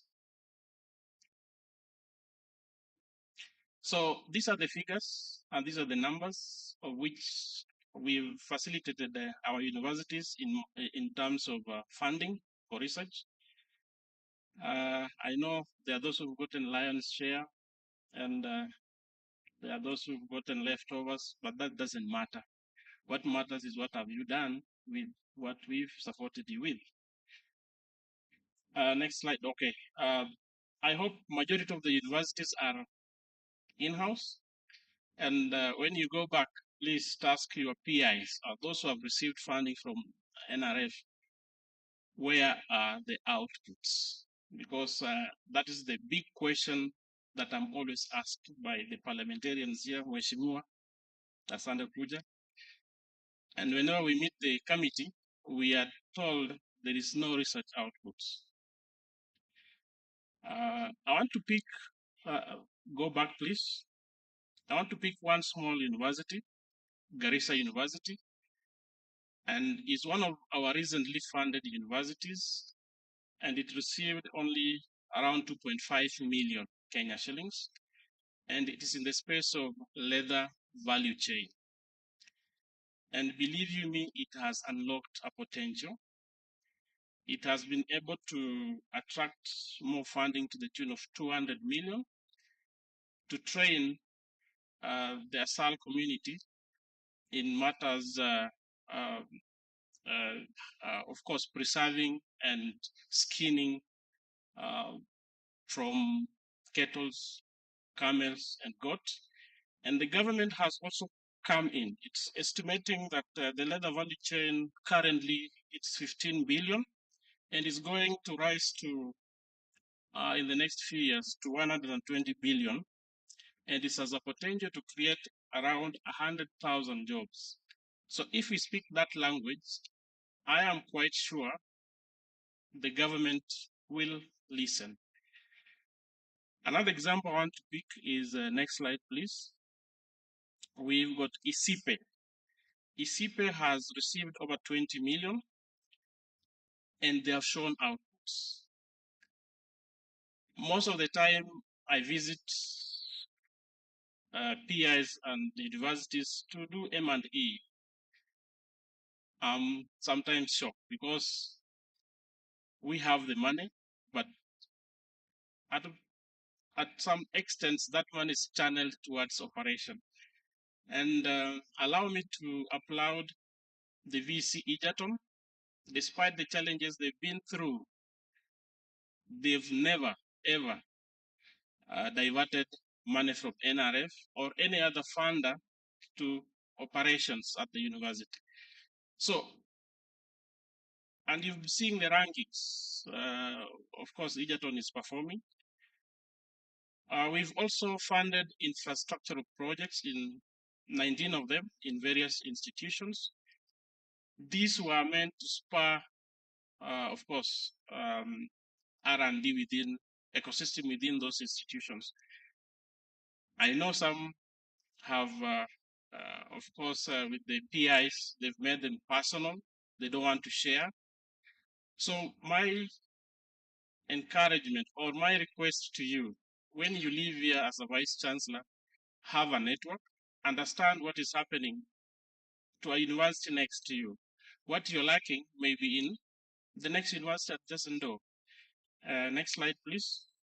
So far, we've received 6.6 billion from the government. We've funded over 572 projects. The number of masters and PhD, they are 703, and we've over 12 partnerships that we've established. Next slide. So going forward, I'm also encouraging vice chancellors to work with the National Research Fund. And in this case, there are two universities I'm working with, Masai Mara University. We are organizing the first biannual conference of postgraduate students. When I was a postgraduate student, it was very lonely, and you are always at the lab with minimum interaction. So we want to encourage the postgraduate students to interact and encourage you to encourage the postgraduate students to participate. I'm also hosting the second Kenya National Research Festival, which is going to happen at the Egerton University. And our focus is agriculture, food security, and the environment.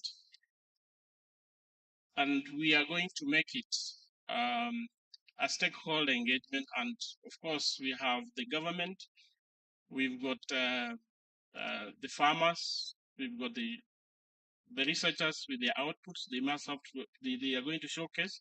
So I also encourage you to participate in that event. We've got two other events, the SRI event, which is a global event, which is going to happen at the University of Nairobi, and is funded by the EU and the African Union.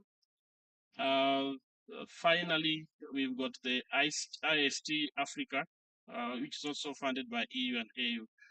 So all in all, we need to strengthen research capacity, and as NRF, we are working towards ensuring that the individual research capability of an individual researcher, the institution and the ecosystem is strengthened, working alongside Kenya National Innovation Agency and the National Commission for Science and Technology. Thank you.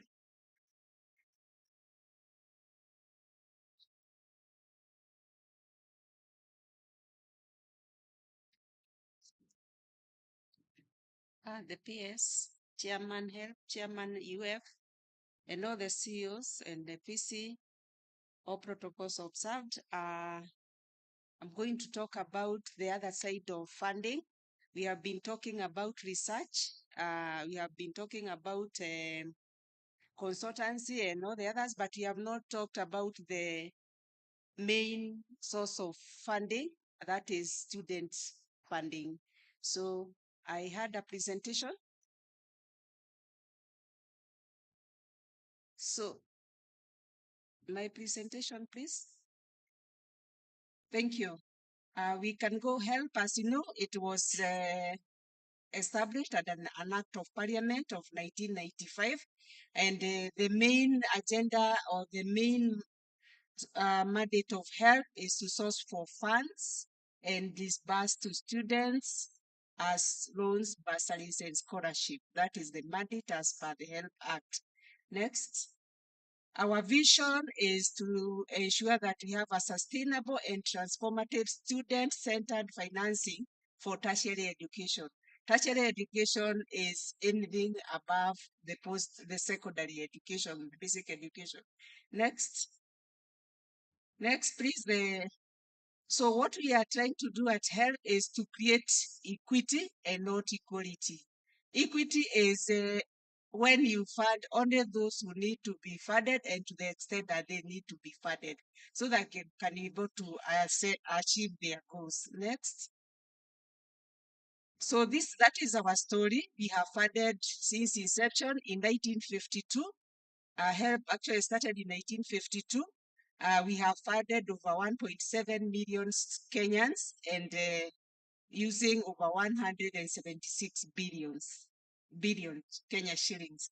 So what is our main issue here is HELP is supposed to create a revolving fund, and I know the revolving fund, once it's created, is going to help our universities because the students that we fund will be getting information or will be getting the funding that they require.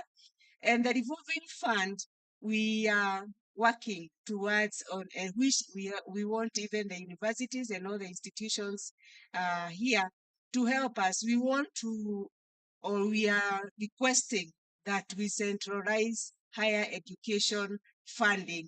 I know this has been discussed in by several people, and if we can centralize higher education funding so that we come up with a student database, knowing who is being funded by who, and ensuring that only the deserving cases are funded, then we are going to be more effective and the universities will be well funded and the funding will be impactful.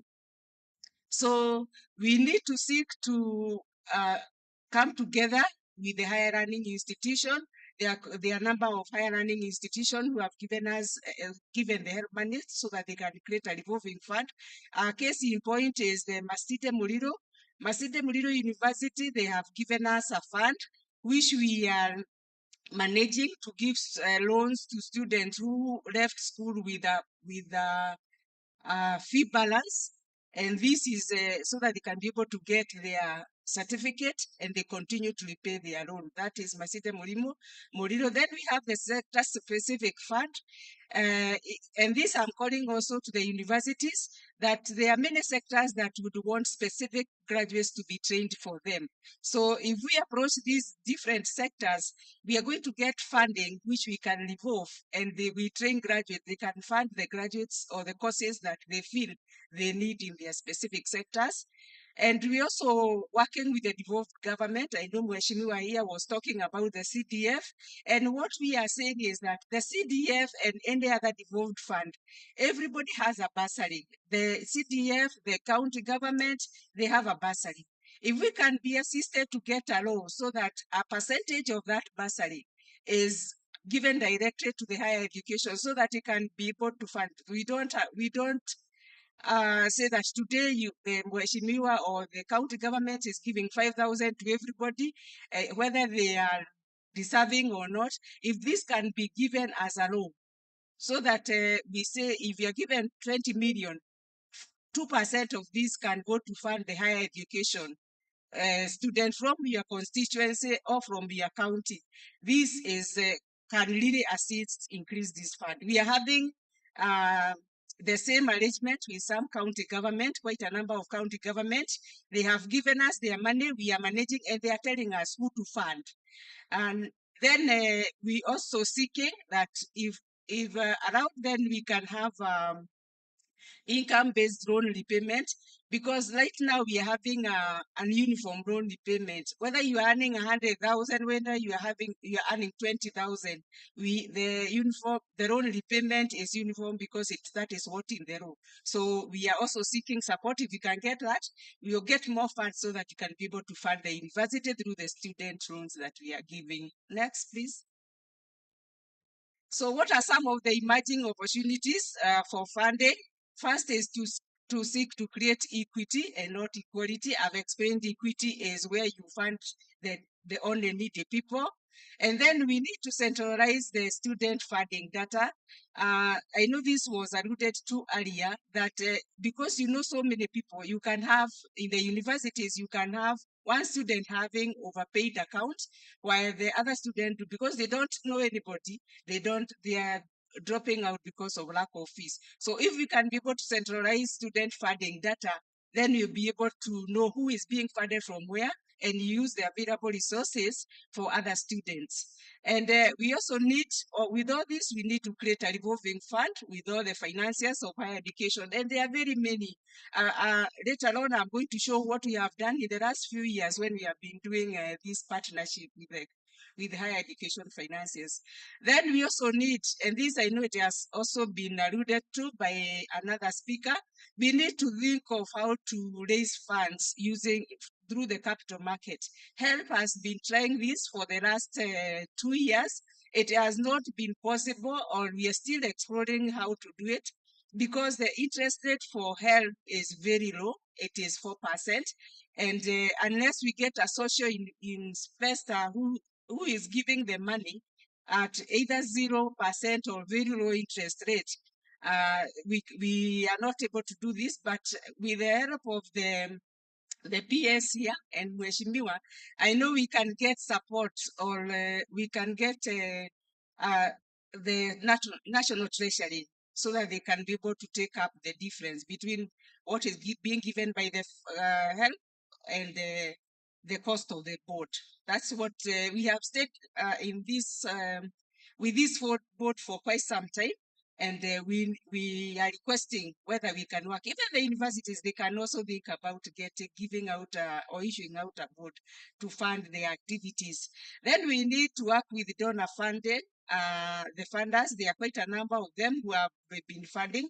For HELP, we started this in 2014. When we started the kitty with something called Afya Elimu to fund a student in the medical field. It was being funded by USAID. But when the USAID, that donation came to an end, then we had to look for other donors. So this is an area that really worked for us, and I know even the universities can do the same. Then work towards a saving scheme. This is something that we have put in our strategy for 2023-2027. And I believe we can start educating the parents or the guardians, so that they can start saving for their students or their children. By the time they are getting to the universities, they'll be able to have adequate fees. Next. Then there is something, I know this, somebody said that the alumni association may not work, but we can also use other crowdfunding mechanism by creating a donate person button from well-wishers and other people who would want to fund education in the specific factors, in specific sectors or specific areas. And there's quite a number of people, only that they have not been approached. So this is an area that we have seen it working, and it is only that it needs support in law. Next. Then we need to enhance this one I'd mentioned, our own recovery because of what is in the legal framework that established here. It is based on a percentage, but moving forward, this is one area that we need to look at legal reform so that we can implement income-based loan recovery. It's working outside the country in other jurisdictions, so I believe this one can also work.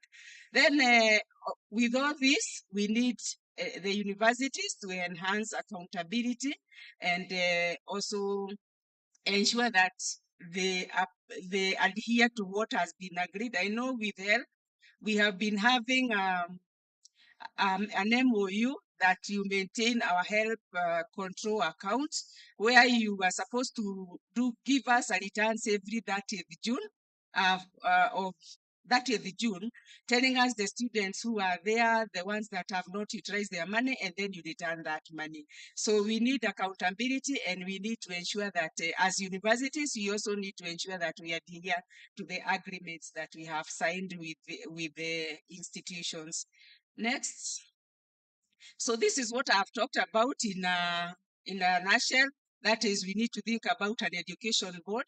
We need to think about crowdfunding. We need to think about partnership between employers and the corporates and the universities so that they can be able to get funding for the people that they would like us to, like the universities to train for them.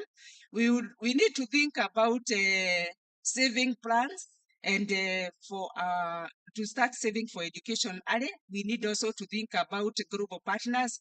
And the last one is one that the universities. I know all the universities, they must be having something called the 4KU. When we signed, I hope it's still there. When we signed an MOU, we had something called OVS, Orphan and Vulnerable Students, where we got into a partnership and we agreed that when an orphan or a vulnerable students come to apply for a loan, we give them the maximum amount, and then the university will fund the households, the other part of the fees, so that they can be able to finish school. And this worked for us with the KU. I am not sure whether it's still there, Kenyatta University, but we are encouraging all the universities. That money that you are giving us bursaries. That is a sunk cost. So if we can think about sustainability and ensure that when we give that money, when somebody graduates, they are not going to continue being poor, they can repay that loan, then we give to another person. That is the way we create a revolving fund. And this will really work for us because we are only poor when we don't have education. Once we have education, then we can be able to assist another person. So we are saying that we think sustainability. This is what we have done so far. We have partnered with 43 partners who are financing higher education. In total, we have managed to raise 3.3 billion, which has funded over 75,000 students in different sectors. You can see the training institution, the money that we have gotten from training institution, it's at 25% of this amount. The main one is KMTC, Kenya Medical Training College. They have, we signed an MOU with them because they don't benefit from our funding since they are at the Ministry of Health. And this is where we are saying we bring all the funding for higher education under one roof, whether there is a Ministry of Health, Ministry of Transport, or whichever ministry it is, or whoever all the funders. We signed an MOU with them through the Ministry of Health. So they give us the money, we give them to their students. When they finish, when they graduate, they repay, and we create a revolving fund. The main one at the training institution is the KMTC. Then at the development partners, I talked about Afya Elimu, which was being funded by the USAID. Then on corporate, we are also managing the one for KRA, Kenya Revenue Authority, and also for the civil service. We have a fund we are managing for them, and we give to their people. Once they graduate, they continue repaying and into the fund, and we create a revolving fund. Then we have foundation and trusts who have given us 5% of this amount. And then we have the MDAs, these are the sagas. The main one, which is a sector-specific fund, is Kenya Maritime Authority Fund, which funds those students who are going to the maritime courses. And this is at 19% among others. So next, the last one. So how have we used technology? Or how can you use technology as a catalyst in university funding? The first one is the one I talked about, crowdfunding. We can use crowdfunding, we can use the alumni, and we can use the peer-to-peer so that we can go outside the traditional funding. Then we can use AI and data analytics so that whatever decision we make, I know this one has been discussed earlier, it will be driven by data analysis because we have a lot of data. And then digital and remote learning, this also reduces the cost of the tuition costs when we give online courses. This is it's working for most of the universities. Then on financial technology solutions, this is what we use to manage student loans and also mainly on mobile money. Most of the students, especially the first year and the second years, about 95% of them, they receive their money through technology. Through the mobile money. We pay them through the M-Pesa. And this is an area that can be developed further so that we can also integrate even for paying of the tuition and also tracking the transaction. This will ensure that we have all the money that we have is being utilized as it is expected. The last one. Yes. So that is what we have thought maybe can help us in improving the funding that we are giving to a student, because I know the biggest percentage of the resources for the universities is from student fees. Thank you.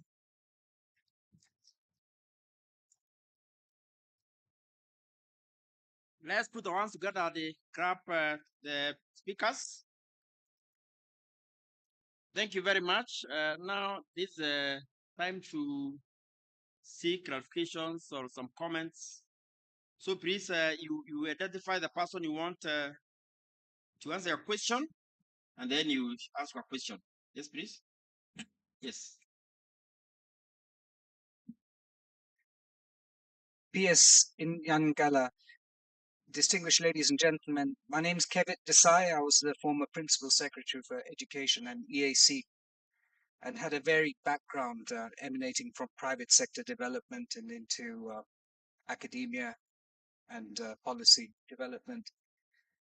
Ladies and gentlemen, this is such a critical subject because I'm now devoting my time to it.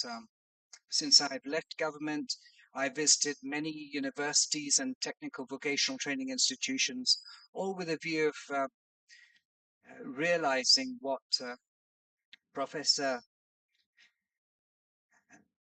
Wenje said, you know, within the context of his several point agenda.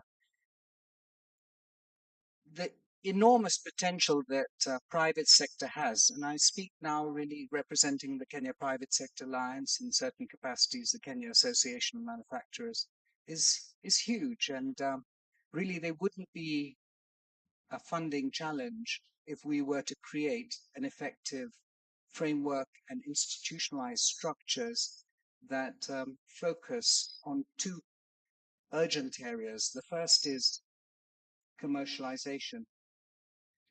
And this needs to not only have clear decisions today within the context of ensuring that we are able to promote our intellectual property, our innovations and ideas, not only to existing capacities of venture capital, which only caters for 3% of support, but a much wider market nationally and internationally, so as to gain funding from opportunities as far as the prospects of commercialization are concerned. And a decision needs to be taken as far as how do we promote a demand-driven commercialization capacity, which means that, you know, by agreement, whatever we research on, whatever we put our resources to as universities or technical institutions is guaranteed as far as a return funding is concerned for the work that we do. The second area, which is also of equal importance, is the opportunity to create a startup culture. Yesterday, I was at Muranga University of Technology, and amongst 300, 400 students, I asked, how many of you would like to be entrepreneurs? And the majority put their hands up. And I asked further, how many of you would like to be innovators in new technologies? And most of them, once again, put their hands up. So this indeed is one of the greatest resources we have in view of the fact that there's energy, enthusiasm towards that aim. But what needs to happen, to the point 9 of Professor Mwenje, is with respect to startups, we need a public-private partnership as far as incubation is concerned. And the ability to ensure that we're resourceful by focusing on the development of clusters like the agri-tech cluster or the minerals cluster is reinforcing to ensure that we are able to have the requisite B2B structures as far as commercialization and new capital and new organizations are concerned. So there too, a decision really needs to be developed here. And from what I've observed too, that the intra-corporation of universities has to be a standard policy within institutions, because many of these touch on many different faculties. But how do we bring about a culture of cooperation around thematic areas that truly are a value proposition to the private sector? The private sector only thinks of innovation, efficiency, productivity, diversification, and the possibilities therein as far as automation and autonomy are concerned. We need to be a solution provider to the private sector. Finally, ladies and gentlemen, it is high time that with such distinguished decision makers, a decision really needs to be put in place that we collectively endorse the efforts of these programs. There are many international programs, like one which has the possibility of linking all our IP to international markets. We visited and are in touch with Professor Euro and the Daystar University with a view of creating that cooperation. But there are serious opportunities out there, and we need to make a decision here today, that by next year when we have this conference, we have registered outcomes of new enterprises having been created around clusters, and that the IP that we have had within our universities has generated this amount of income. I'm totally committed to this, and indeed I'm hoping that today, that through this very forceful and thought-provoking discussion by the panelists, that we all agree to raise the profile of issues with respect to commercialization and startup.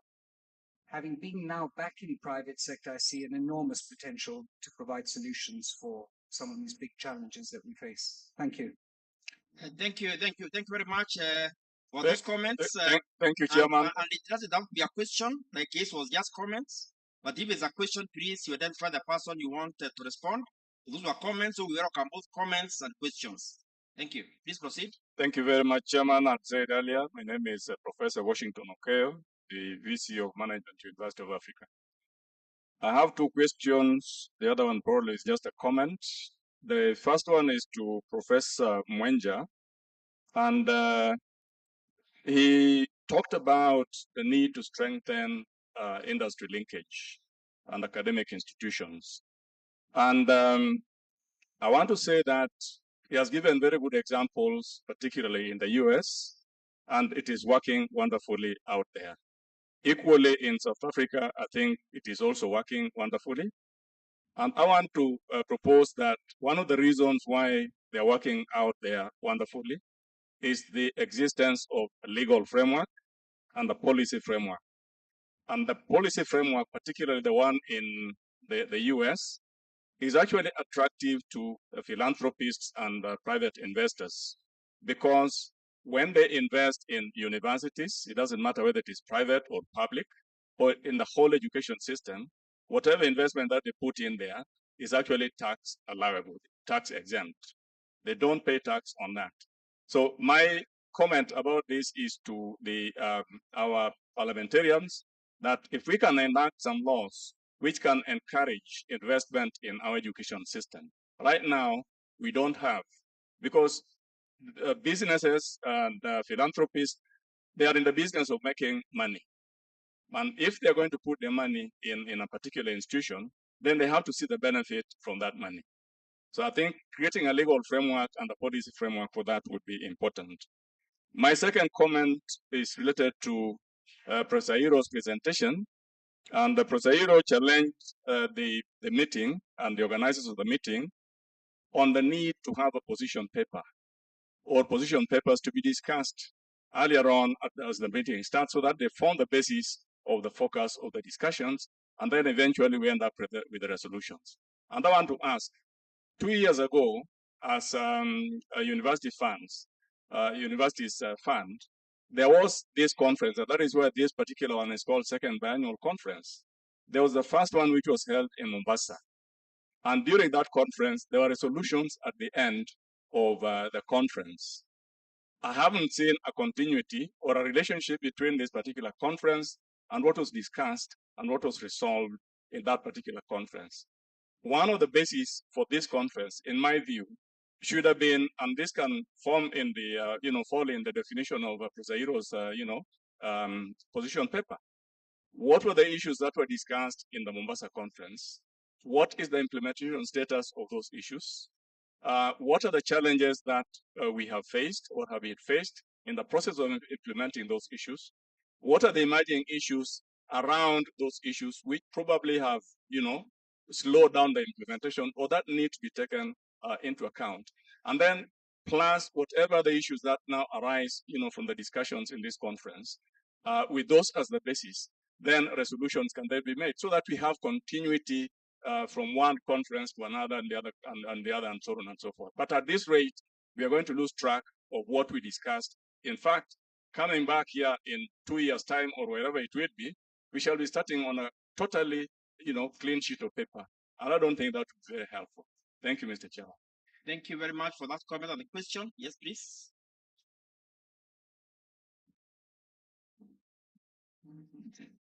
Thank you very much. My name is Chris Lombaka, Member of Parliament. My question is directed to, I think, Madam Edwina. You talked of bursaries, scholarships, and students funding, and you suggested that these fundings, all these funds, bursary and scholarships, could be collapsed into one central pool so that it can be dealt with once and for all. Then you said again that this is supposed to be a revolved funding. I looked at it all and I think I could agree with you, but I'm still very skeptical. If you put it together in one central pool so that the money is administered in one organization, like you could be the one to be responsible for all this, won't it be so overwhelming for you to manage disbursing funds to students throughout this country from all the 47 counties? Won't that be too overwhelming? Could we think of another way?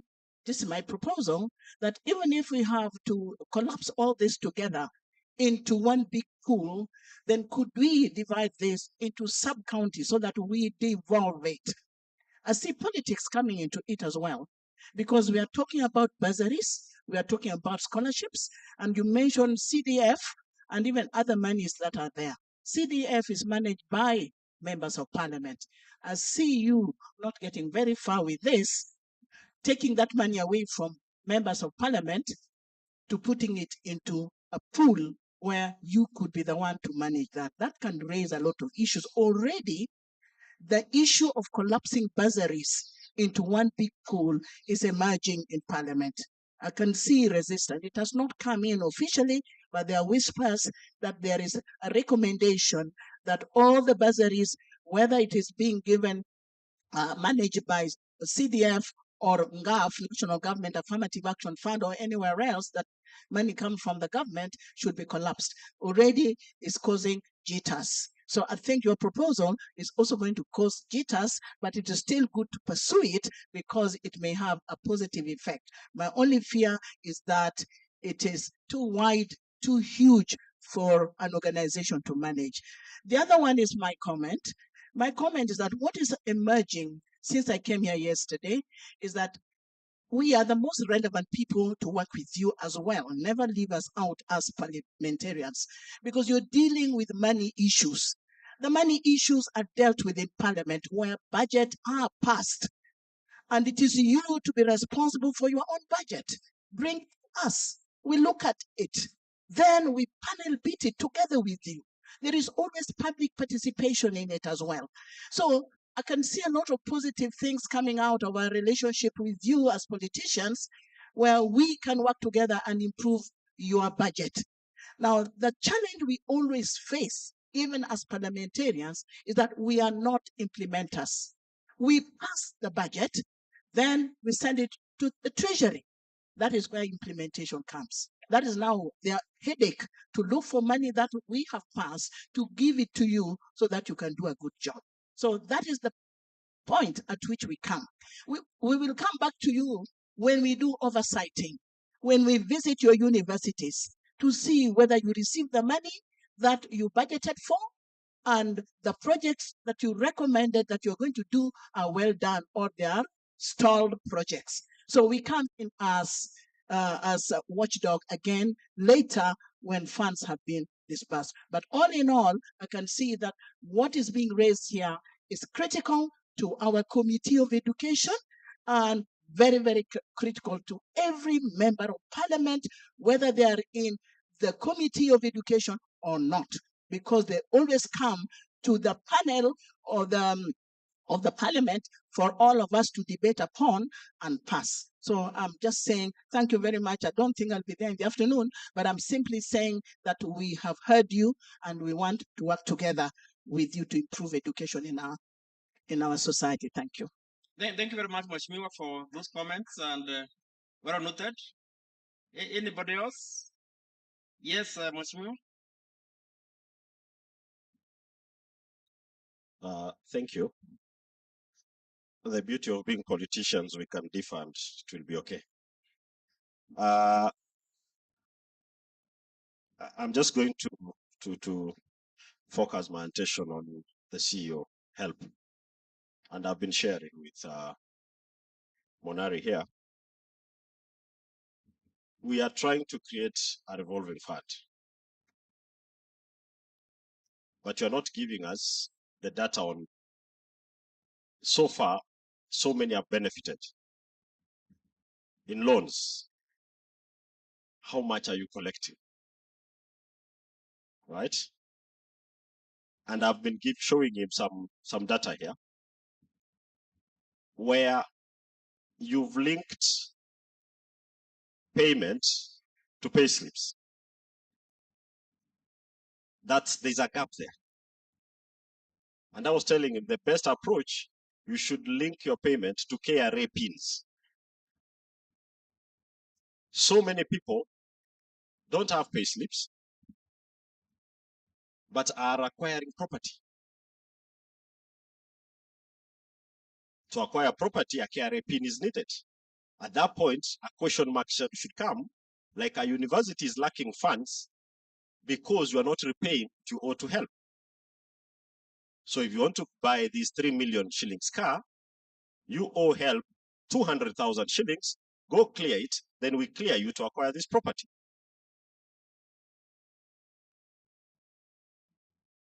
We also have a number of persons on pay slips who are still not remitting help. The political offices, which are paid by taxpayers' money, there is no one really following up. I don't know whether you leave this to be voluntary, yet universities are struggling without funding, which you should be collecting and sending to. I am saying this because I am a parent to students in Daystar University, University of Embu, KU. So I know the challenges these students go through just because there is a beneficiary out there who is just refusing pay. Can we look at better ways to increase the base of catching all those who are able to pay but are not paying? On the issue of CDF, I'm one person who would actually support your proposition.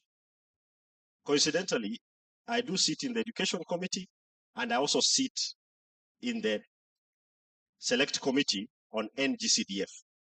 So I sit in both committees. Your proposal is best served if you get audience with that committee.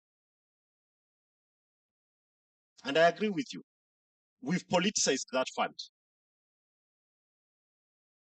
We just need to come and agree that if I give you 30 million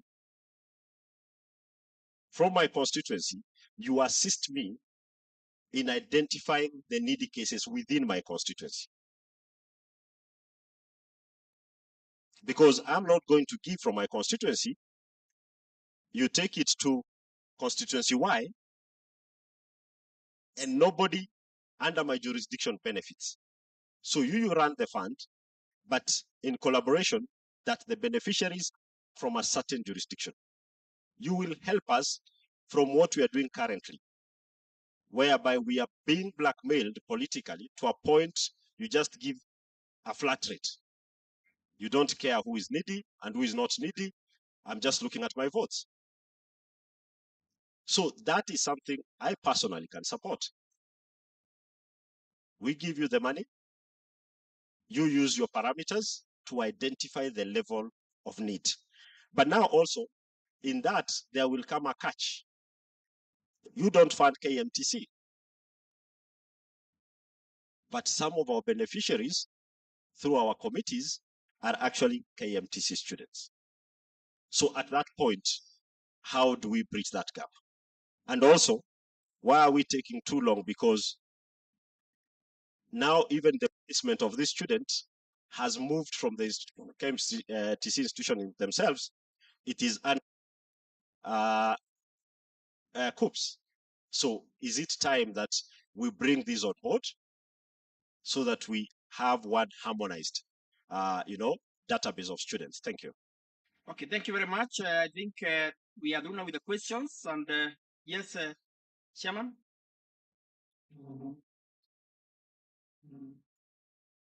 I'm asking on behalf of the chairman here.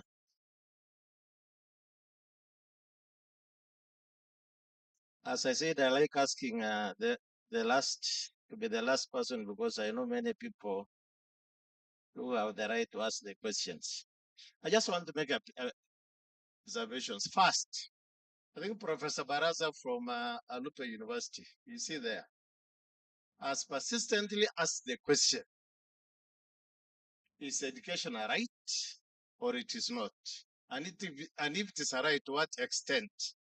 We all can agree basic education is a right. We have made a commitment as a country, nationally and internationally.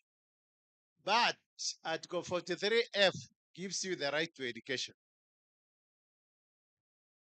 And these rights are no longer just rights for the sake of them. You can actually go to court because they must be progressively realized. And I think that is the elephant in the room. And that is what my principal needs to consider. I leave it there. Why has it taken too long for the Ministry of Education? Because Mheshimiwa, as help, we can only support people, training institutions under Ministry of Education. And we have made petitions to the ministry that any person in the public we should be able to support. It has taken eternity from 1995 up to today. And that's the same question that applies to the revolving fund 30 years down the road. This is a game changer if it happened. And I agree with you completely. And I'm happy I have one convert. And all the things you have raised, by the way, they are doable. So be assured on that one. It has taken Ministry of Education eternity to onboard other government bodies, e.g. Bukura, e.g. MTC. The money actually we are paying from MTC are the ones that MTC has given us, because we happened to negotiate with USAID to give us a fund and they thought it was good. Ministry of Health as a training fund. So there is still money out there that we should be able to collect and use it. Even for CTF, we are not going to get your money to take them to Turkana. There will be a committee between your committee on the ground and the committee of CDF to ring-fence the money for the particular constituency. That's happening with about 10 other constituencies. We need government needs to wake up and realize that we are dealing with the Kenyan students wherever they are. Railways Training Institute is a public institution. We can't fund them because they are not allied to Ministry of Education. But we have gone around with some of them so that they can give us money and we support them. So the intention is there. We just need to put our act together. External session, we have been told, I don't need to go that. But why we would like to convince Equity Bank? They get the most brightest, they support them. You can imagine if that money was not just a sunk cost and is coming to be a revolving fund. For people who are being trained and you are guaranteed that they will get employment, that money will come back and can create a revolving fund for other people who cannot afford. Diversification of revenue. This was discussed yesterday extensively and I appreciate. But I just went to my room yesterday and I did nothing else but to think. What margins are we talking about?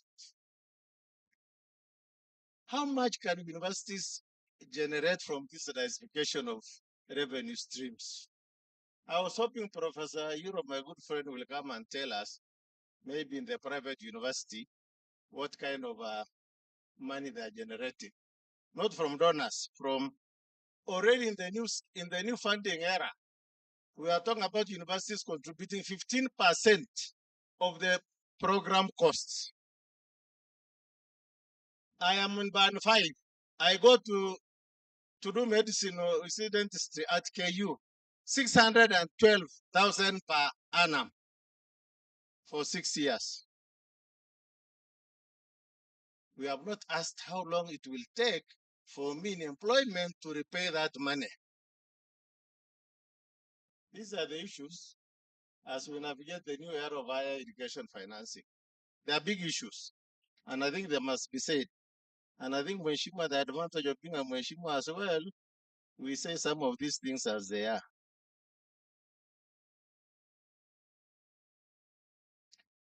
I think those are concerns I have. There is enough money around. We just need to put them in the same pool. It is easier to manage. In fact, let me tell you, Mheshimiwa, one of the problems I had, even when I was a Mheshimiwa, with CDF and county money. One student, because this student is from a family that has supported the MP. The MP will give that student a lot of money. The same family supported the county governor. They will go and get more money and they will still apply to help. By the time they finish, there's a lot of money in that student's accounts and many other students are going without money. We just want to rationalize this. Asante. Thank you very much, Mheshimiwa. And I think this comes to the close of the questions. I think we've been very patient and most of the issues raised are just comments and things to enrich. Of course, we had what Professor Lavan said, and as a member of the University Funding Board and the CEO, we've had your comments, your concerns. There are those international universities that are doing very well.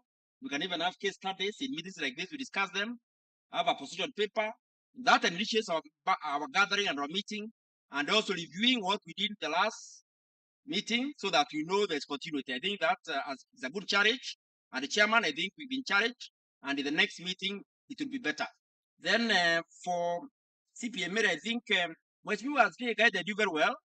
The corrupting the sources of funding from our students, the help we give our students from the CDF and so forth. It's a good proposal, but I think you have been guided properly. You need to polish that paper and look at what you have been guided on so that it's better. So the only question you may want to address is the issue of the corrections, because the charge due. How can you account for how much you're correcting? Are you sure that everybody that has loans is able to pay the loan? Can't you use the KRA PIN to get those people? I think you need to comment on that. And then the other question that maybe we need to have a response is Professor Mwanja, the issue of the legal framework. Those international universities are doing well because they have a very solid, legal and policy documents that guides how they do things. And a challenge was put to you, maybe you can respond on that. Otherwise, apart from those, I guess most of the others were comments. So Professor Mwanja and then Madam Mire, then you can, we call it a day. Thank you very much.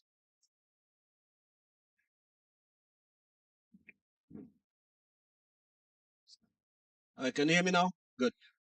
Yeah, it's good that the members of parliament are here and also the ministry is here on the issue of the legal framework. Because once the universities go out there and they start to have those linkages with industry, and those linkages start generating funds that come back to the university, you have to figure out how is that money deployed within the university. And I think that's a conversation that the ministry and also parliament can have and sit down with private, but especially with the Kenya Private Sector Alliance. That's a conversation that probably Dr. Dasit and Yakavit and the ministry and members of parliament can take forward so that the universities are not discouraged in going out and working so hard to get these linkages, and then the benefits that accrue, they don't go directly to the university, but some consolidated funds somewhere that they cannot be able to benefit. That's one.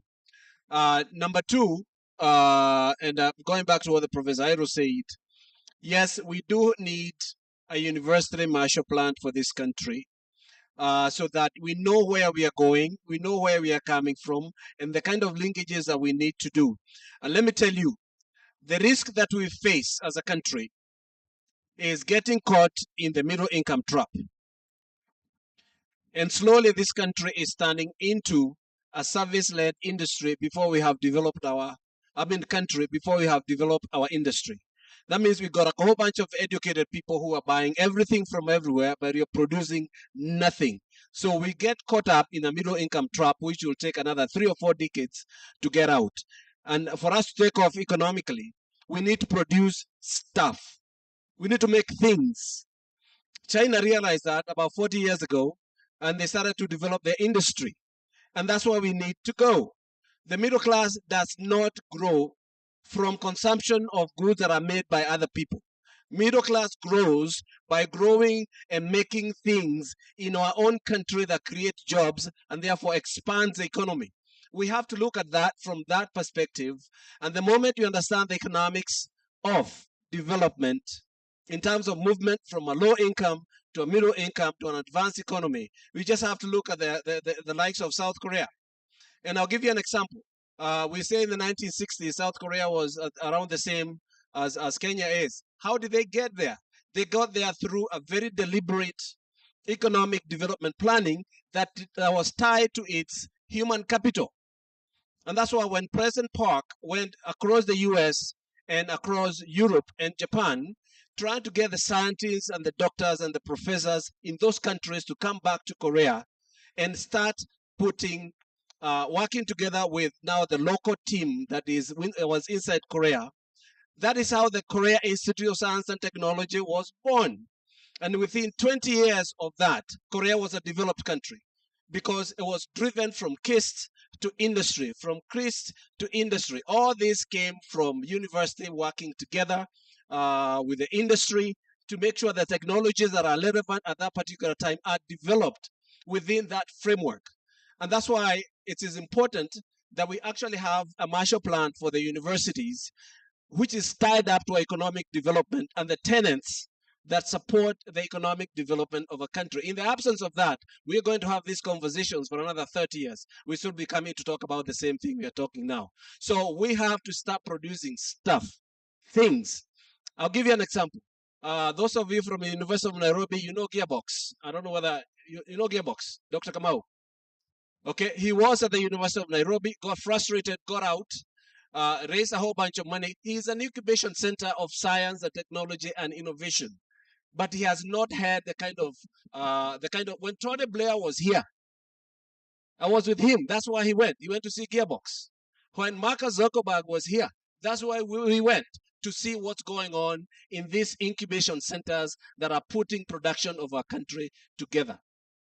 Folks, we have to produce things. We cannot continue consuming things that are made by other people. That's the only way we are going to develop as a country.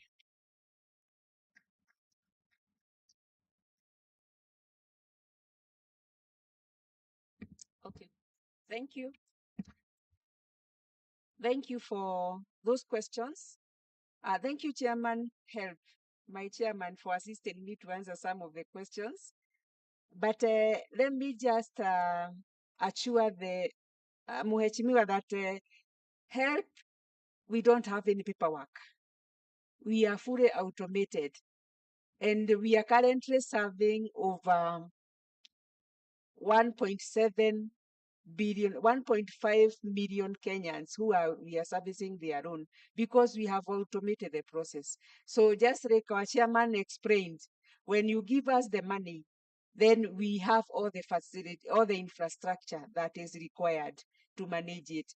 And the reason why we are insisting as Help that we could be given a legal framework is because an MP like you who is in office now, if you don't, when you finish your term and another person come in, then they don't take over the students who are being funded by the previous regime. So we sort of get a cut, then we start all over again, signing service level agreement. So if this can be put in law, it can really assist us for continuity and for sustainability. We have had areas where an MP or a governor has started, and then when the next regime comes, they say all that loan to be write off or to be put in, to be given as a bursary. They should not start repaying until they buy that idea. So that's why we are looking for a legal framework.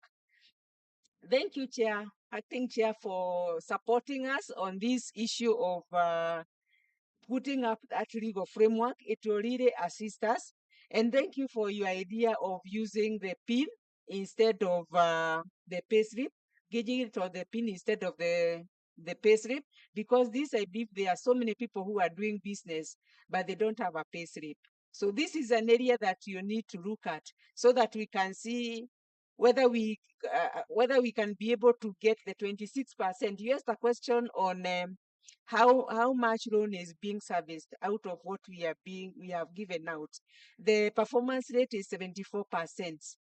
Of course, there is an amount of 220,000 accounts that have been fully repaid, but the balance of the 996,000 accounts, the performance rate is at 74%, meaning the portfolio at risk is at 26%. And this is what our team is. We have a recovery team which do a lot of inspection up country and in all the companies so that we can be able to trace the repayment and then the people to start repaying. And then we should also be alive to the fact that quite a number of our graduates, they are not economically engaged. There was a news sometimes back that 3.5 million of our graduates do not have jobs. Those are the people who are not servicing their own. So, but what we are saying, they do not need them to have a job. We just need them to be economically engaged. And this is why yesterday I think we talked about entrepreneurship in our universities, so that as people are leaving the university, they are able to engage themselves economically. With gainful economic activities, then they can start servicing their own. I will still talk about to the PS. PS, we have been having so many communication. Chairman talked about this on policy direction on funding the institution, the TVET institution that are not under the Ministry of Education. We have not yet gotten that policy direction. We have written quite a number of correspondences. And the reason why we cannot continue, start funding them is because every ministry has a training kitty. And that is what they use to fund their institution under that ministry. So, and this is where we are coming from when we say all the funding for students in post-secondary education, tertiary education, if it can be put under one pot, then that budget can be brought to health or to the institution that is dealing with the student financing. Then we can be able to fund even the students, the institutions that are not in the help in the ministry of under the Ministry of Education. So that's why we are going to follow it up with UPS, and we hope that you are going to assist. Thank you. Yeah, thank you. Just a quick follow-up, and because my sister has mentioned about TVETs, and I'm very passionate about TVETs. The people who drive an economy is a small and medium-sized enterprises. Those people are the kids that are coming out of our TVETs. And we always say, and we used to say, the A students will work for the C and D students, and the B students will work for government. I'm not saying those of you who work for government or B and we are B students. What am I saying? That small and medium-sized enterprise, who needs an accountant? The business person. Who needs a lawyer? The business person. Who is creating jobs for the people to go to the hospitals and afford to go to hospitals? The C and D students. And therefore, the support that we do and have for the TVETs is extremely important. And I know Dr. Kavit was very, very passionate about that when he was at the ministry. And that's something that we need to continue to look at. And I am glad that AFDB has given us a challenge, the universities. I don't know where you guys were listening. We are not applying for grants. If I got you right, my sister, we are not applying for grants as universities. And that's why I'm saying we need to start getting aggressive in applying for grants so that we are able to access some of this funding. Now, the last comment is on, give me just 1 second, is on AFDB. When this movement that's coming now with the new thing that's coming, let's make sure that our country and our people are involved in that as we move forward so we can access funding. I'm going to also talk on behalf of the universities that want to do incubation. And AFDB is here, and she can probably talk about that just a little bit. You need patient capital for incubation. You need grants for incubation, because out of every 10 that you're incubating, 3 or 4 or 2 will be successful, and those will make millions and millions and successful businesses. So it's not easy to run an incubation center without funding or grants coming from somewhere, somebody. And hopefully, when those 3 or 4 that are successful, then they need patient capital in order for them to grow. Now, if AFDB can work with our banks to provide longer-term patient capital, it becomes easier for those innovations now to become products and services. Folks, it's an ecosystem we have to build around investment, education, and development. If we fail to do that and we do this in silos, we are not going to go anywhere. We'll be just going around and round and round, but you're not creating jobs. Thank you. Thank you very much, our speakers. And please, can we give a clap? Thank you very much. And thank you again for your patience. We come now to the end of this session. It's been very interesting and very informative. And thank you again for your patience. Maybe Madam PS, you can favor us with a photograph, please, with your team.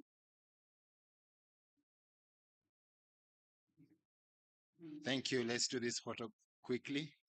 Karibu sana, Madam PS. Chair. Mheshimiwa.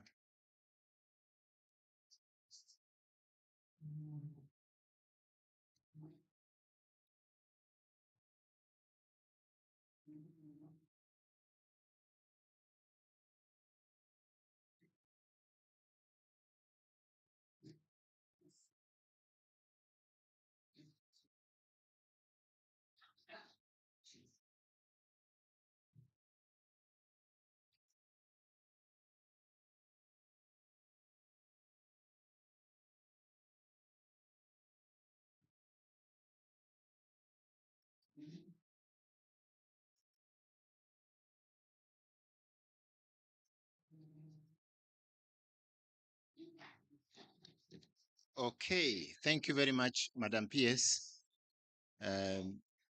We will be breaking for lunch, and we'll be back here at exactly 3:30.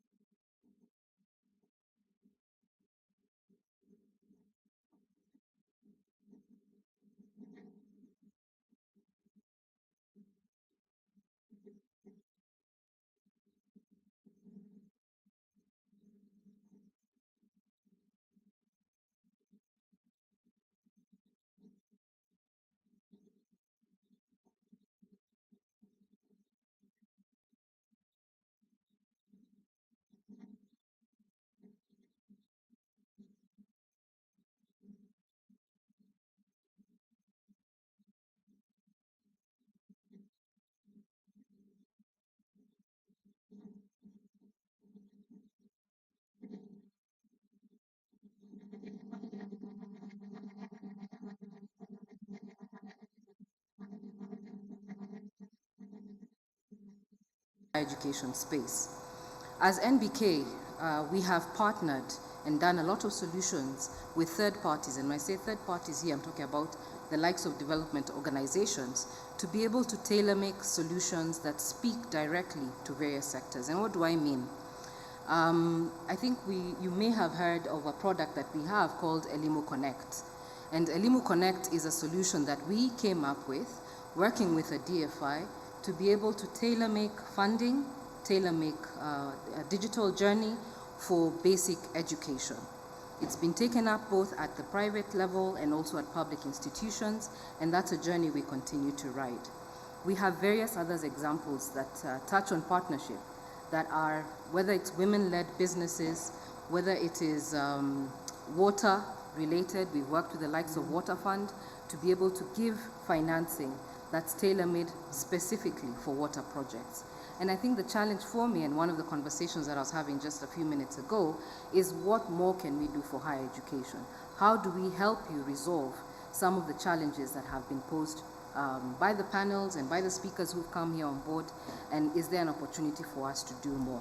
I believe there is, so I'm open to having those more conversations, and I'll be coming over to see where can we meet you at your point of need.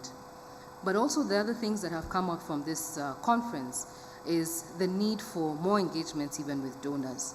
I know for some of the universities that we bank, and we do bank close to 50% of the banking, of the higher education space, a lot of them are also handling donor projects. Some are yet to start that journey or yet to get substantive grants.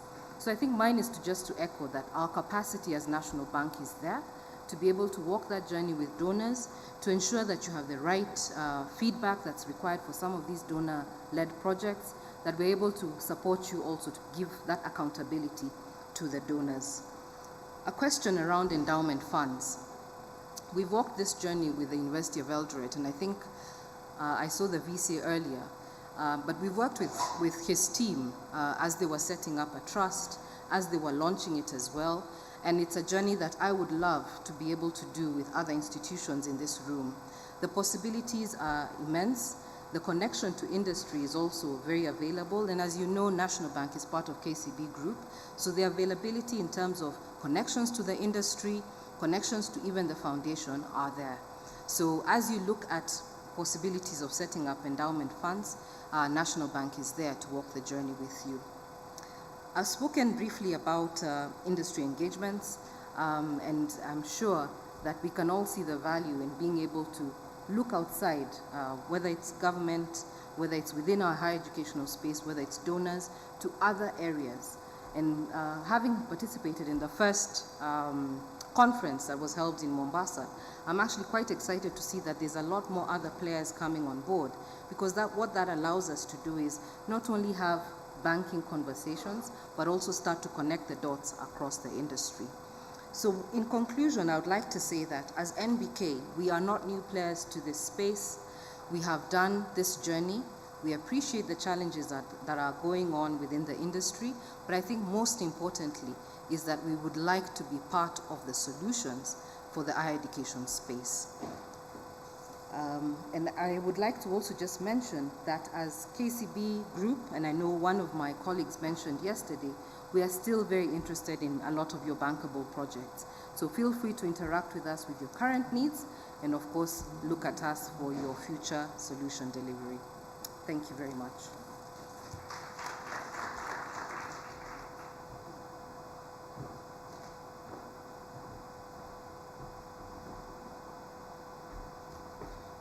Thank you very much, National Bank, for that very good presentation. Madam PS, we are moving to the next presentation, and I have, just before the presenter came, over lunchtime, he threatened me, and I accepted the threat. He said that 50% of all the university systems required to be checked in terms of being foolproof. And he further threatened it and said he can actually come and visit the UF system remotely. That is the moment I told him we must have his presentation as the first one, because before you get the shock of what could happen to our system. So I will invite Madam Lina, my apologies. Madam Lina Mwau, our board member from the National Treasury, to take us through the next session and the speakers. Thank you.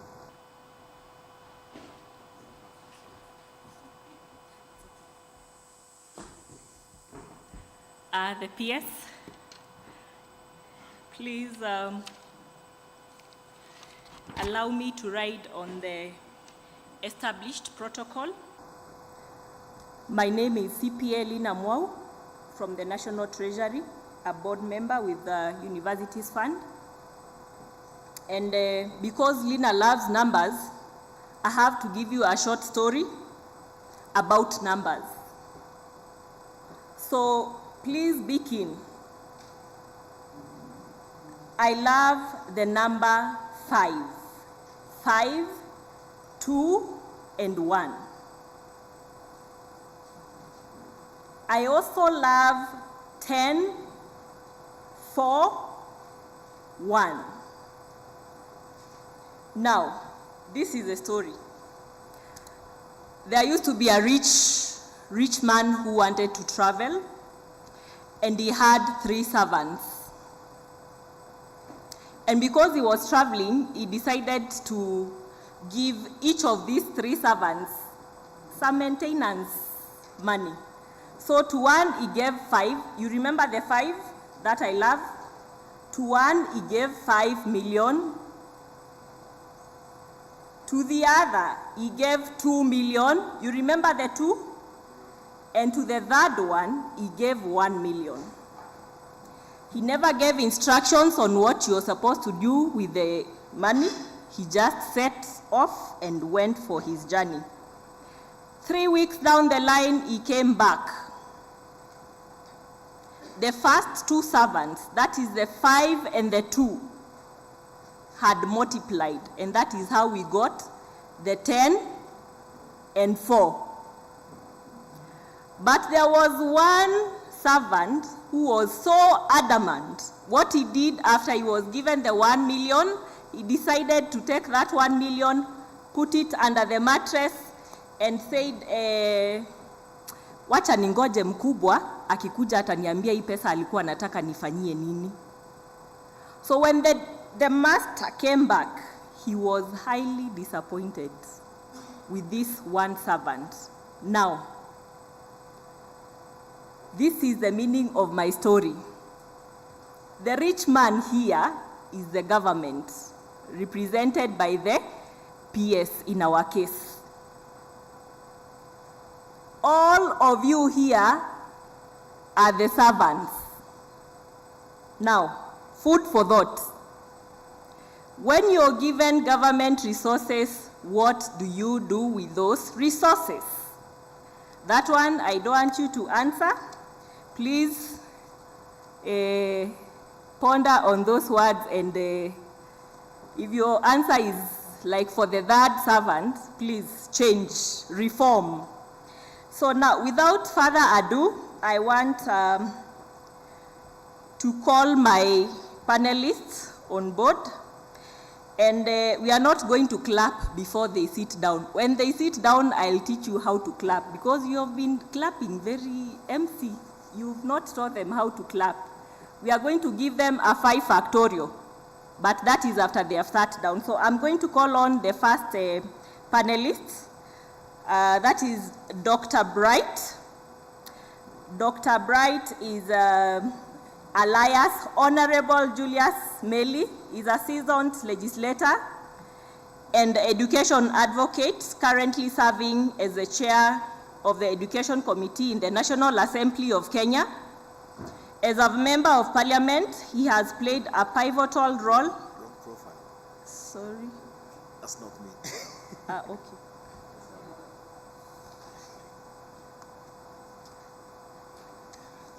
The MC decided to give me something that is not correct.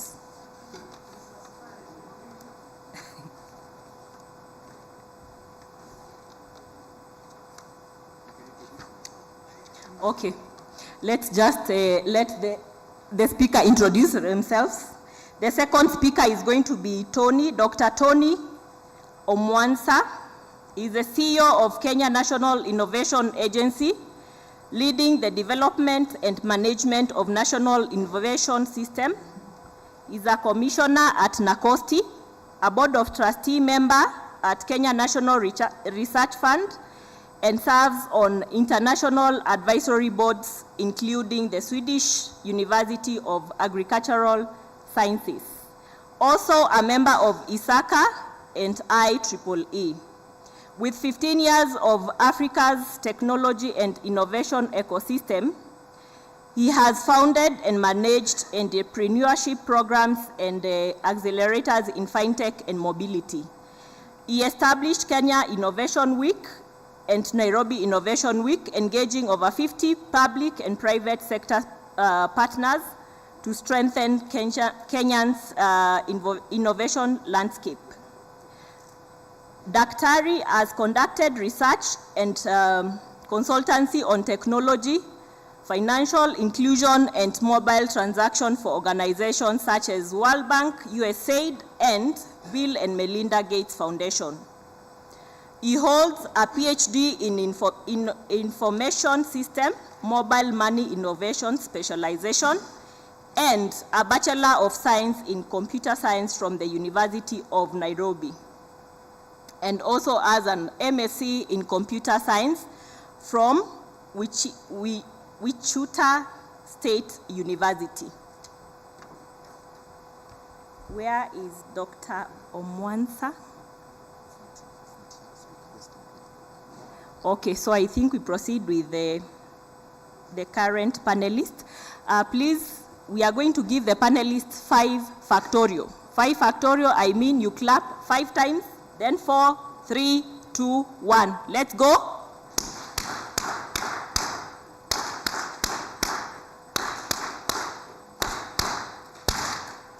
Thank you and welcome.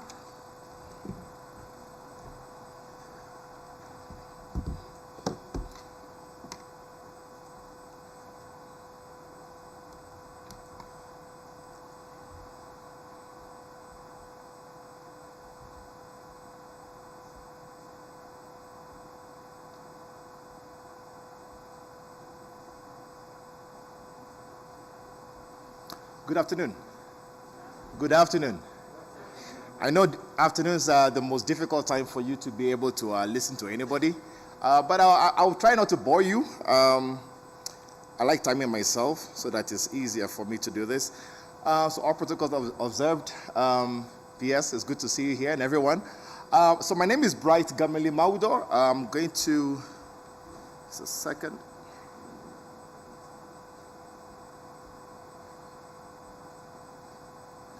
Connected.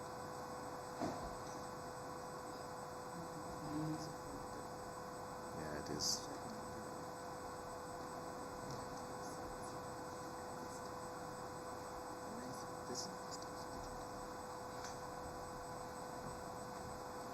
Oh, because it's too tall. I'm too tall.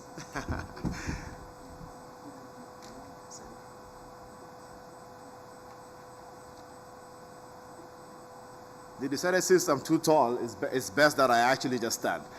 So my name is Bright Gameli Maudo. I'm a cybersecurity engineer and CEO of a company called CyberGuard. I am proud to say I'm an alumni of Daystar University. Graduated with, I did pretty well, not bad.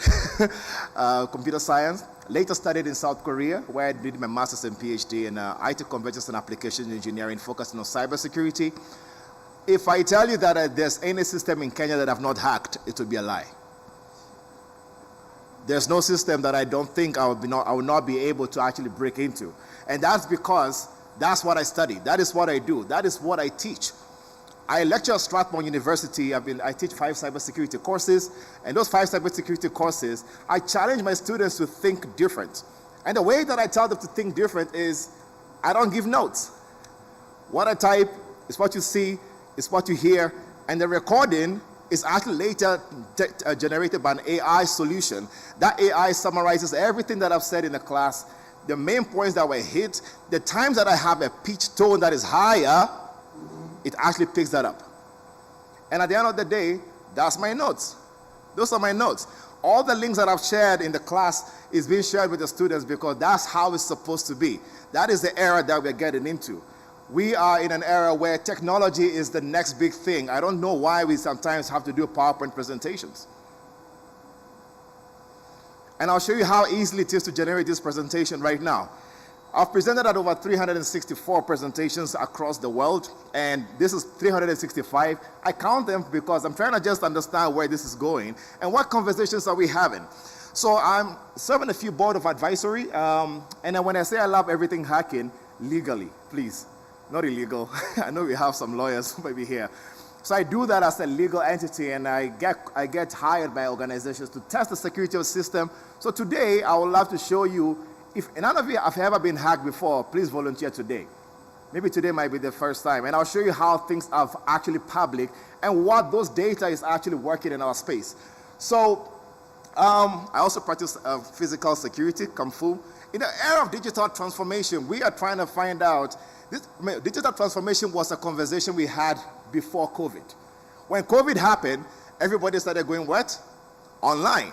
People now understand what a cloud system is. Everybody now understands what a VPN was. Nobody ever knew what a VPN was. Institutions started going fully online. I've been lecturing at Strathmore University for 6 years now. Some of my students, I only meet them in boardrooms. I meet them in organizations. They're like, oh, Doc, you know, you taught me when that class, you helped me and everything. And the thing is, the reason why, I'm very proud to see some of those because it's memorable, the fact that my exams are something they actually remind me of. So this is how I give my exams. My exams are not exams that you have to sit in a classroom and write a paper. No, I don't want to see you in a physical room. You have to present practically everything that we've had to done over the entire semester. You have to present practical details of what you find in the space. When I tell you to do an IT security project, don't bring me fictional numbers. Don't bring me fictional details. And because we have available tools, we have so much resources, I can tell you how easily it is for you to find details. If I want to find every Microsoft Word document that exists on every Kenyan website right now, it's as simple as saying, find on KE, file type, or even let's say Excel sheet. Let's find Excel sheet that exists on all Kenyan websites that has the word salary in them. And just like that, we are downloading a file from Kisii County. Let me see if it downloads. And this document is somewhere on the website. You can get any book you want, you can get any file you want, so far as you write the right query of what exactly you're looking for. Just refuse to finish. So if you look at that, digital transformation is saying that we have everything available at our fingertips. We have to make sure that we actually adhere to those processes. Ways of universities being able to generate revenue. The youngest mentee I have in my team right now at CyberGuard Africa is 20 years old. He's the fastest coder I have. He's the fastest hacker that I have. He's 20. He's at a university doing diploma, but guess what? He's bored. Do you know why? He's been told parts of a computer. He's been told C++. I can't remember the last time how the first line of C++ even sounds like. We cannot be teaching back in the day, looking at where we are getting right now. We have large language models that we're trying to create to make sure that we are being able to innovate. I did a project the other day where I said I don't like papers. So for the fact that I don't like papers, I want to be able to automate a system where that every single paper that exists in a particular office, I will not tell you which one, we are going to, when they scan them, the system automatically fetches, analyzes those data to see what are the key points in those papers, analyzes and tells you 3 or 4 people between 2019 and 2016, this is the number of people who actually did any particular job or they did particular entity of things. Because systems are getting there now. So if you look at how some of those are, these students want very basic jobs to be done and people to get paid.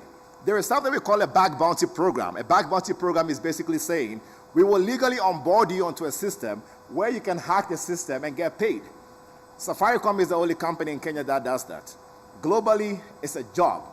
Right now, as I speak to you, Kenyans are being paid more than 50 million Kenyan shillings to actually legally hack into systems and get paid. These are facts, I'm telling you. I know people who are actually getting paid for that. As I speak to you right now, lecture rooms are not the same anymore. These glasses that I have here are AI powered. I can take a picture with this, and I can see all of you. I can say, hey, Meta, start recording. And it's recording everything I see. I can show you the video after this.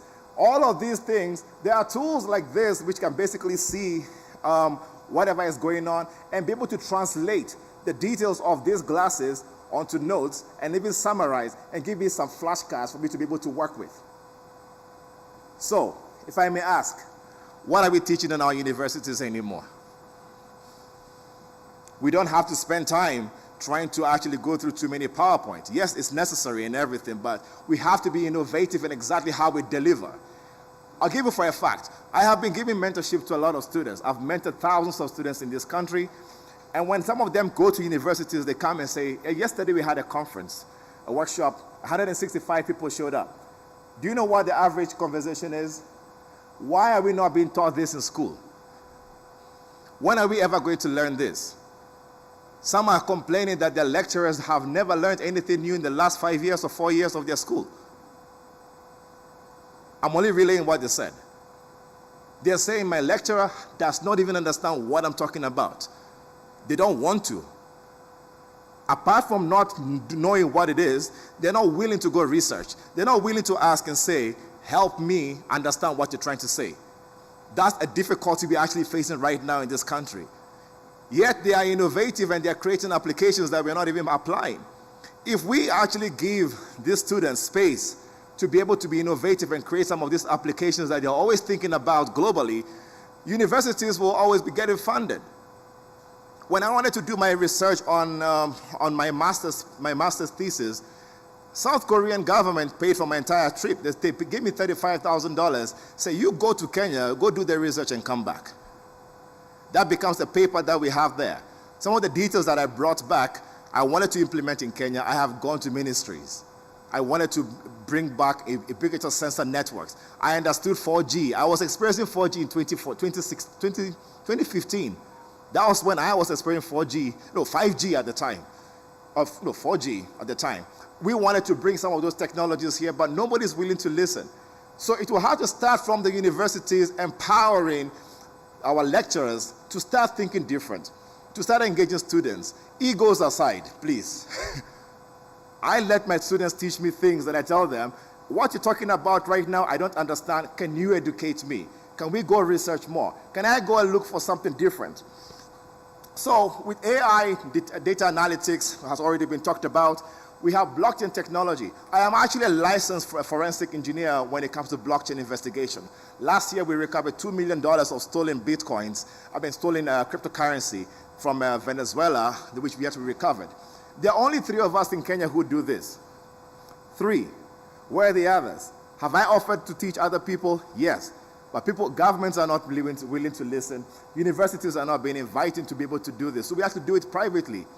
There's a need for private-public partnerships to be able to make sure we are extending this knowledge and it's not being kept as out of Africa. Hello? Hi. Okay. If I'm talking too fast, please let me know. So we basically have to start looking at this. And all of these tools can be able to help us be innovative.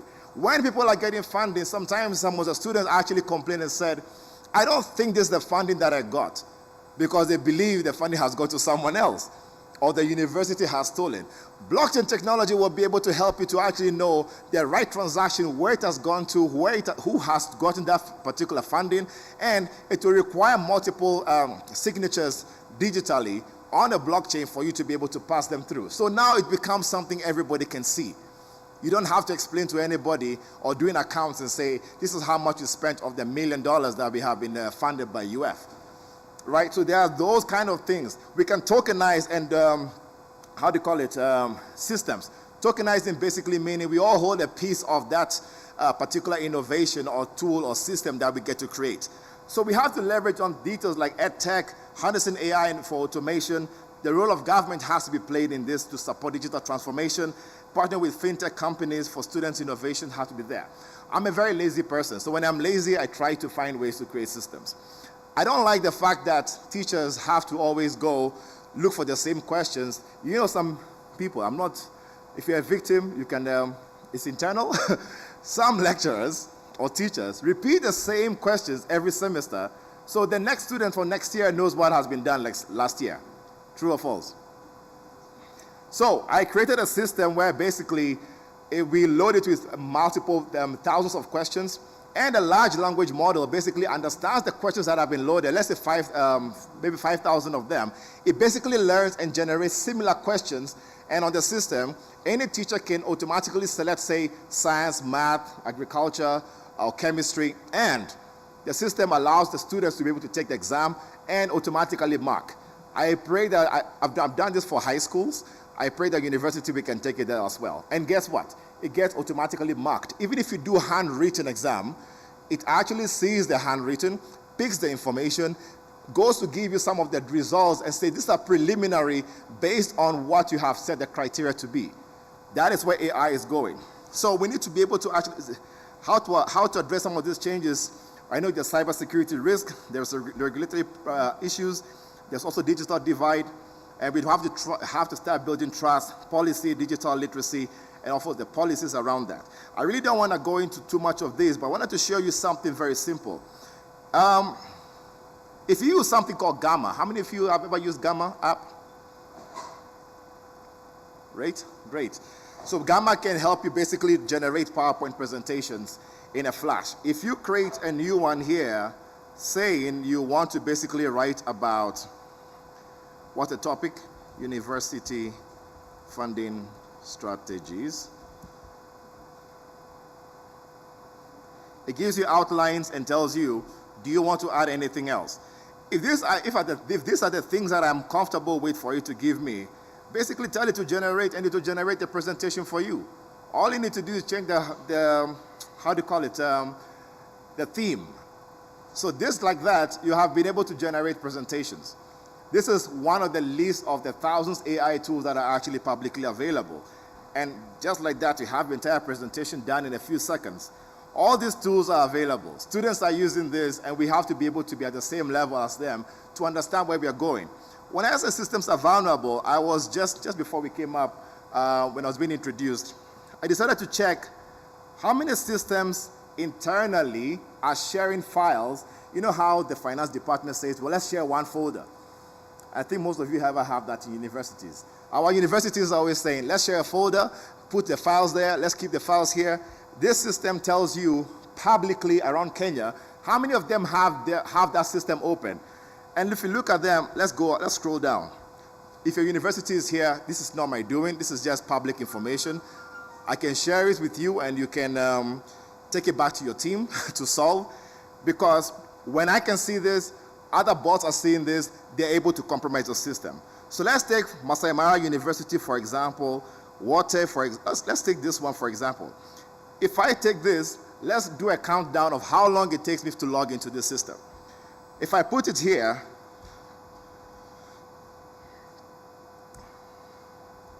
and I say I want to log in, guess what's the password?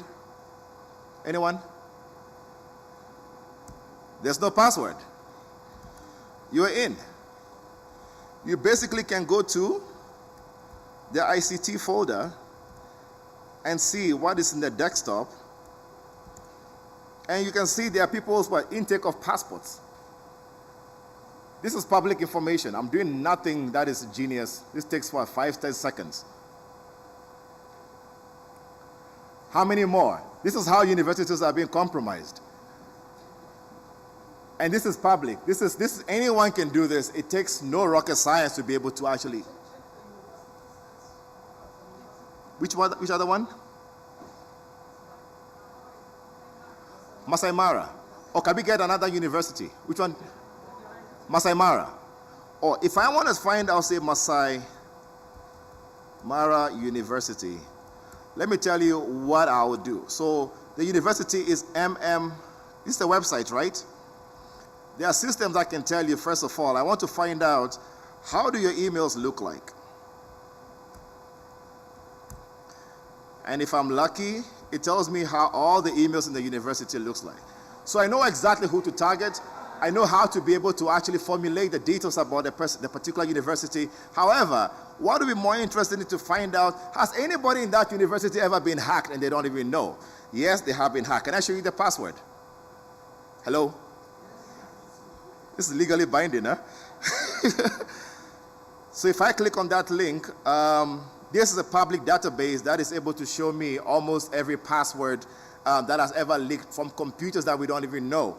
So if this opens in the next few seconds, we will see the password in plain text. Slow internet, I guess. Oh, by the way, you don't need special tools for this. You can actually find them in a very easy place. Guess where? Telegram. Telegram can give you almost every detail about anybody. That as that is opening, let me show you what. I borrowed this from Telegram, so this is not any hack. This is publicly information that I've been looking for. Let me go to Kenya. So you find that these are basically passwords and details of people, some of them being government and everything. These are passwords that I've leaked. This is not me hacking, I just collected. I just what? So username is this, password is that. However, the one that I really want to, can I borrow anybody's, how do you call it, ID number? Pardon? Any ID number or a full name? All right, just give me a random ID number. It doesn't have to be yours. You can scramble the last two. Pardon? 346 3507. Okay. Let's hope we find something. Those details could be right. Phone number is that.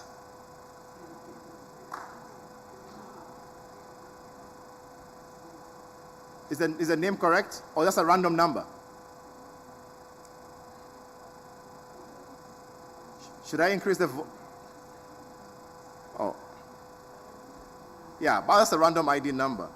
I wish this can actually show because I really wanted to show you these passwords. Pardon?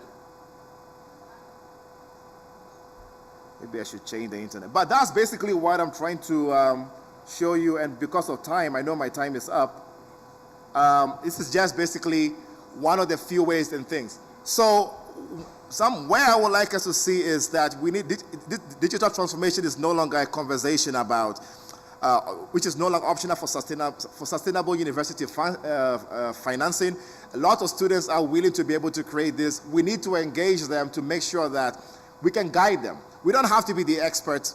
We can't know everything. Our times have passed, and the times that we have right now is we have knowledge of being able to actually direct students. Let them be able to be innovative. Let them be able to share all the information. Guide them in being able to, I'm trying to create, to see if I can see.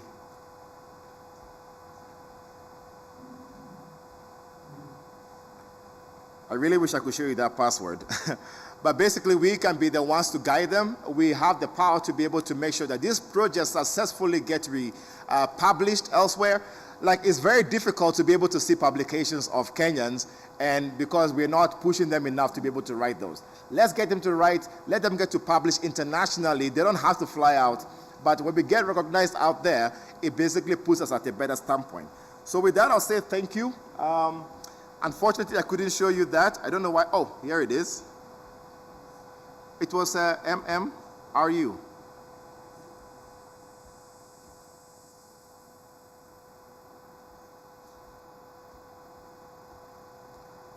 MMA, rather.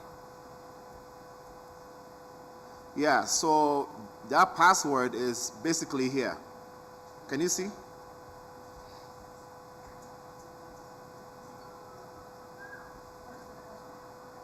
At the end. Let me check another one. This was 2014, last year. So many ways to be able to get this information out. I think I'll stop there and I'll welcome questions. Thank you so much.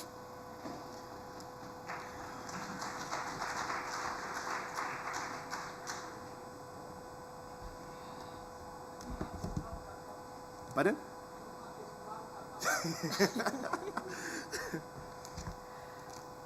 Thank you, Daktari, for that presentation. I know most of us are scared, but besides being scared, you must ask Daktari questions. So I'm going to pick 3 questions from each sorry.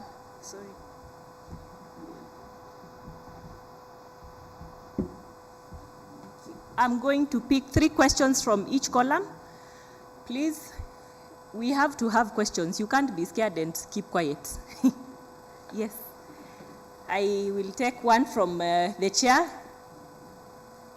There is another one from Madam, and one from CEO, acting CEO, Helb. The chair, Universities Fund. Thank you very much for this. I think it's an eye-opener for many of us who are IT illiterate.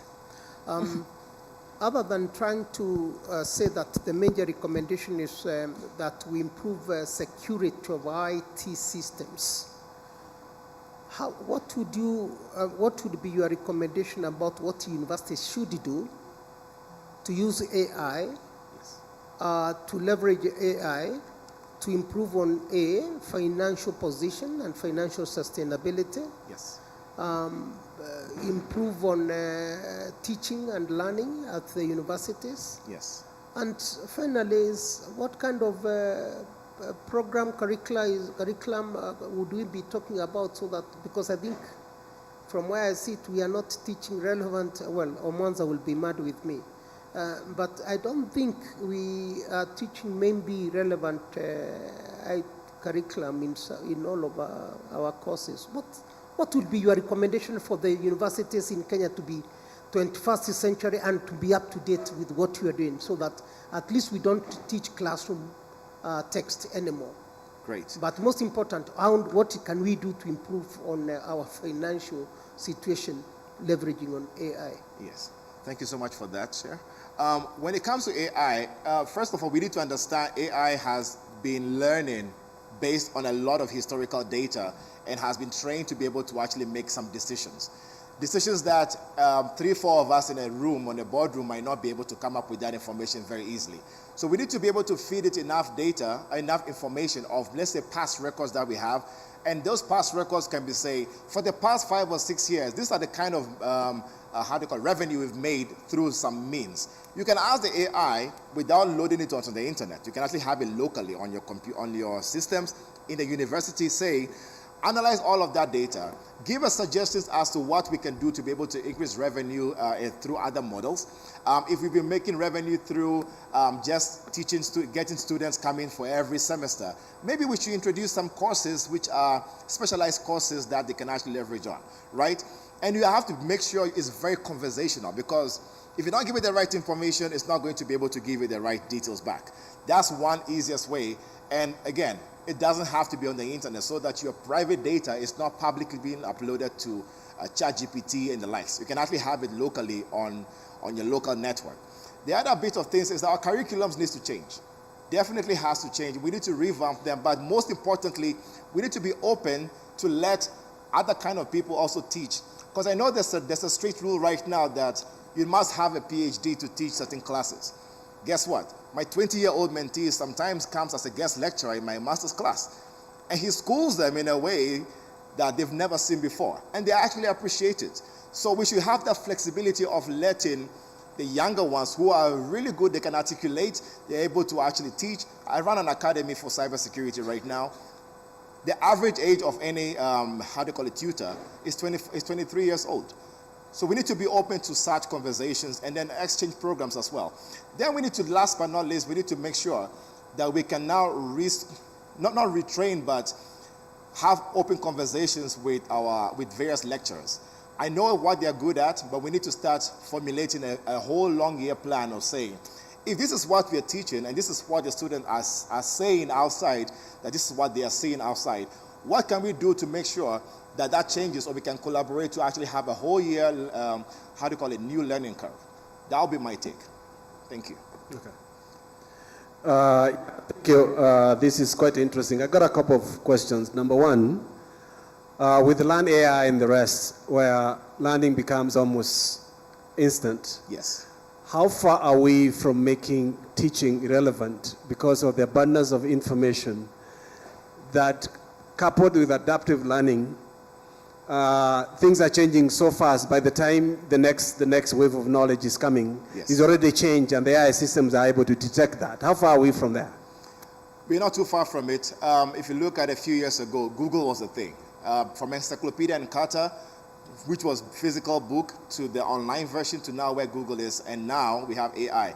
So for example, my way of actually, my students, when I tell my students during exams, I said they can use all the AI you want, but I can tell if you don't understand, because you have to practically present every detail of what research you have done, and if you just use AI, you are going to fail.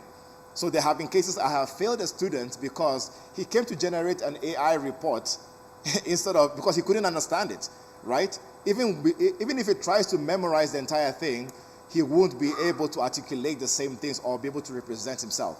So AI has its, benefits, but also has its limitations in a way how it's been able to bring out the next generation. So we have to teach them to use it in a way where it's not just copy-pasting, but being able to actually use that to the advantage. So doing projects should be easier.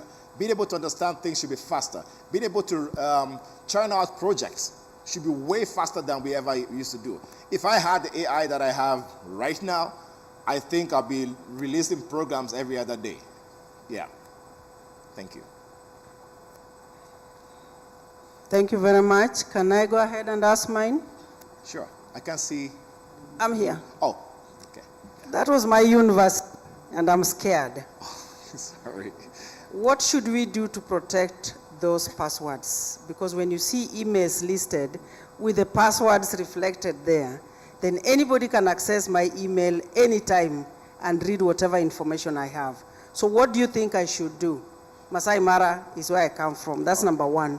Number two, I'm getting also scared because it looks like AI is going to make us obsolete, particularly old professors. We look like we have no place in this generation at such a time as this. What is your comment on the fact that AI is going to replace human beings and there'll be a lot of joblessness because of AI? Thank you very much. Thank you. So I'll start with the first one and the second. So to protect yourself, there's a lot of processes that we have to follow. We have been talking about cybersecurity for so long, we have to stop from there and start talking about cyber resilience. Cybersecurity is knowing how to protect, detect, and respond to certain attacks and certain attacks that will happen to you. Cyber resilience, on the other hand, is how do I identify some of the places that will be attacked or hit, where I'll be vulnerable, and how do I recover very quickly? Because those two things will be the difference between your business or standing and not being able to run from tomorrow.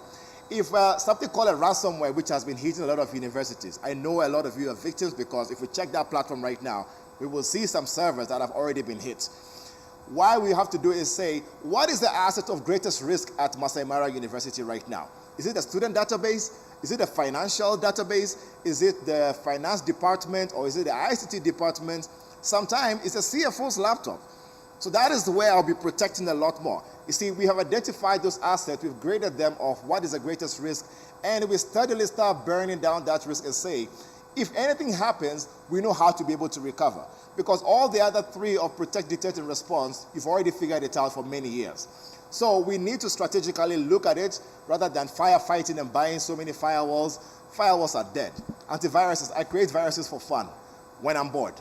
So antiviruses don't work anymore. But strategically positioning them, tools can be able to actually stop them if we have the right controls in place. Secondly, AI will not replace you. You not using AI will replace you. Right? So if you don't start using AI, to use it to know how to teach the students, then you will be replaced because they are already using it. They are going to be using it. They are not about to stop anytime soon. But if you can guide them, like I said, you have a power that they don't have. You have experience they don't have. You have institutional knowledge, they don't have it. Even no matter how much AI anybody gets, if you don't guide them in that particular way, they will not be able to, for example, present a project in front of a board. They'll start saying the wrong things.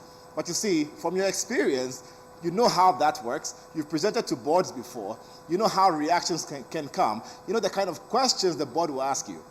That's a whole new difference. So you have to start using AI and learn how to use that to teach your students and let them be able to adapt to it steadily. Okay. Thank you very much for the presentation.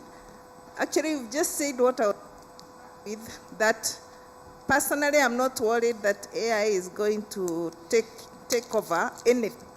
Because, like I compared to the human person is way far ahead of AI. However, I'm worried that we are mechanizing too much without commensurate promotion of that which the human has that the machine does not have. And in the process, we are exposing ourselves to all kinds of risks. For example, one of the most secure, effective way of securing anything is values. Yes. If you have people who are honest, if you have people who are kind and compassionate, we'll have people hacking. There'll be white hackers, there will be no black hackers. Yes. Because then it is the human person and promoting that which can be hacked anytime. Because no matter how much cybersecurity we do, there will always be somebody ahead which we have become resilient about. So my concern is, what are the guys in technology like you doing about promoting just tech? Thank you. And then I'm also concerned that for those of us in this part of the world, the more technology grows, especially AI, the more vulnerable we become. Because at the touch of a button, we may actually be wiped out. Thank you. Thank you so much. Just the way back in the day, we never ever thought whoever gets to this stage is here. We can't stop this from happening. However, we can put some stopgaps by being able to implement policies around the use of AI and how far it goes. Currently, Africa, we are still lagging behind when it comes to things like data protection. We are still lagging behind when it comes to enforcement of data protection. We have them. We are lagging behind when it comes to things like some of the policies to be pushed out there. By the time we make a decision as a country, before it even goes to the AU and the likes, it's been 4 months, 5 months gone, something new has come up, we have to go back to the drawing board and start rethinking about that. We need to move fast to be able to actually, not to be leapfrogging to say. The reason why AI is not going to take over the human part of things is the fact that it's working based on instructions. Currently in Africa, we're not feeding the right data out there. We're feeding the wrong data. That's why when you Google somebody starving in Africa, it shows you the worst of pictures instead of showing you somebody who's just, looking at you like, yeah, I'm a normal person who gets hungry. We all get hungry, right? So we also need to start working a lot and we need to give a lot of data out there and stop relying on what is thinking on the other side. Anything can be shut down. The internet can be shut down. In fact, it happened before that the world internet has been shut down. Anything can be hacked. You also have cryptocurrency exchange the other day lost 1.4 billion hacked by North Koreans. And they are state-sponsored. North Korea actually sent those hackers to actually hack the cryptocurrency exchange. And because anything that is connected can be accessed by another person. We have to start feeding we have to start feeding the internet the right information, which means we need to start writing our own story. We don't write about what happens in Kenya. We don't write good things about what exactly we're doing in Kenya. This conference right now has to be written. We need to talk about the outtake of what we've discussed here, where we're going to be doing, where it's going. All of that information is being picked up by agents to be able to actually create the news story out there. So it's also up to us to start putting better details out there for us to make sure we see a change. Hi, yes, let me ask my question.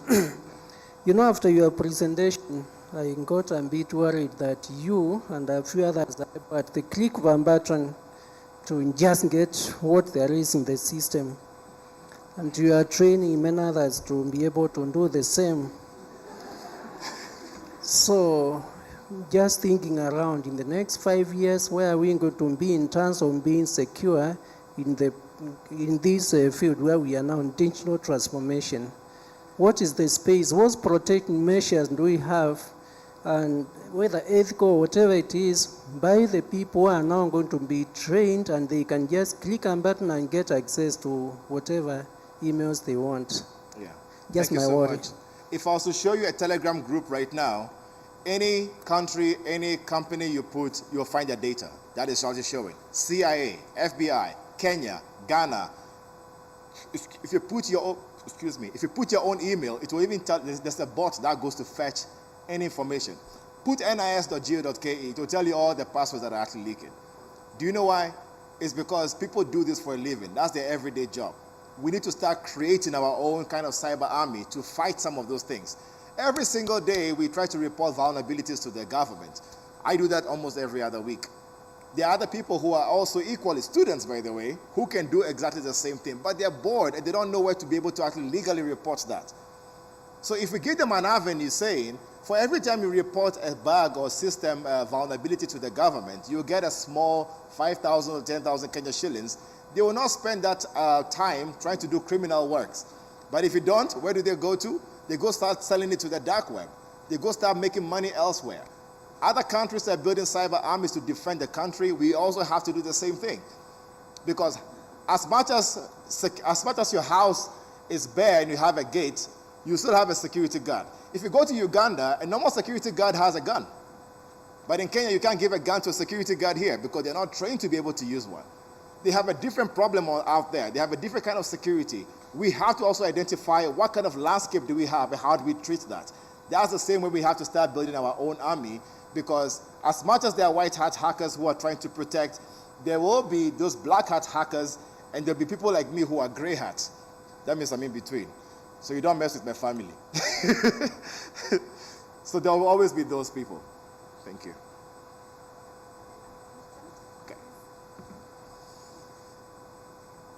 Okay, thank you. I think you have answered most of my questions, but the last one that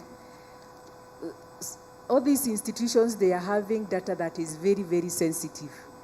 And their clients is the people that you are training to hack. I know you have tried to explain what we need to do to protect the data that we have so that it doesn't go to the wrong hands. For example, for us, we have data concerning people's account and money. Yes.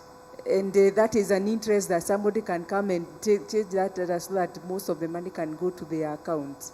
So I don't know, maybe you can give what we can do as institutions so that we can continue to protect ourselves. And then there's very frequent hacking of phones nowadays, and I don't know whether it's related. You can find people in the same area, like one village, their phones are being hacked on a daily basis. What would be happening? If I go to phone hacking, that would be another session. So I will not dwell too much on that. But phones can be hacked because every time you use your phone, if you give me an email right now, I can tell you the last Airbnb you went to. Yeah, the last Airbnb that you stepped into, the last hotel that you stepped into. It takes 10 seconds to do that. You want to see it? You want to see?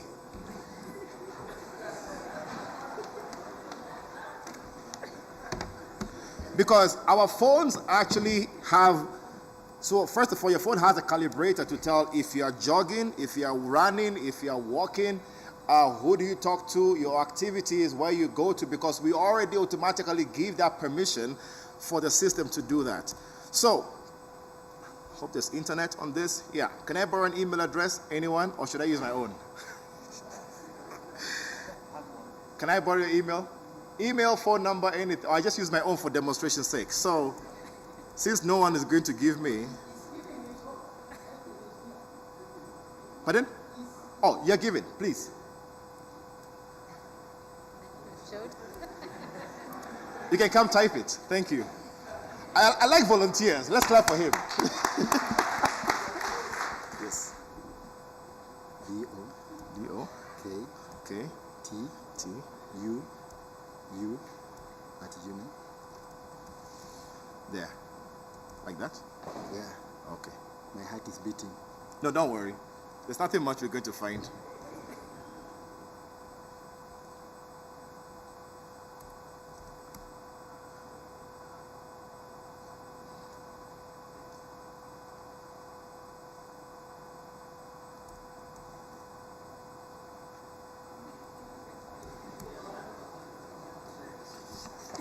Sure. So that's an old password you used before? Is that correct? Yeah? Did you all see that? No? And this is a public service. I don't have to pay for it. So that password was Transmara. You used that back in the day. However, let's find more information about you. Who are you? Are you a person who jogs? Are you a person who actually, you're a Christian because you have a Bible app? You've been compromised on LinkedIn before, back in the day, which is showing there. The last time you logged onto your Gmail was, 22nd, which is today, is it? But now we can map out your entire life. So basically, I know the kind of phone you use. I know your other name is Edwin, but we can actually go see your pictures. And well, first of all, also we can do a reverse image search. Where else have you ever been actually mentioned? I'm not going to use you. I'll use myself. So image search. Where has the picture bright ever appeared? Because you probably have been mentioned in a document in China. You have no idea. If I do this, it's called pimeyes.com. Anyone can try it. It's free. And if you go down, it tells us you have an iPhone. I will not open the Google Maps because that will tell us places you have been. You have a Dropbox account. So if I want to hack you, the easiest way is to be able to tell you your Dropbox account has been hacked and the password you used was ABCD. And if you click on that link, I only need you to just click and I can tell exactly what you are, where you are, or take over your computer and everything. You're also a gamer, right? Or you used to be at a point in time. And obviously, these are just basic details about you. And you're also a fit person. If I was to go to this and expand, it might show details of places you have been jogging and the likes, because again, that information is publicly available. This already shows everywhere I have been mentioned. I never knew when Jack Ma came to Kenya some time back. I was just in the background when he took a selfie. It's in China right now. So you have to start cleaning up your entire profile. You can do this. So other places we can find out if this opens really. Oh yeah, that's the Transmara password. But there are many others that we don't have to go through because this will show me your LinkedIn profile, also how it used to be back in the day.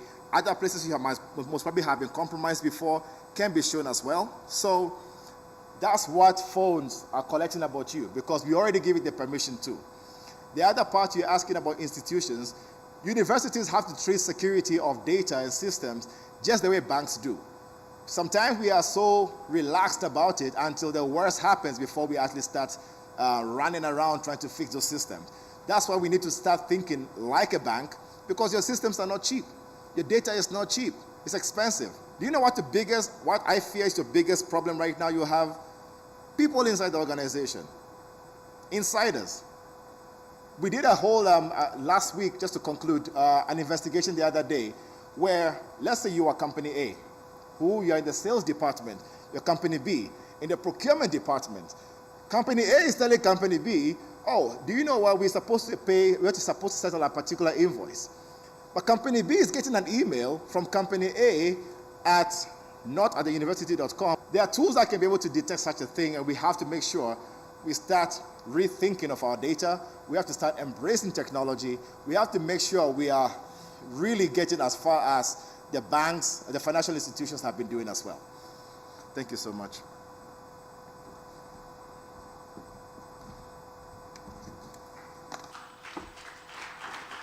Thank you so much, Daktari. You've scared some of us, but it's all right. The key takeaway is cyber resilience. That is what is of importance. So let's give him a 5 factorial as he's taking his seat. 5. 1.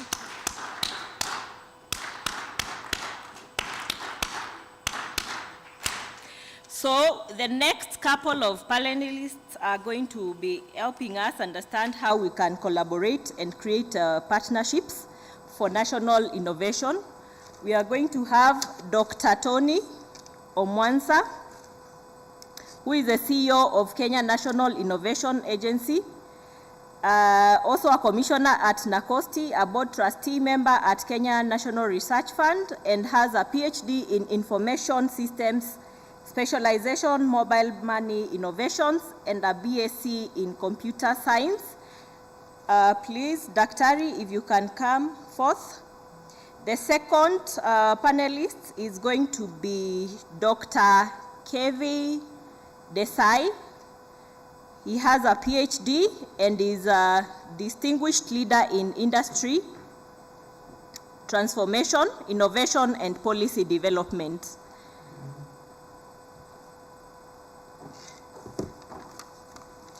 And as I said, they are going to take us through how we can do collaborations and partnerships for national innovation. So can we please quickly give them a 4 factorial? And it doesn't mean they are less important. I'll balance. We are going to do 6 as they finish. So let's give them a 4. We are giving them a 4 factorial.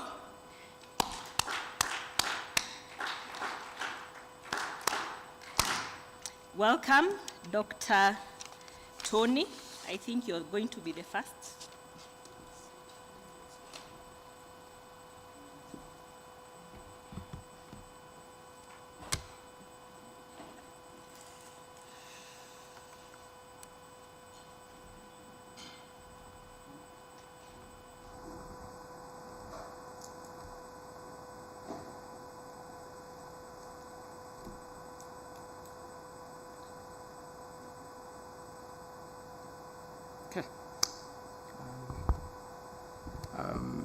Thanks very much. I'm assuming that I'll speak this way.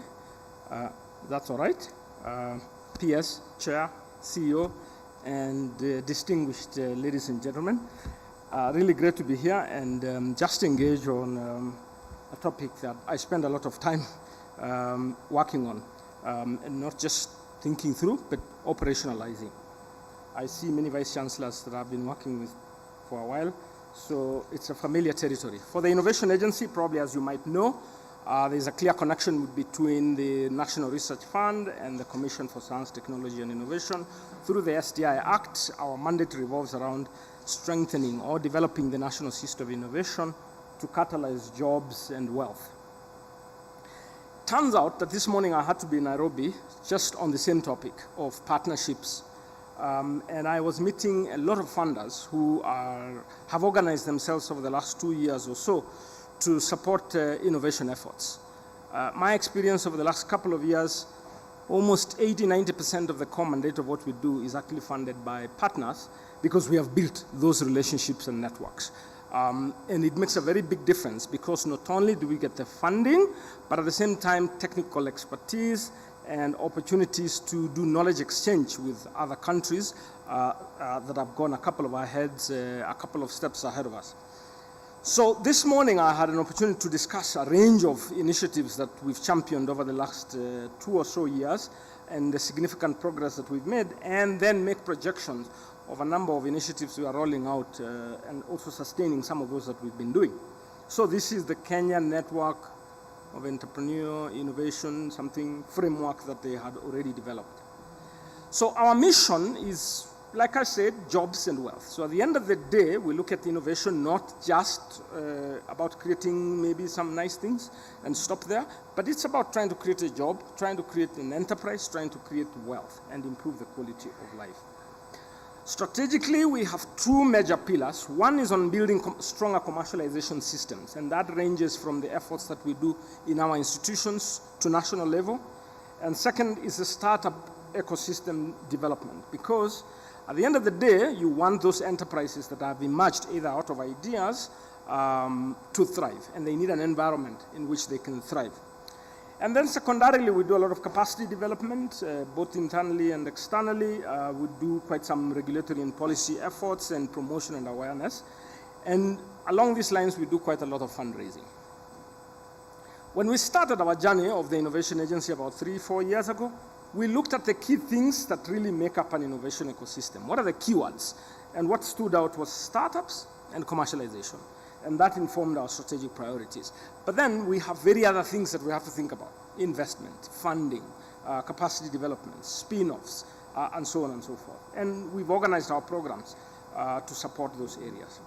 This was my anecdotal way of trying to simulate and assess the national system of innovation. What's in red are areas where we felt there is so much work to do. Things like not-for-profit mechanisms to support innovation, or angel investment, existence of angel investment to support innovation, or venture capital. Those are areas about 4 years ago we felt were relatively weak. But now things have significantly changed. A number of things that were red have shifted to amber because of a lot of interventions that we've had.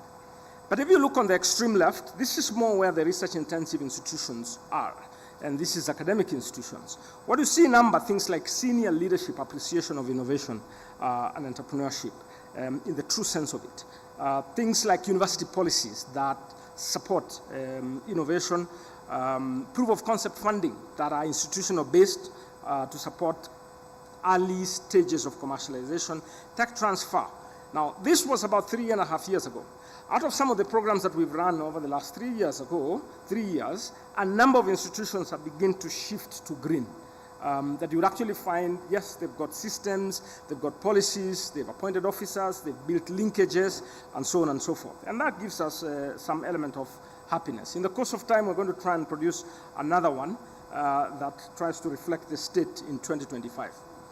But I'd like us to look at this graph. Why is partnership absolutely necessary? We're not going to thrive without it. It's because when you think about the value chain of innovation, right from identifying problems on an extreme end, and then beginning the basic principles of research, and moving into applied research, all the way to level 10, which is more about technology readiness, because by the time something is very ready, and it is scaling in industry, we say it's technology readiness 10, 9 for that matter. So as you move up from basic principles to technology concept, proof of concept, we've got some prototypes, and we move into scalable businesses and move up the value chain, a number of things happen. One, at the initial stages, you're going to rely on an academic environment. And the questions and the manner in which you conduct yourself is guided by certain principles of inquiry, of trying to find what is unknown, and so on and so forth. But as you start advancing and creating value proposition, which is what is a solution that somebody else benefits from, then the skill set starts to shift and the orientation starts to shift. By the time you start building an enterprise and you are scaling, you're attracting funders, you're attracting partners, you're attracting investors, your approach changes and your orientation changes, your skill sets change. So the question now is, can one person have all the skills necessary to move from a basic idea to a big enterprise? The answer is certainly no. Does one institution have what it takes to manage research effectively, from funding to practice to policies, all the way to creating joint ventures that are successful and scalable? The answer is certainly yes, no. Now, what that therefore means, we have to build the right partnerships. And that's the essence of us being here. Looking up as you go across, you'll see science parks, you see incubation hubs, you see different funding instruments or institutions, you see innovation hubs, accelerators, and so on and so forth. That line that is going up is trying to show the kind of funding instruments you need at different times. So early stages, I'll probably need a research fund. I will then move into some commercialization grant, because I probably don't need to pay a commercialization grant back. It's testing, it's creating a minimum viable product, and so on and so forth. By the time you start creating some kind of enterprise, you need some seed funding, pre-seed, startup capital, and you're moving all the way to venture capital. That venture capital does not exist in an institution of higher learning. It exists in industry. And we've done, for example, a lot of training. Now, a number of about 14 vice chancellors that we spent a whole week in India and spent an entire year running on or training on what it means to be an entrepreneurial leader, got a grasp of this, and in the process are building the kind of relationships that are necessary. We even developed a joint innovation master plan between the institution and the innovation agency. And we've now been running on a monitoring and evaluation framework to make sure that some of the things we committed ourselves to do are happening, and people becoming more and more comfortable. The other day I asked a simple question. How many of us enjoy American football?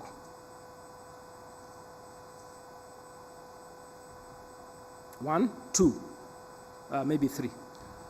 How many of us know the rules of American football? It's the same people.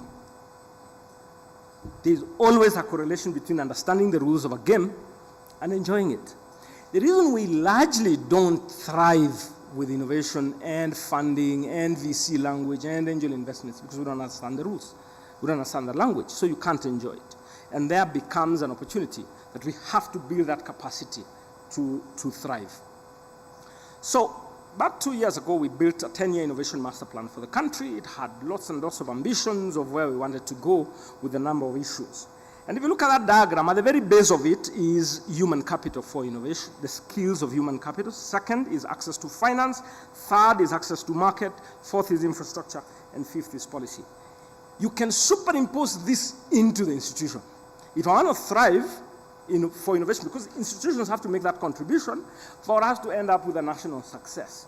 So if you superimpose this, then I will ask myself in my institution about the characteristics of the human capital, whether it's innovative, whether we've got programs that build the capacity, whether there's continuous learning even at the faculty level, and so on and so forth. Then I'll ask myself about access to funding. And every time I go into sessions and I have conversations about these issues, there is more attention on access to funding than there is access to market. And I've gradually become persuaded that it is more important to think about access to market than access to funding. Why? Because no funder is going to inject resources if they can't see the pathway to the market. Because at the higher levels, you're taking a risk. You're investing in something. It must return. So access to market significantly becomes more important, particularly as you move halfway into the TRL levels, technology readiness levels. Now, as part of that master plan, we made a certain commitment to build relationships, innovation-anchored relationships with the rest of the globe. And we came up with an initiative called Kenya Global Innovation Initiative. And in this initiative, we're building relationships with a number of countries. Now, I'm coming to talk a little bit about the theory of partnerships for innovation and what really needs to underpin our thinking. So this is a classic example. So we built a number of relationships with a number of countries, and you're welcome to reach out to us on how you can plug into some of these relationships. So the Kenya-India Innovation Nexus, for example, is bearing a great range of benefits. Now, recently, the Innovation Agency has been moved to the Office of the President. And it's largely because we managed to convince the head of state that innovation is a horizontal matter. It's not a vertical. It's a cross-cutting issue. It affects largely everyone. It's not a sectoral issue. We need the higher education. We need the Ministry of Industry. We need the Ministry of ICT for infrastructure. We need the youth because we need to rope them in. We need agriculture because it's a sector, and so on and so forth. And in our positioning at the Office of the President, one of the things we've begun to do is to identify agreements that have been developed over the years and try to create new ones that catalyze our innovation agenda. Now, if you notice that as an example, it's taking advantage of a position where I am placed. Second is to create value that benefits the local ecosystem and possibly the rest of the ecosystem. And there comes the question, where are you and what can you take advantage of based on where you are? I had a long conversation with VC Masai Mara. Where are you placed? I am placed at the Masai Mara. No one else in this country is based at Masai Mara. There I get my value proposition, my unique advantage, my unique competitive area. And therefore, if I commercialize that simple space, I can raise a lot of value. And that value can translate to funding. But I may not have all the funding I need, and that's why I need to build the right partners. Now, recently we've started building the agenda of clusters. And sometimes people don't understand why it becomes so important to be focused on a certain cluster. It's better to dig deep in one cluster and be the global lead or the national lead or the regional lead than to have presence in everything, because you can't build specialization in all possible areas. It's something worth thinking as we go into the future. Now, we have built a number of relationships with other countries, and that's ongoing. Now, I want to give a few fundamentals, then I give a few examples of successes that we've had in building these partnerships and mobilize resources in kind or financially. First of all, partnerships are about value. It's a value proposition. People come to me because I am generating a certain value proposition. And then, they will benefit in the process. So the answer is, that question is, what value proposition am I building? And therefore, it's the ground for building joint value, because it has to come from one place, and then I have to be aggressive in building those relationships. Second, partnerships are about interest. No one comes and builds relationships for the fun. It is all about interest. Now, the interest can be good or bad. It's you to assess whether it is going to be appropriate for me or not. But everything is driven by an interest. No one spends time and effort building a relationship for fun of it. There is no free lunch. Now, that's why, in my view, as institutions, I like to be this way, very aggressive and tough. Why? Because I have to protect my interest, and I have to build around my interest. If we can meet halfway, that's awesome. But I have to be tough, and I have to protect my space and grow my space. Thirdly, it takes trust to thrive with partnerships. And for me, trust is a combination of character and competence. Let me ask a question. If today I told you go to hospital, and you go to Cambridge, let's say, I tell you it's one of the best hospitals there can be. I've met one professor there. He's very competent, but the character is questionable. Very competent, went to Johns Hopkins and everywhere. His character is questionable, but extremely competent, a student. Then I tell you there is another doctor, somewhere Palace South Sea. Character, really good. She prays even before she starts the operation. Prays for you. But I tell you, they went to some school which is middle class. Where will you go?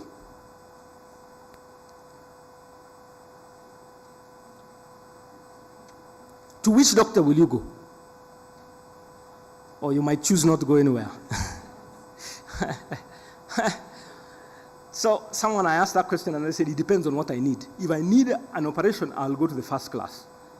And if I want to know if I need an operation, I'll go to the second class, because I can trust their character. Then they will tell me if I need, and if I need, then I'll go to the first class. Okay, which therefore means you need both. Partnerships will not thrive if you can't get those two elements. Sooner than later, if character is the issue or competence is the issue, you're going to sink somewhere. Now, with that background, this is what we've done in exactly 1 year around the master plan of innovation at the country level. We've built lots and lots of partnerships, and they're mutual. We say, look, let's work together on this. This is the value you bring on the table. This is the value. We make 1 + 1 = 3. Across each of those pillars, we've built specific collaborations. And this has made life so easy, because then we don't have to mobilize for all this, but then we have the impact that we desire to have. I wouldn't need to go into all of them, but I'll quickly pick a few initiatives that we currently have. And one of them is the institutional support, institutional commercialization support. So under this, we work with a set of institutions at a go.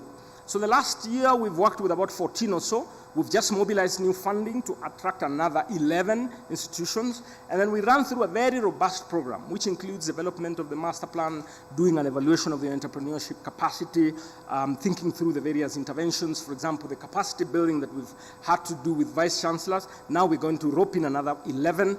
And what I see from the funding that we've mobilized, we're going to capacity build around 25 deputy vice chancellors for research and innovation, and then we're going to have about 25 or so directors. That's this year. And what I think happening in next year, part of my meeting this morning was to frame what do we do over the next 3 or so or 4 years. This photo shows a privilege I had to graduate 14 vice chancellors. Maybe then I should have called myself a vice chancellor or vice chancellors. Why? Because we had an opportunity to think deeply about entrepreneurial leadership. What it means to be an entrepreneurial leader. Not to be an entrepreneur, but an entrepreneurial leader. But again, those kind of skills, I may not get them in an academic setting. We, for example, ran to what we call a startup school recently. And we're working together with JICA and UK Kenya Tech Hub, and we are attracting a lot of startups who are successful in the market to come and engage with faculty who teach entrepreneurship on what they feel needs to be part of the curriculum. And it's amazing. For those who have had the experiences, it's amazing.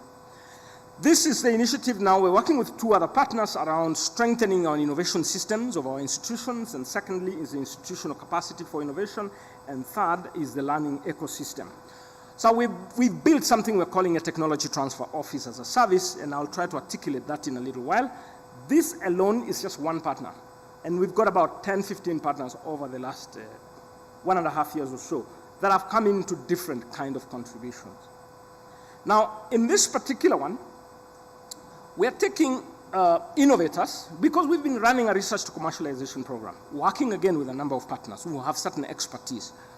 And this research to commercialization program identifies promising research outputs in our institutions and then handhold them in thinking through how you create your value proposition, how you build a team, how you fundraise, what is your route to market, what is your commercialization strategy, and so on and so forth. And this year, we've attracted some kind of funding that is going to enable you to get a co-founder. Truth be told, the researcher is not necessarily an entrepreneur, and many a times they're not. So what we're going to do is we will pay a co-founder who is business-oriented to work with you on almost 100% basis, depending on what arrangement you want, to actually help you build your venture. Second is to build a robust network. You know, I have asked myself this question when it goes into PhD defenses. The IP management office or technology transfer office in an institution should attend all PhD defenses. Why? If we can graduate 80 students, 70 students, 60 students in a year, then why didn't we have 50 patents out of it? It's largely because the system for identification of intellectual property is not strong. And part of what we're trying to do is to build a strong network of partners who then support the commercialization of that intellectual property, while at the same time building stronger capacity internally at the institutional level to identify and support the protection of intellectual property. We're setting up a network of entrepreneurial institution leaders innovation fund. Now, these vice chancellors have organized themselves into a trust. We've got 9 vice chancellors who've created what we call Kenya Network of Entrepreneurial Institution Leaders, and they've registered this in the form of a trust, and we've been able to mobilize some resources to set up a fund. And this, we think, will be very useful in supporting students and researchers. You ask me, I am not talking about exchequer funding. That we have, and it does what it's supposed to do. But we found value in building partnership that then attract a lot of funding over time. Then I'll give this as an example of our R2C program. We've got a range of programs that we've built, and this is purely partner supported. Of course, we inject some support, some finances, and so on and so forth.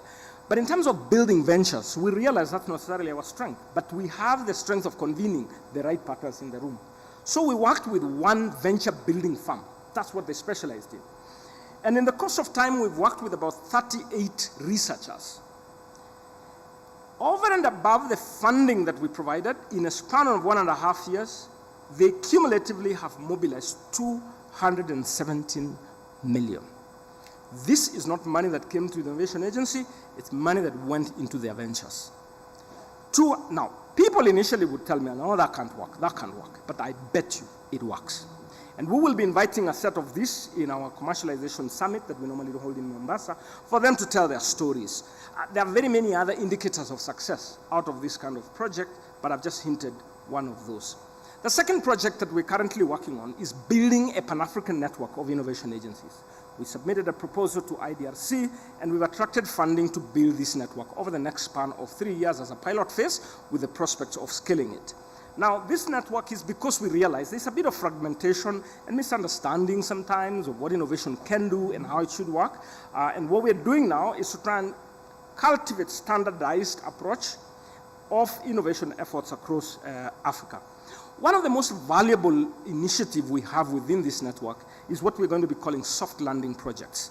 So here we mobilize resources, and we do have those kind of resources, to propel startups to certain markets. And we connect with the innovation agency on those sides, and then you're given a soft landing opportunity to actually penetrate and develop your idea. Now, this other initiative, which is the Network of Entrepreneurial Institutions, has 3 pillars there. One is the TTO as a service. It became clear to us that if we expect institutions to build technology transfer offices, it's going to take time before they stabilize. And so what we did, we mobilized resources from, again, partners to build a technology transfer office as a service. What this means is we are hiring very competent lawyers, which we have already done. We've had an expert on technology transfer being recruited, high-end. We've got a set of advisors, and so on and so forth. And then what we are structuring now is a mechanism for institutions to leverage the tech transfer office as a service. We're going to be running a set of pilot of projects because we already have a fund to support those projects. By the time we get to August, our prayer is to celebrate enterprises that are emerging out of this process. Here is an example of partnerships. Now, this gentleman attended one of our events in Mombasa, a SEAL summit. PS was there. In 3 months, we were in India, IIT Madras. IIT Madras generates 1 patent per day. 1 patent per day. In fact, last year was 400 patents in a year. Now, out of that, I went and talked to him and said, you know what? How can we work together? You know, because I think we have met twice, 3 years, and so on and so forth. As we speak, he's going to be in Kenya from June to December on his sabbatical. Made a choice that I think I like what you're doing, I like your enthusiasm, I like the vision, I'm going to spend my time in Kenya to support. And he's going to be available to as many of our institutions as possible. I've talked to the Biennial Council, and they've agreed to actually even provide a facilitation. As Vice Chancellors, a facilitation for his operations in Kenya. Let me give you another example. This, to me, was extremely inspiring. He's Ugandan. He's based in Denmark. He oversees one of the best technology transfer programs I have ever seen. It's called the Bio-Innovation Institute. They only specialize on one thing, bioscience. Bioscience. If I tell you the kind of money they have attracted, it's incredible, it's mind-boggling. The kind of enterprises they've nurtured out of research, incomprehensible. I couldn't even process it. Then they've mobilized a lot of these resources to build infrastructure. For me, the infrastructure I saw was almost the size of a campus, but only one space, bioscience. So he's agreed, he's in Nairobi now, we'll be meeting tomorrow to kind of build a framework. He's agreed to be one of our advisors in supporting our commercialization journey. Probably a few of you would know this lady. She's Kenyan. She's based at the University of Oxford, has been championing a lot of innovation efforts. She's by training an innovation economist and has agreed to support the efforts that we have on clusters and the efforts that we have on bioscience because that's part of our background and also support our technology transfer efforts. The last initiative out of partnerships, again, is what is called a startup school.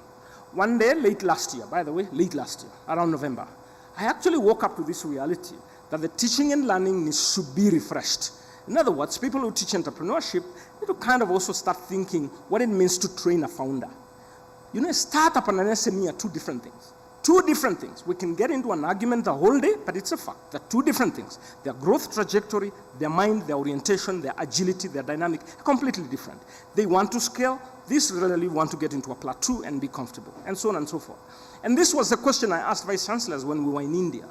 Last year, somewhere in October. October. I asked, do you think our teaching is more towards SMEs or is it towards startups? And we went into that debate. Later on, I came and asked some faculties, and it became clear we are struggling in the way we train for founders. Not everybody can be a founder, and therefore it requires some kind of identification and support. And so we started the startup school. I made this announcement in October. By November, I had 10 million from one partner, just by conversation. We just met outside an event. We just had a conversation and said, I have 10 million. I will support what you're trying to do. 1 month later, I had another funder with 6 million. And all we said, let's start the startup school. I talked to the members of the Biennial Council, and by December, I was doing a letter. In January, we were already running a 3-day program in Mombasa for people who teach entrepreneurship, all right, in terms of reflecting on how you teach founders of startups. Last month, or actually this month, they spent another 3 days in Naivasha, and next month, and they engaged a lot of startups, a lot of founders. Next month, they're engaging investors, VCs, in order to ask yourself, how do you go and reconstruct the way you teach to build more founders? Mark my words, When we see a country thriving on Olympics, it's not something that started 3 years ago. It is something that started 30 years ago. That young boy was born. 3 years later, they started envisioning them as an Olympic candidate. Unicorns are not going to happen by accident. It's going to be an intentional 10-year roadmap.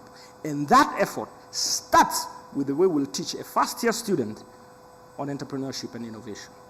And the second pillar of the startup school is teaching startup founders.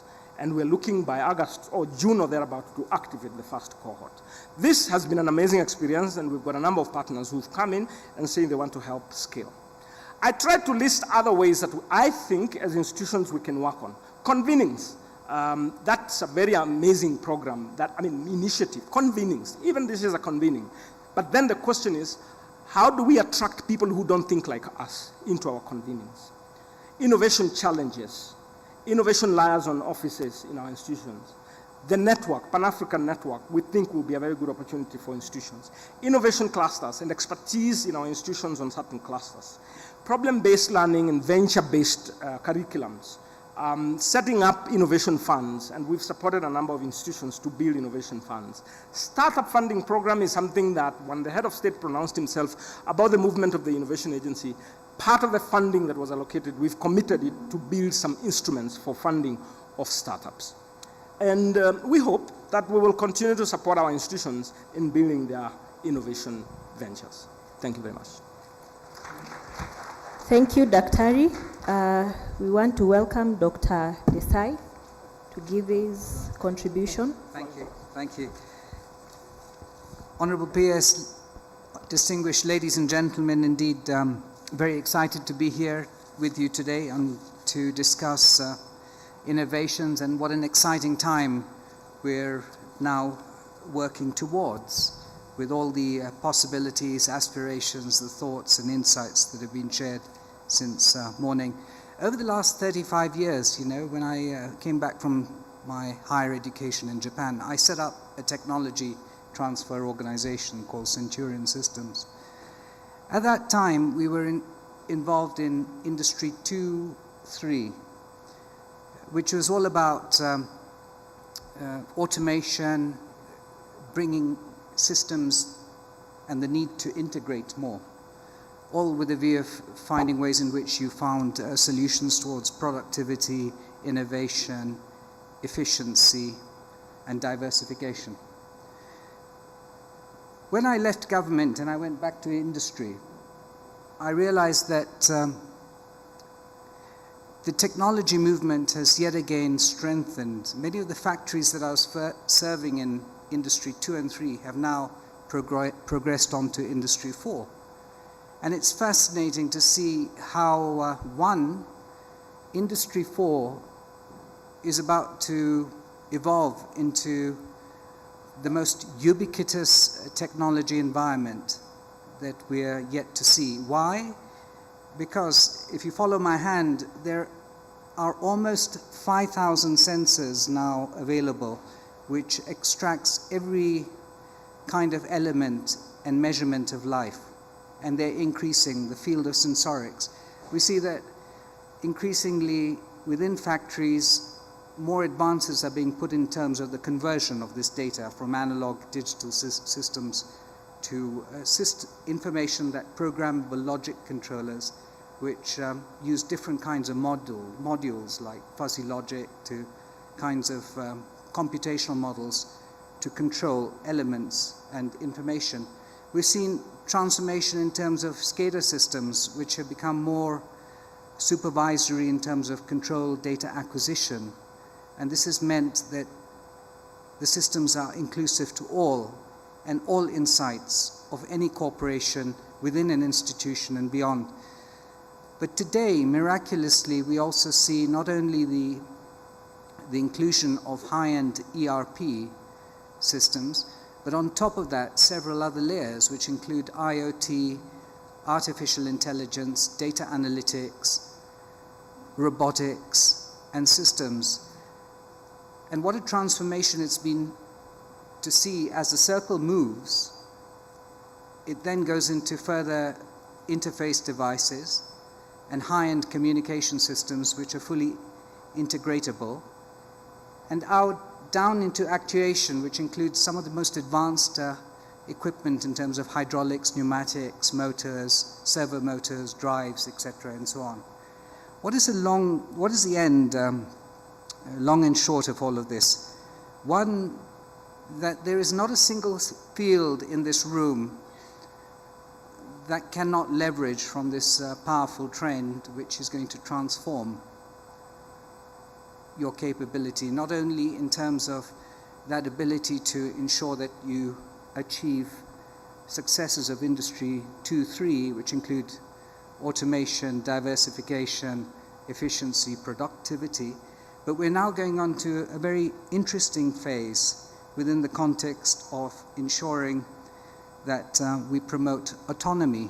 Each of those devices I showed you in a circle, which is the philosophy of Industry 4, are autonomous, which means that they're increasingly becoming intelligent. Sensors are becoming more intelligent. Controllers are becoming intelligent. And we must emphasize that this cannot be left to an engineering department. We must emphasize that in order to understand that this is ubiquitous, from a local organization, Centurion Systems, which was a technology transfer and linked to all the OEMs in the world, 90% of your machinery, whether it's Mitsubishi, Danfoss, Allen Bradley, consists of components that we have brokered relations with.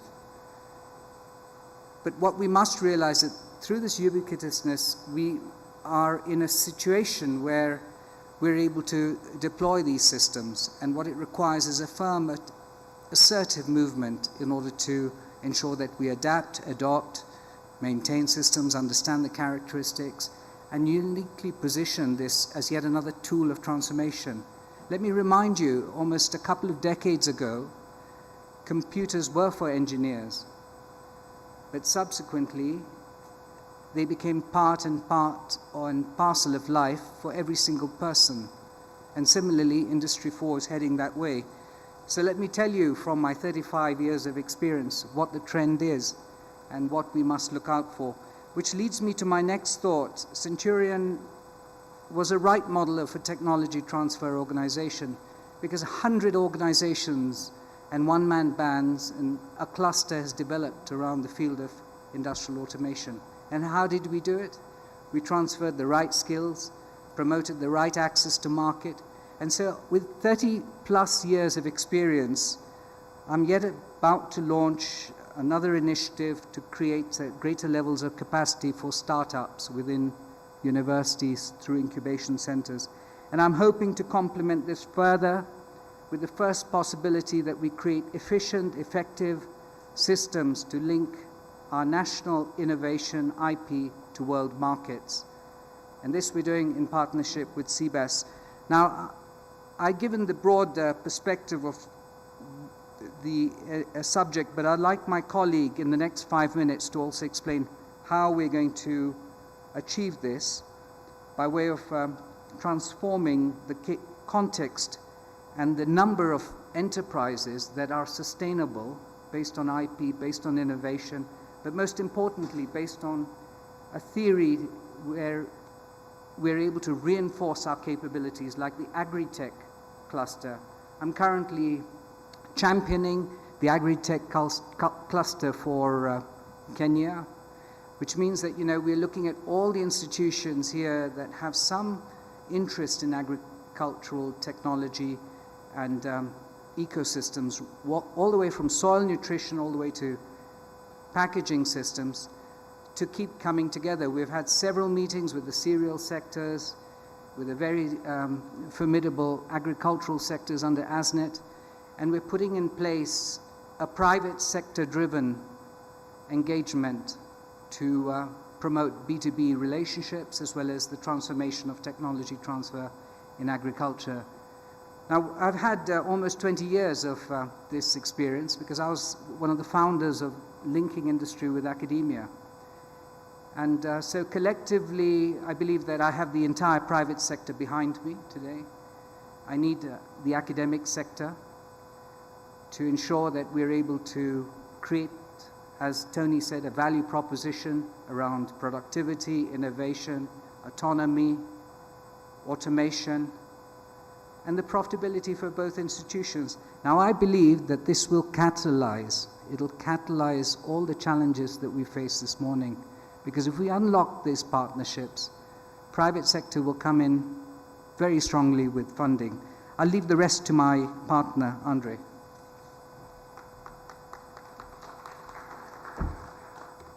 Yes, good afternoon. Thanks for having me here. Distinguished guest, PS. And if we can have the next slide on the screen, it would be really nice. Can you go to the next one?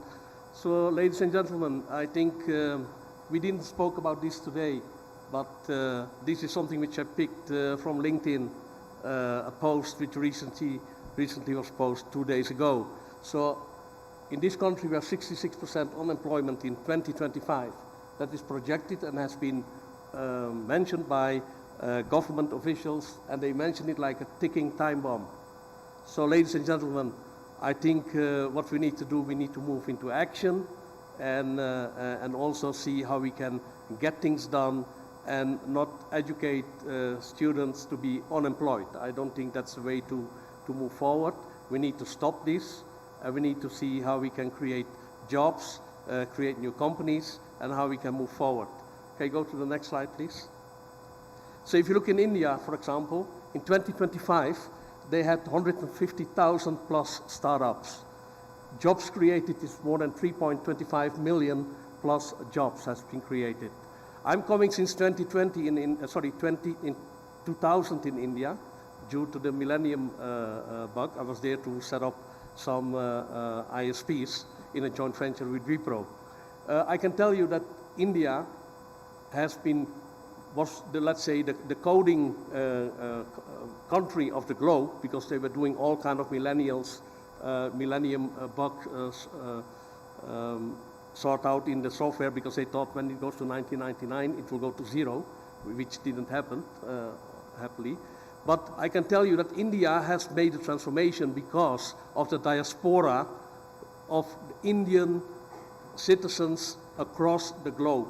If you look as of today, who are the CEOs in these big, huge tech companies in India, in the US, like Microsoft, Google, you name them, they're all there. So that's the reason you're seeing that a lot of Indians are going back to India. By the way, I have unlimited visa. I can travel whenever I want to India, a lifelong visa to go there, because I have set up my company also there in 2004, and I created a lot of jobs there as well, and set up multiple companies in India in the software development space, blockchain, data analytics, and other topics as well. So let me bring you to what is CBAS, Company Building as a Service. So Company Building as a Service, so what I try to do now is try to help you, because today we're discussing about funding for universities. So we have a solution as CBAS, Company Building as a Service, is that we will help you to monetize your dormant IPs and innovations which you have on the shelf. If they are on the shelf, they're not delivering any money, nothing, zero. So instead of delaying there, we have a solution for you, a program called Company Building as a Service, run by the Factor Y Limited.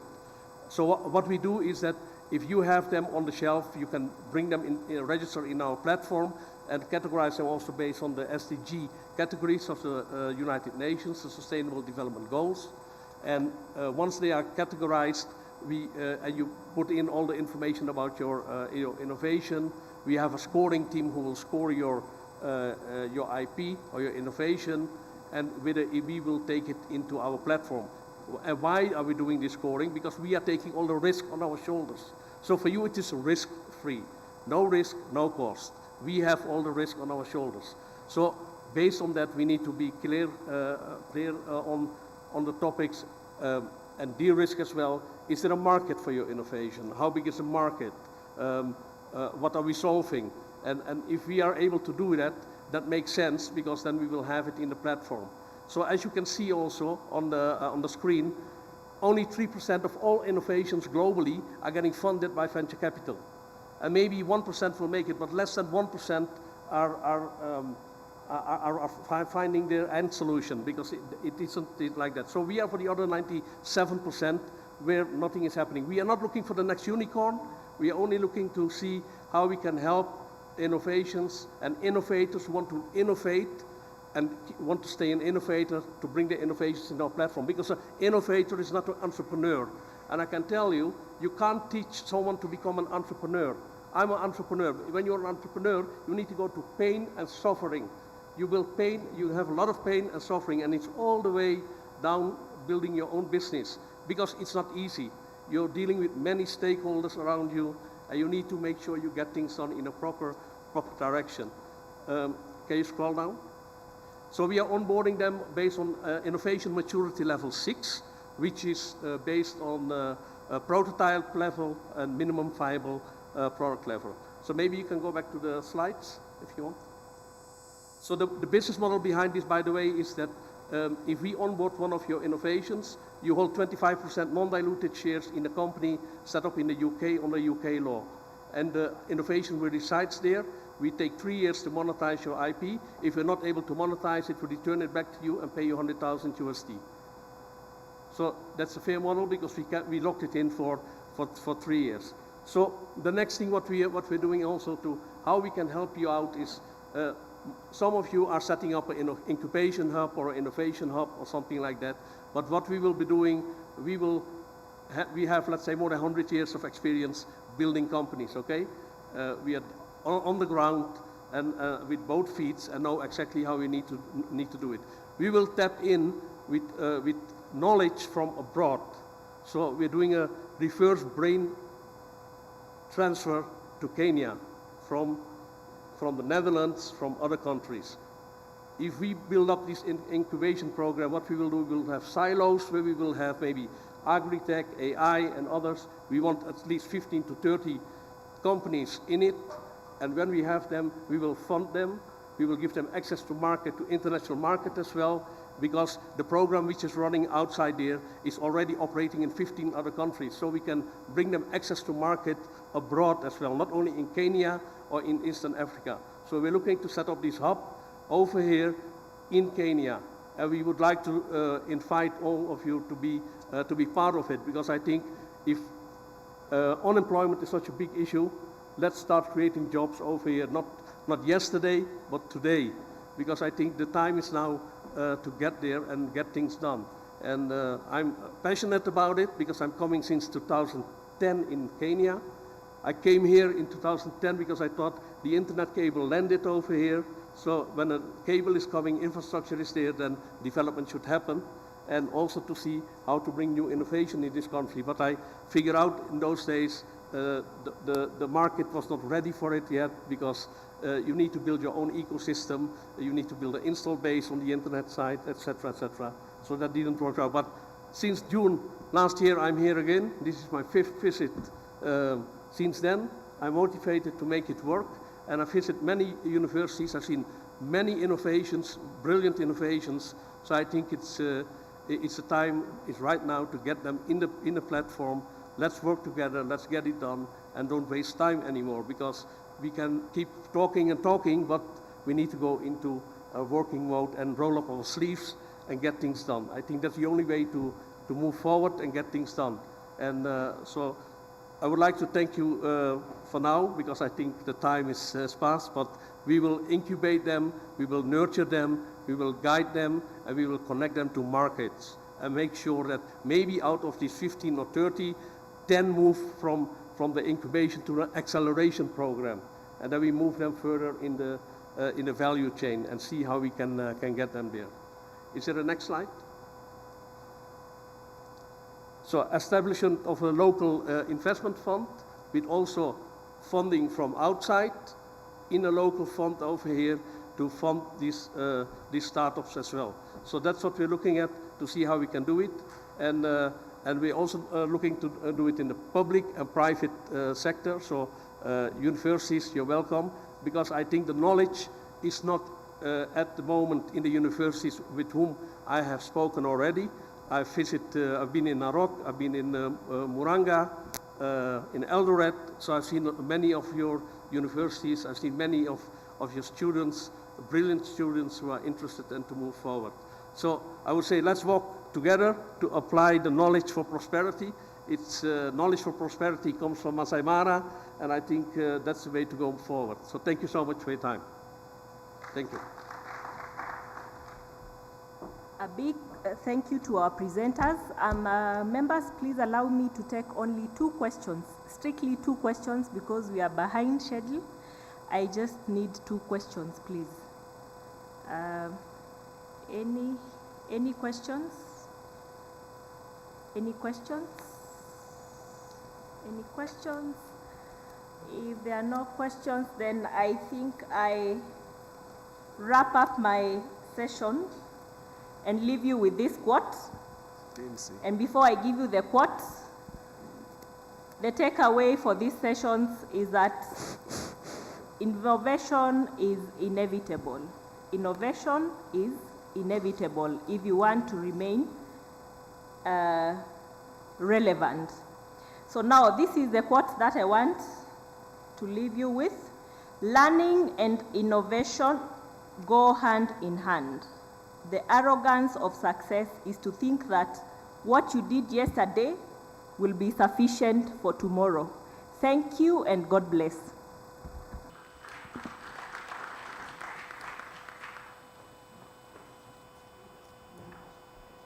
Thank you very much. I know the time is fully gone, well spent. Madam PS, with your permission. Please, a picture here, please. Moderator, please, ma'am. Thank you.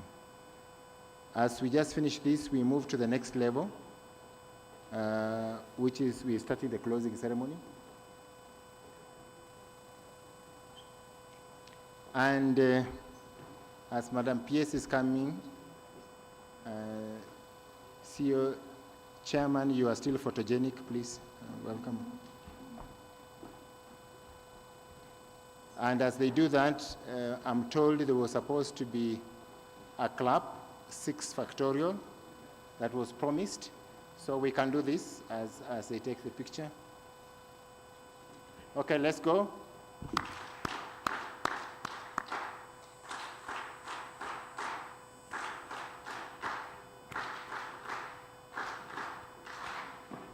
Thank you very much. And now we've reached that stage in this session that we come to the closing ceremony. And to take us through this process, I invite our CEO, Mr. Geoffrey Monari. Karibu sana.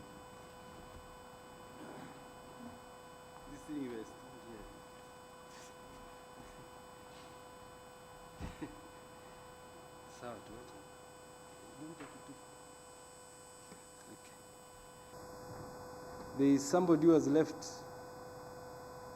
their gadget here. Yes. I don't want to take too long. Clearly, you can see after a very vibrant presentation by Tony, Dr. Kevit, we are all tired and after sitting for 2 days continuously. So I will be going through. First, can you upload the presentation of the status of the last meeting? And this information will share to everyone so that you can know the status of, because this was requested by the participants.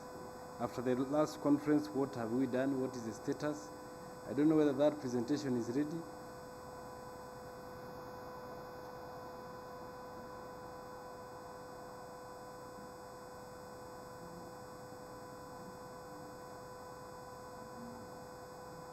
Is it ready?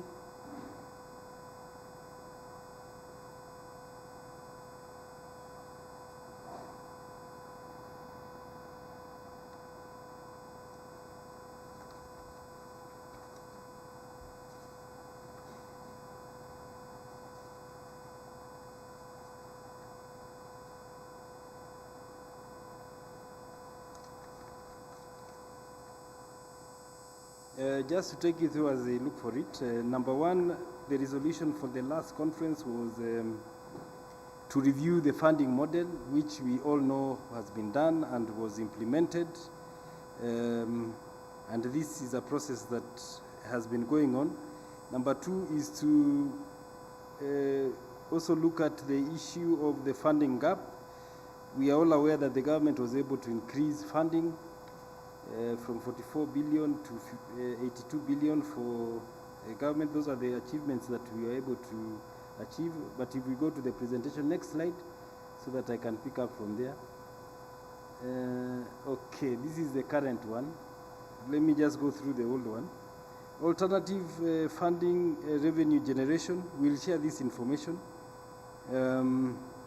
We were able to link the universities with various commercialization partnerships, and that is where we have been working with Tony here. He can tell you that the universities fund and the NIL, I thought you'd give me some credit. That was for, yes, I played a role, the universities fund played a role towards establishing that, and you can see the work that has gone through. Technology, there's been training on AI. The universities, several universities were taken through training for AI. Those have been the achievements. Issues that we are going to be looking into, that we are carrying forward from the last conference. Number one is we have still not achieved proper university industry linkages. This was a focus from last conference, and we are going to see how we can be able to leverage this and ensure that we strengthen this. The issue of PPP was elaborated today. We are going to be engaging the National Treasury and the universities to ensure that this is implemented. There is the issue of technology in higher education, leveraging on transformation. I think there is a lot of work that needs to be done there. There are reforms on governance which are still pending, and others that we'll be sharing. But what is more important is that we will be sharing a template to all the universities on the progress that we expect moving forward. I think I've talked about leverage, any other incentivize faculty, that is number 4. I have not seen this. There is the Alliance of Entrepreneurial Universities held a conference at Dedan Kimathi University during the period. There's been, we have developed infrastructure for sharing guidelines for universities, partnerships with the Windle Trust for refugee education programs, that is ongoing. Next. That is the end. I think I've gone through that. We will share all this information, but we can be able to engage that and you can see some action has been taken from the last conference. Now, moving forward, if we can go to the next, the new, what we have agreed upon, the resolutions, which we are merging with the current pending issues. Number one is strengthening linkages between universities, industry, and financial institutions. The key players here will be the universities, the industry, funding agencies, and COOPs. Number two is implement AI-driven financial management tools and digital transformation, where we will also engage universities, technology institutions, and research institutions. That includes universities and the private sector. Number three, and these are short-term, by July, we expect to have concluded this, explore public-private partnerships for sustainable infrastructure development, including student housing, research facilities, and technological hubs. The next one, that is number 4, is strengthen audit and financial accountability to prevent mismanagement of funds in the universities. Number 5, promote commercialization of university-owned assets, intellectual property, research outputs to generate alternative revenue streams.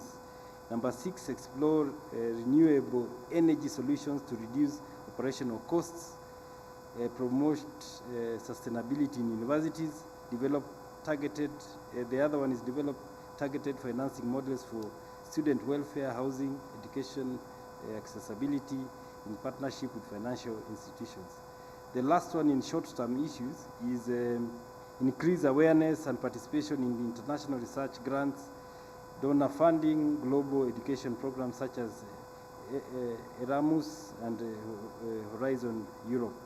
All this, the target is by 30th July 2025, and we shall be following through with the concerned parties so that we can see that implementation is done. The medium-term focus, we have 10 issues there. Number one is pending bills. We are looking at getting a tax waiver, debt waiver, will include the National Treasury, the Ministry, the fund, and all the relevant institutions. Number two is exemption of procurement and stringent statutory rules so that it can make it easy for the universities to do business. Number three, establish structured university endowment funds, engaging alumni networks, corporate sponsorships, philanthropic organizations, formalize agreements with banks, financial institutions for customized education loan programs, tuition fee financing, investment in student-centered funding. This is by 30th of 2025. I think this is 1 year, so it will have to split over to the other year. Number five is strengthen financial governance, accountability by introducing performance-based funding models tied to university outcomes and innovation. Number six, expand partnerships and global universities for research collaborations, faculty exchange, grant acquisition. Number seven, implement structured financial literacy programs for university leadership to enhance financial decision-making, sustainability and sustainability planning. Number eight is scale up AI, machine learning, digital banking solutions for predictive financial analysis, and optimize revenue management in universities. Number nine, develop pilot programs for renewable energy integration, cost-saving strategies across universities to reduce utility expenses. And lastly, for the medium term, is establish a centralized student financing data system to track financial support, student loan repayment trends, and budget efficiency. All these 10 issues, we have given a period of between 6 and 12 months for implementation. And lastly, the long-term issues, that is from 12 months onwards to 24 months, is we have 8 issues only. Institutionalize alternative university funding mechanisms such as education levies, tax-based funding, and other long-term sustainable initiatives. Develop large-scale university industry collaboration, hubs for research, commercialization, knowledge transfer, and joint ventures. Number three is strengthen partnerships in Horizon Europe, Erasmus, and other international funding mechanisms to support university research and development. Number four, establish long-term performance-based funding models aligned to research productivity, employability rates, and institutional impact.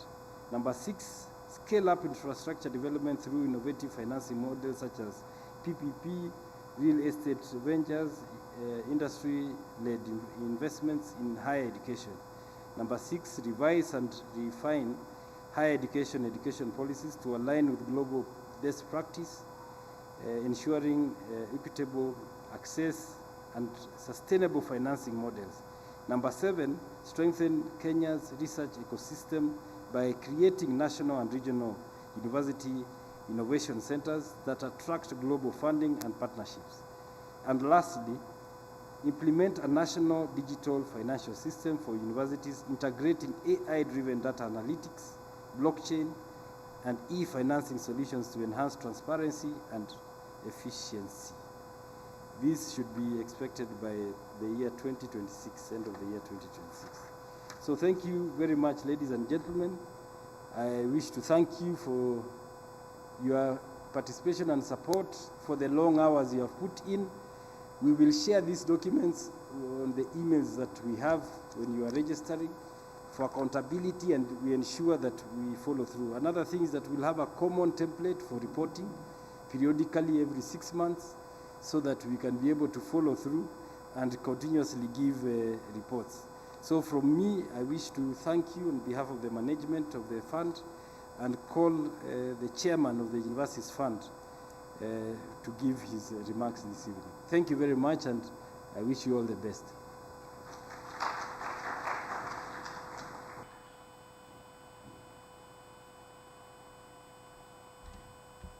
Thank you very much, Jeff. Before I give some short remarks and invite the peers, I will ask one of my board colleagues, Professor Mwanda, to come and thank everyone. Professor Mwanda.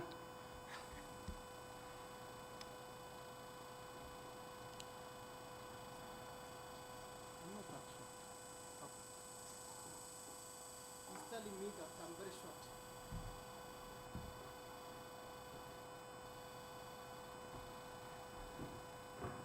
I can say good evening, everybody. I think it's up to say so because the way we opened, we greeted each other, and I suppose this is also the time for exit. We need to greet each other. Principal Secretary,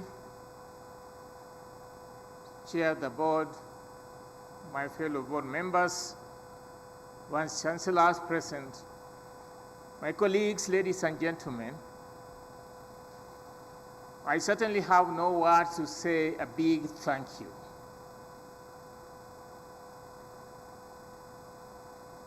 I need to thank each and every one of you individually and collectively.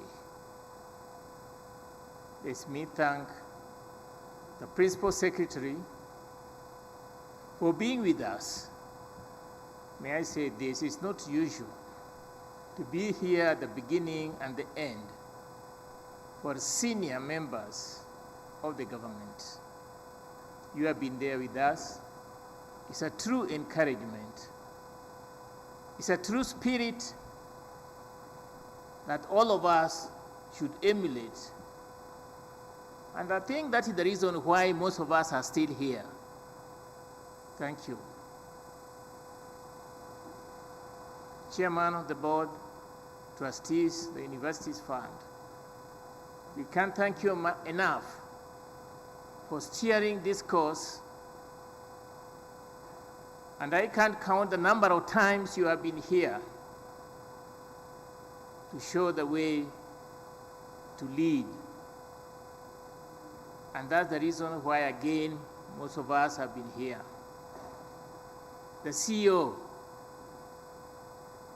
well, as you can look at me, my age, I've seen quite a number of CEOs. To me, the example you have manifested is exemplary, to say the least excellent. The only thing I can say for your age, wish you very well. For the Vice Chancellors, I know most of you, we have been colleagues for all those years. You agree with me that there is a new dispensation, and that is manifesting in the way you have participated very effectively in the university's funding. You have actually participated in this navigation of the ways and means, and my description was we were here to navigate. And when you do so, of course,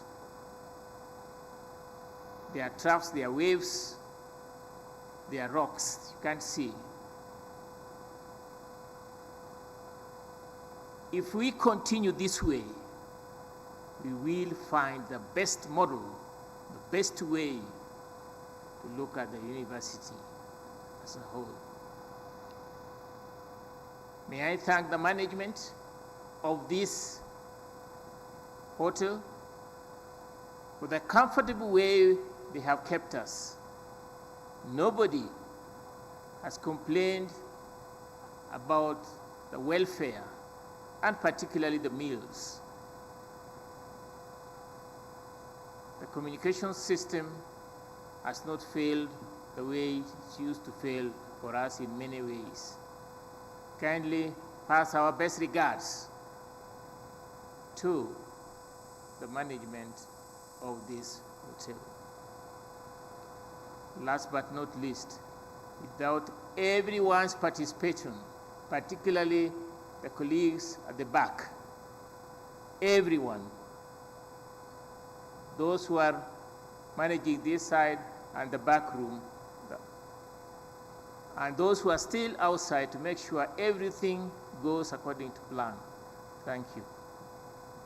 With all those remarks, thank you once again. Au revoir. Thank you very much, Professor Monda.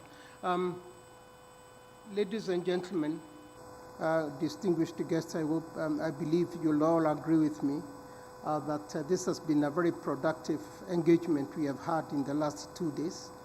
And I think one thing we must recognize is that the PS has been with us from yesterday, all through, seated down here, and without a laptop. I can see many people at the back there hand their phones. You had your phones. I can even tell now that who has a phone somewhere. Do you want me to mention them? I won't mention them. I can see what you are doing. I can see people who had laptops. The PS did not have a phone or a laptop, and she was seated next to me. So that alone, please, let's give a clap. And I'll be calling Lina to say a factorial for that. Is it to have a factorial for that? The second thing I would really like to mention, given the kind of commitment that we are witnessing from the minister and the government in entirety, is that, please, it will not be business as usual. And what seems to be coming out is that there is money outside there. But we must be very innovative to get the money and the funding that is required outside there. The banks came and said that they have money to give. Innovation agents has come and said that universities can become entrepreneurial. Yesterday we were told that linking with the industries is a solution. Mwanje told us actually he developed 11-point agenda, 10-point agenda on how to generate additional funding. Why should we be depending on government funding anymore? Maybe the students will for assistance and upkeep. But as a faculty, I think we need to start thinking very hard about our future. Before I took my leave of absence, I was in an institute where I would say that almost 80% of everybody who was in that institute was not looking at a salary as a key thing. A majority of them had more research grants than they have ever had, and the problem was actually the quality faculty to engage in those research projects. I have to be very honest that you can be in a situation where you have got more research grants, but you lack the quality people to deliver on those research grants. I have seen that, and I am a witness to it. And that's a standard for the institute that I was in. I am already engaged with 2 other institutions in Warwick University and Stellenbosch University. Again, the struggle is actually having a lot of resources. They can fundraise, but they also say they would like to have quality faculty to do that. Because as we have noted before, it's not every lecturer or a professor who is good in research. Some can be good in both. I know Beatrice the PS has worked with me for many years. We are talking now about people who can actually double, or people who can become researchers without teaching. And maybe it's the high time we start thinking about departments that do research only and engage people less in teaching, but they teach when they feel that they have got now opportunity to deliver. That way we shall generate resources. We shall have less people talking about CMBAs. We shall have less people talking about payment of direct service providers, because they will be sufficiently rewarded. And if we go that route, in 2 years' time, I believe if we went that route, we shall have a very different type of universities in this country. Ladies and gentlemen, we've been told to link up with the industries, That's something we have got to work on, and Jeff Monari, the CEO, has already shown what needs to be done within 6 months, within 1 year, and 2 years' time in order to convert this engagement into actionable plan and a profitable plan for everyone. We have been told we need to become entrepreneurial, but above all, we need to be productive. University faculties have got to be productive. We have no problem with vice chancellors as far as I know, but we have problems with the faculty. And I'm talking about that because I've taught at the university for 35 years. I have taught at the university for 35 years. I've engaged with international universities for almost the same period of time. I think I'm confident to say that it's a game we can change if we are committed. Ladies and gentlemen, allow me to ask my colleague Lina Mao, our board member, to come and invite the PS with the big claps here, knowing that actually she's the only person who did not have a phone, did not have a laptop. She was keenly listening and taking notes when a majority of our colleagues were busy on their phones and our computers. But I know that you are engaged here as well. And that is something that we need to say is a big plus. And so, Lina, please come and we invite the PS here. And again, Madam, thank you very much for this particular commitment. We look forward to continuing receiving your support, but we shall also continue praying for you to provide leadership as you have done. Thank you very much. Lina. Thank you, Chair. Nataka tukue na nguvu. This one we have to give it our best. Tunaelewana? So I want us to give the PS 10. Moto, not the cold ones you're giving. 10 hot, 10 factorial. Let's go. 1, 2, 3, go.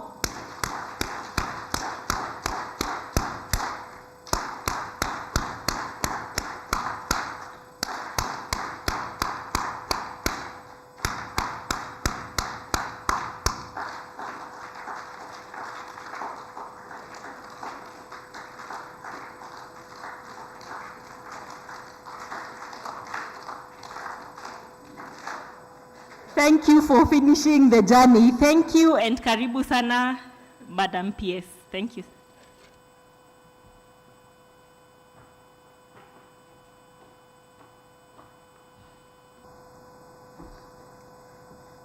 It's truly an exciting moment, and I want us to give a hearty clap to all the soldiers who remain behind to be counted. Thank you very much. I took this very seriously because our universities, as you know, are struggling. And when we were asked to comment on the status of universities, the future looked very bleak with the comments that were gathered from Mentee. But I'm here to emphasize that with every risk, with every issue that doesn't seem to work, there are many opportunities. And if there's anything that we take away from this convening are the many opportunities available locally and internationally for turning the fortunes of our universities round. However, we know that it takes a lot of hard work. And even though in the action plan, there were things that we would, complete by July, by December, and in 2 years' time, we know that the hard work begins today for each and every one of those strategies that we have agreed to pursue. Policy issues take a little longer. We've been working on some of them, but there's always hope, and we shall put our heads together and continue to seek opportunities to be heard and to work through the many obstacles that require policy change, new policies and policy interventions. What I take away also is that these forums are very important, engaging, bringing all the stakeholders who matter together to rub minds and generate new ideas, or just challenge each other, like maybe these are old ideas, but what are we really doing about them? So going forward, there'll be opportunities for 3 other convenings. one on ranking, as we agreed, another one on entrepreneurial universities, and then progress made in diversifying funding streams. There was a lot of concern that we'll keep talking about this, but what really counts is the action and the outputs. And I want to reassure you that our universities have been working very hard. We did ask for reports. Not all the universities submitted those reports. However, we shall be engaging again to get submissions on the progress that has been made and what has been achieved. And in the next forum, not a biennial forum like this one, another forum that is planned not far from now, the focus will be on just presenting progress made, on diversifying the funding streams, sharing notes, sharing experiences, and setting targets for the next year. I have been engaged severally on what universities are doing in terms of raising extra budgetary resources.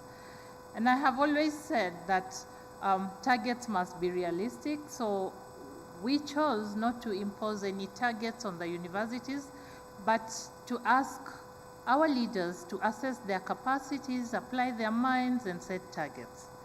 It will be good to see how far we've gone and then set higher targets so that, you know, when you have a story to tell, then you get more support. But if you do not tell your story, then it seems like you're sleeping on your laurels, and then the goodwill starts to dwindle. So we are in a very good space. There's a lot of goodwill for higher education transformation. Let's take advantage of that. And the final takeaway for me is that amidst all this, we need a Marshall Plan for education, and I fully endorse that. And I think we've already started some conversations on that. That is what is going to help us really tie all the loose ends and bring together all the ideas that are emerging and what we have achieved so far, and then move to the next stage in terms of lifting the profiles of our universities. Again, I want to thank the UF, Universities Fund, Chair, Board, staff, CEO, for thinking through and planning a very successful event. I want to thank the Vice Chancellors and CEOs for finding this a worthwhile engagement, and all the representatives from universities, all the partners that came. Thank you so much for offering your support, for your ideas, and for willing to collaborate. Together, we shall make it. Thank you very much.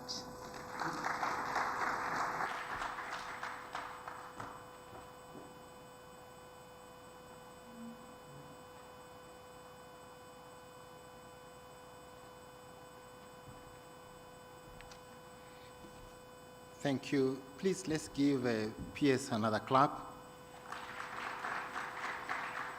The last time I realized that in the afternoon, getting a factorial of 10 can be a challenging task. But we are here. So finally, let me just say, I also thank you. I've been your master of ceremony for this event. Please, if there were very many good things you saw, please go and tell someone. If there is something that was not good, please just pass it over to us. We will endeavor to improve. And so when we are in that space, thank you, Madam PS, again, for sitting in with us the whole time. Our chair, CEO, thank you very much. Our board members, all the vice chancellors. I have reached the stage where we must be now upstanding for a prayer, which will be followed with the national anthem, and then we'll close. So I'll do the prayer, and then we'll go to the national anthem. So let's pray. Our Father, we thank you for the gift of life. We thank you that you guided us through when we began on Wednesday, and today, Thursday evening, it's gone well, and we want to say thank you. Lord, we pray for Journey Mercies. We pray for our leadership. Father, continue to give them favor even as they guide us. Continue to show them the right path, that when we all succeed, we'll remember to say thank you. Bless each one of us. Bless our ministry. bless our cabinet secretary, bless our principal secretary, bless our board members, led by the chair, and bless our staff, our CEO, and everybody that was in this session. Father, we thank you. Be with us until we meet again. In Jesus' name we do pray.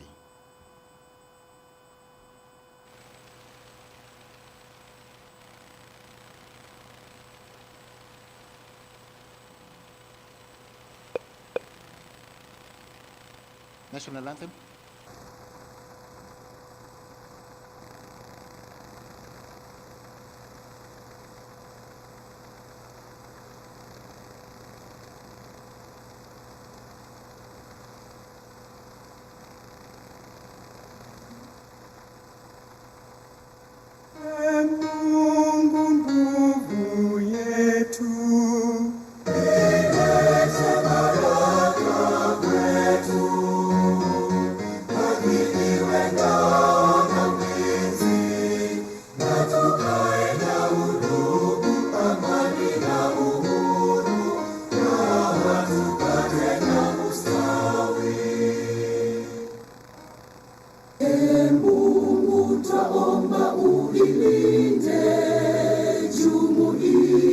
Afrika Mashariki, tuwezeshe kuishi kwa amani, tutimize na malengo yetu. Jumuiya yetu sote tuilinde, tuajibike, tuimarike, umoja wetu ni nguzo yetu, idumu jumuiya yetu. Thank you very much. Please clap for yourself again. I'm told there are some lost and found items. Please, if you have a lost and found item or you lost anything of yours, it's at the back at the secretariat.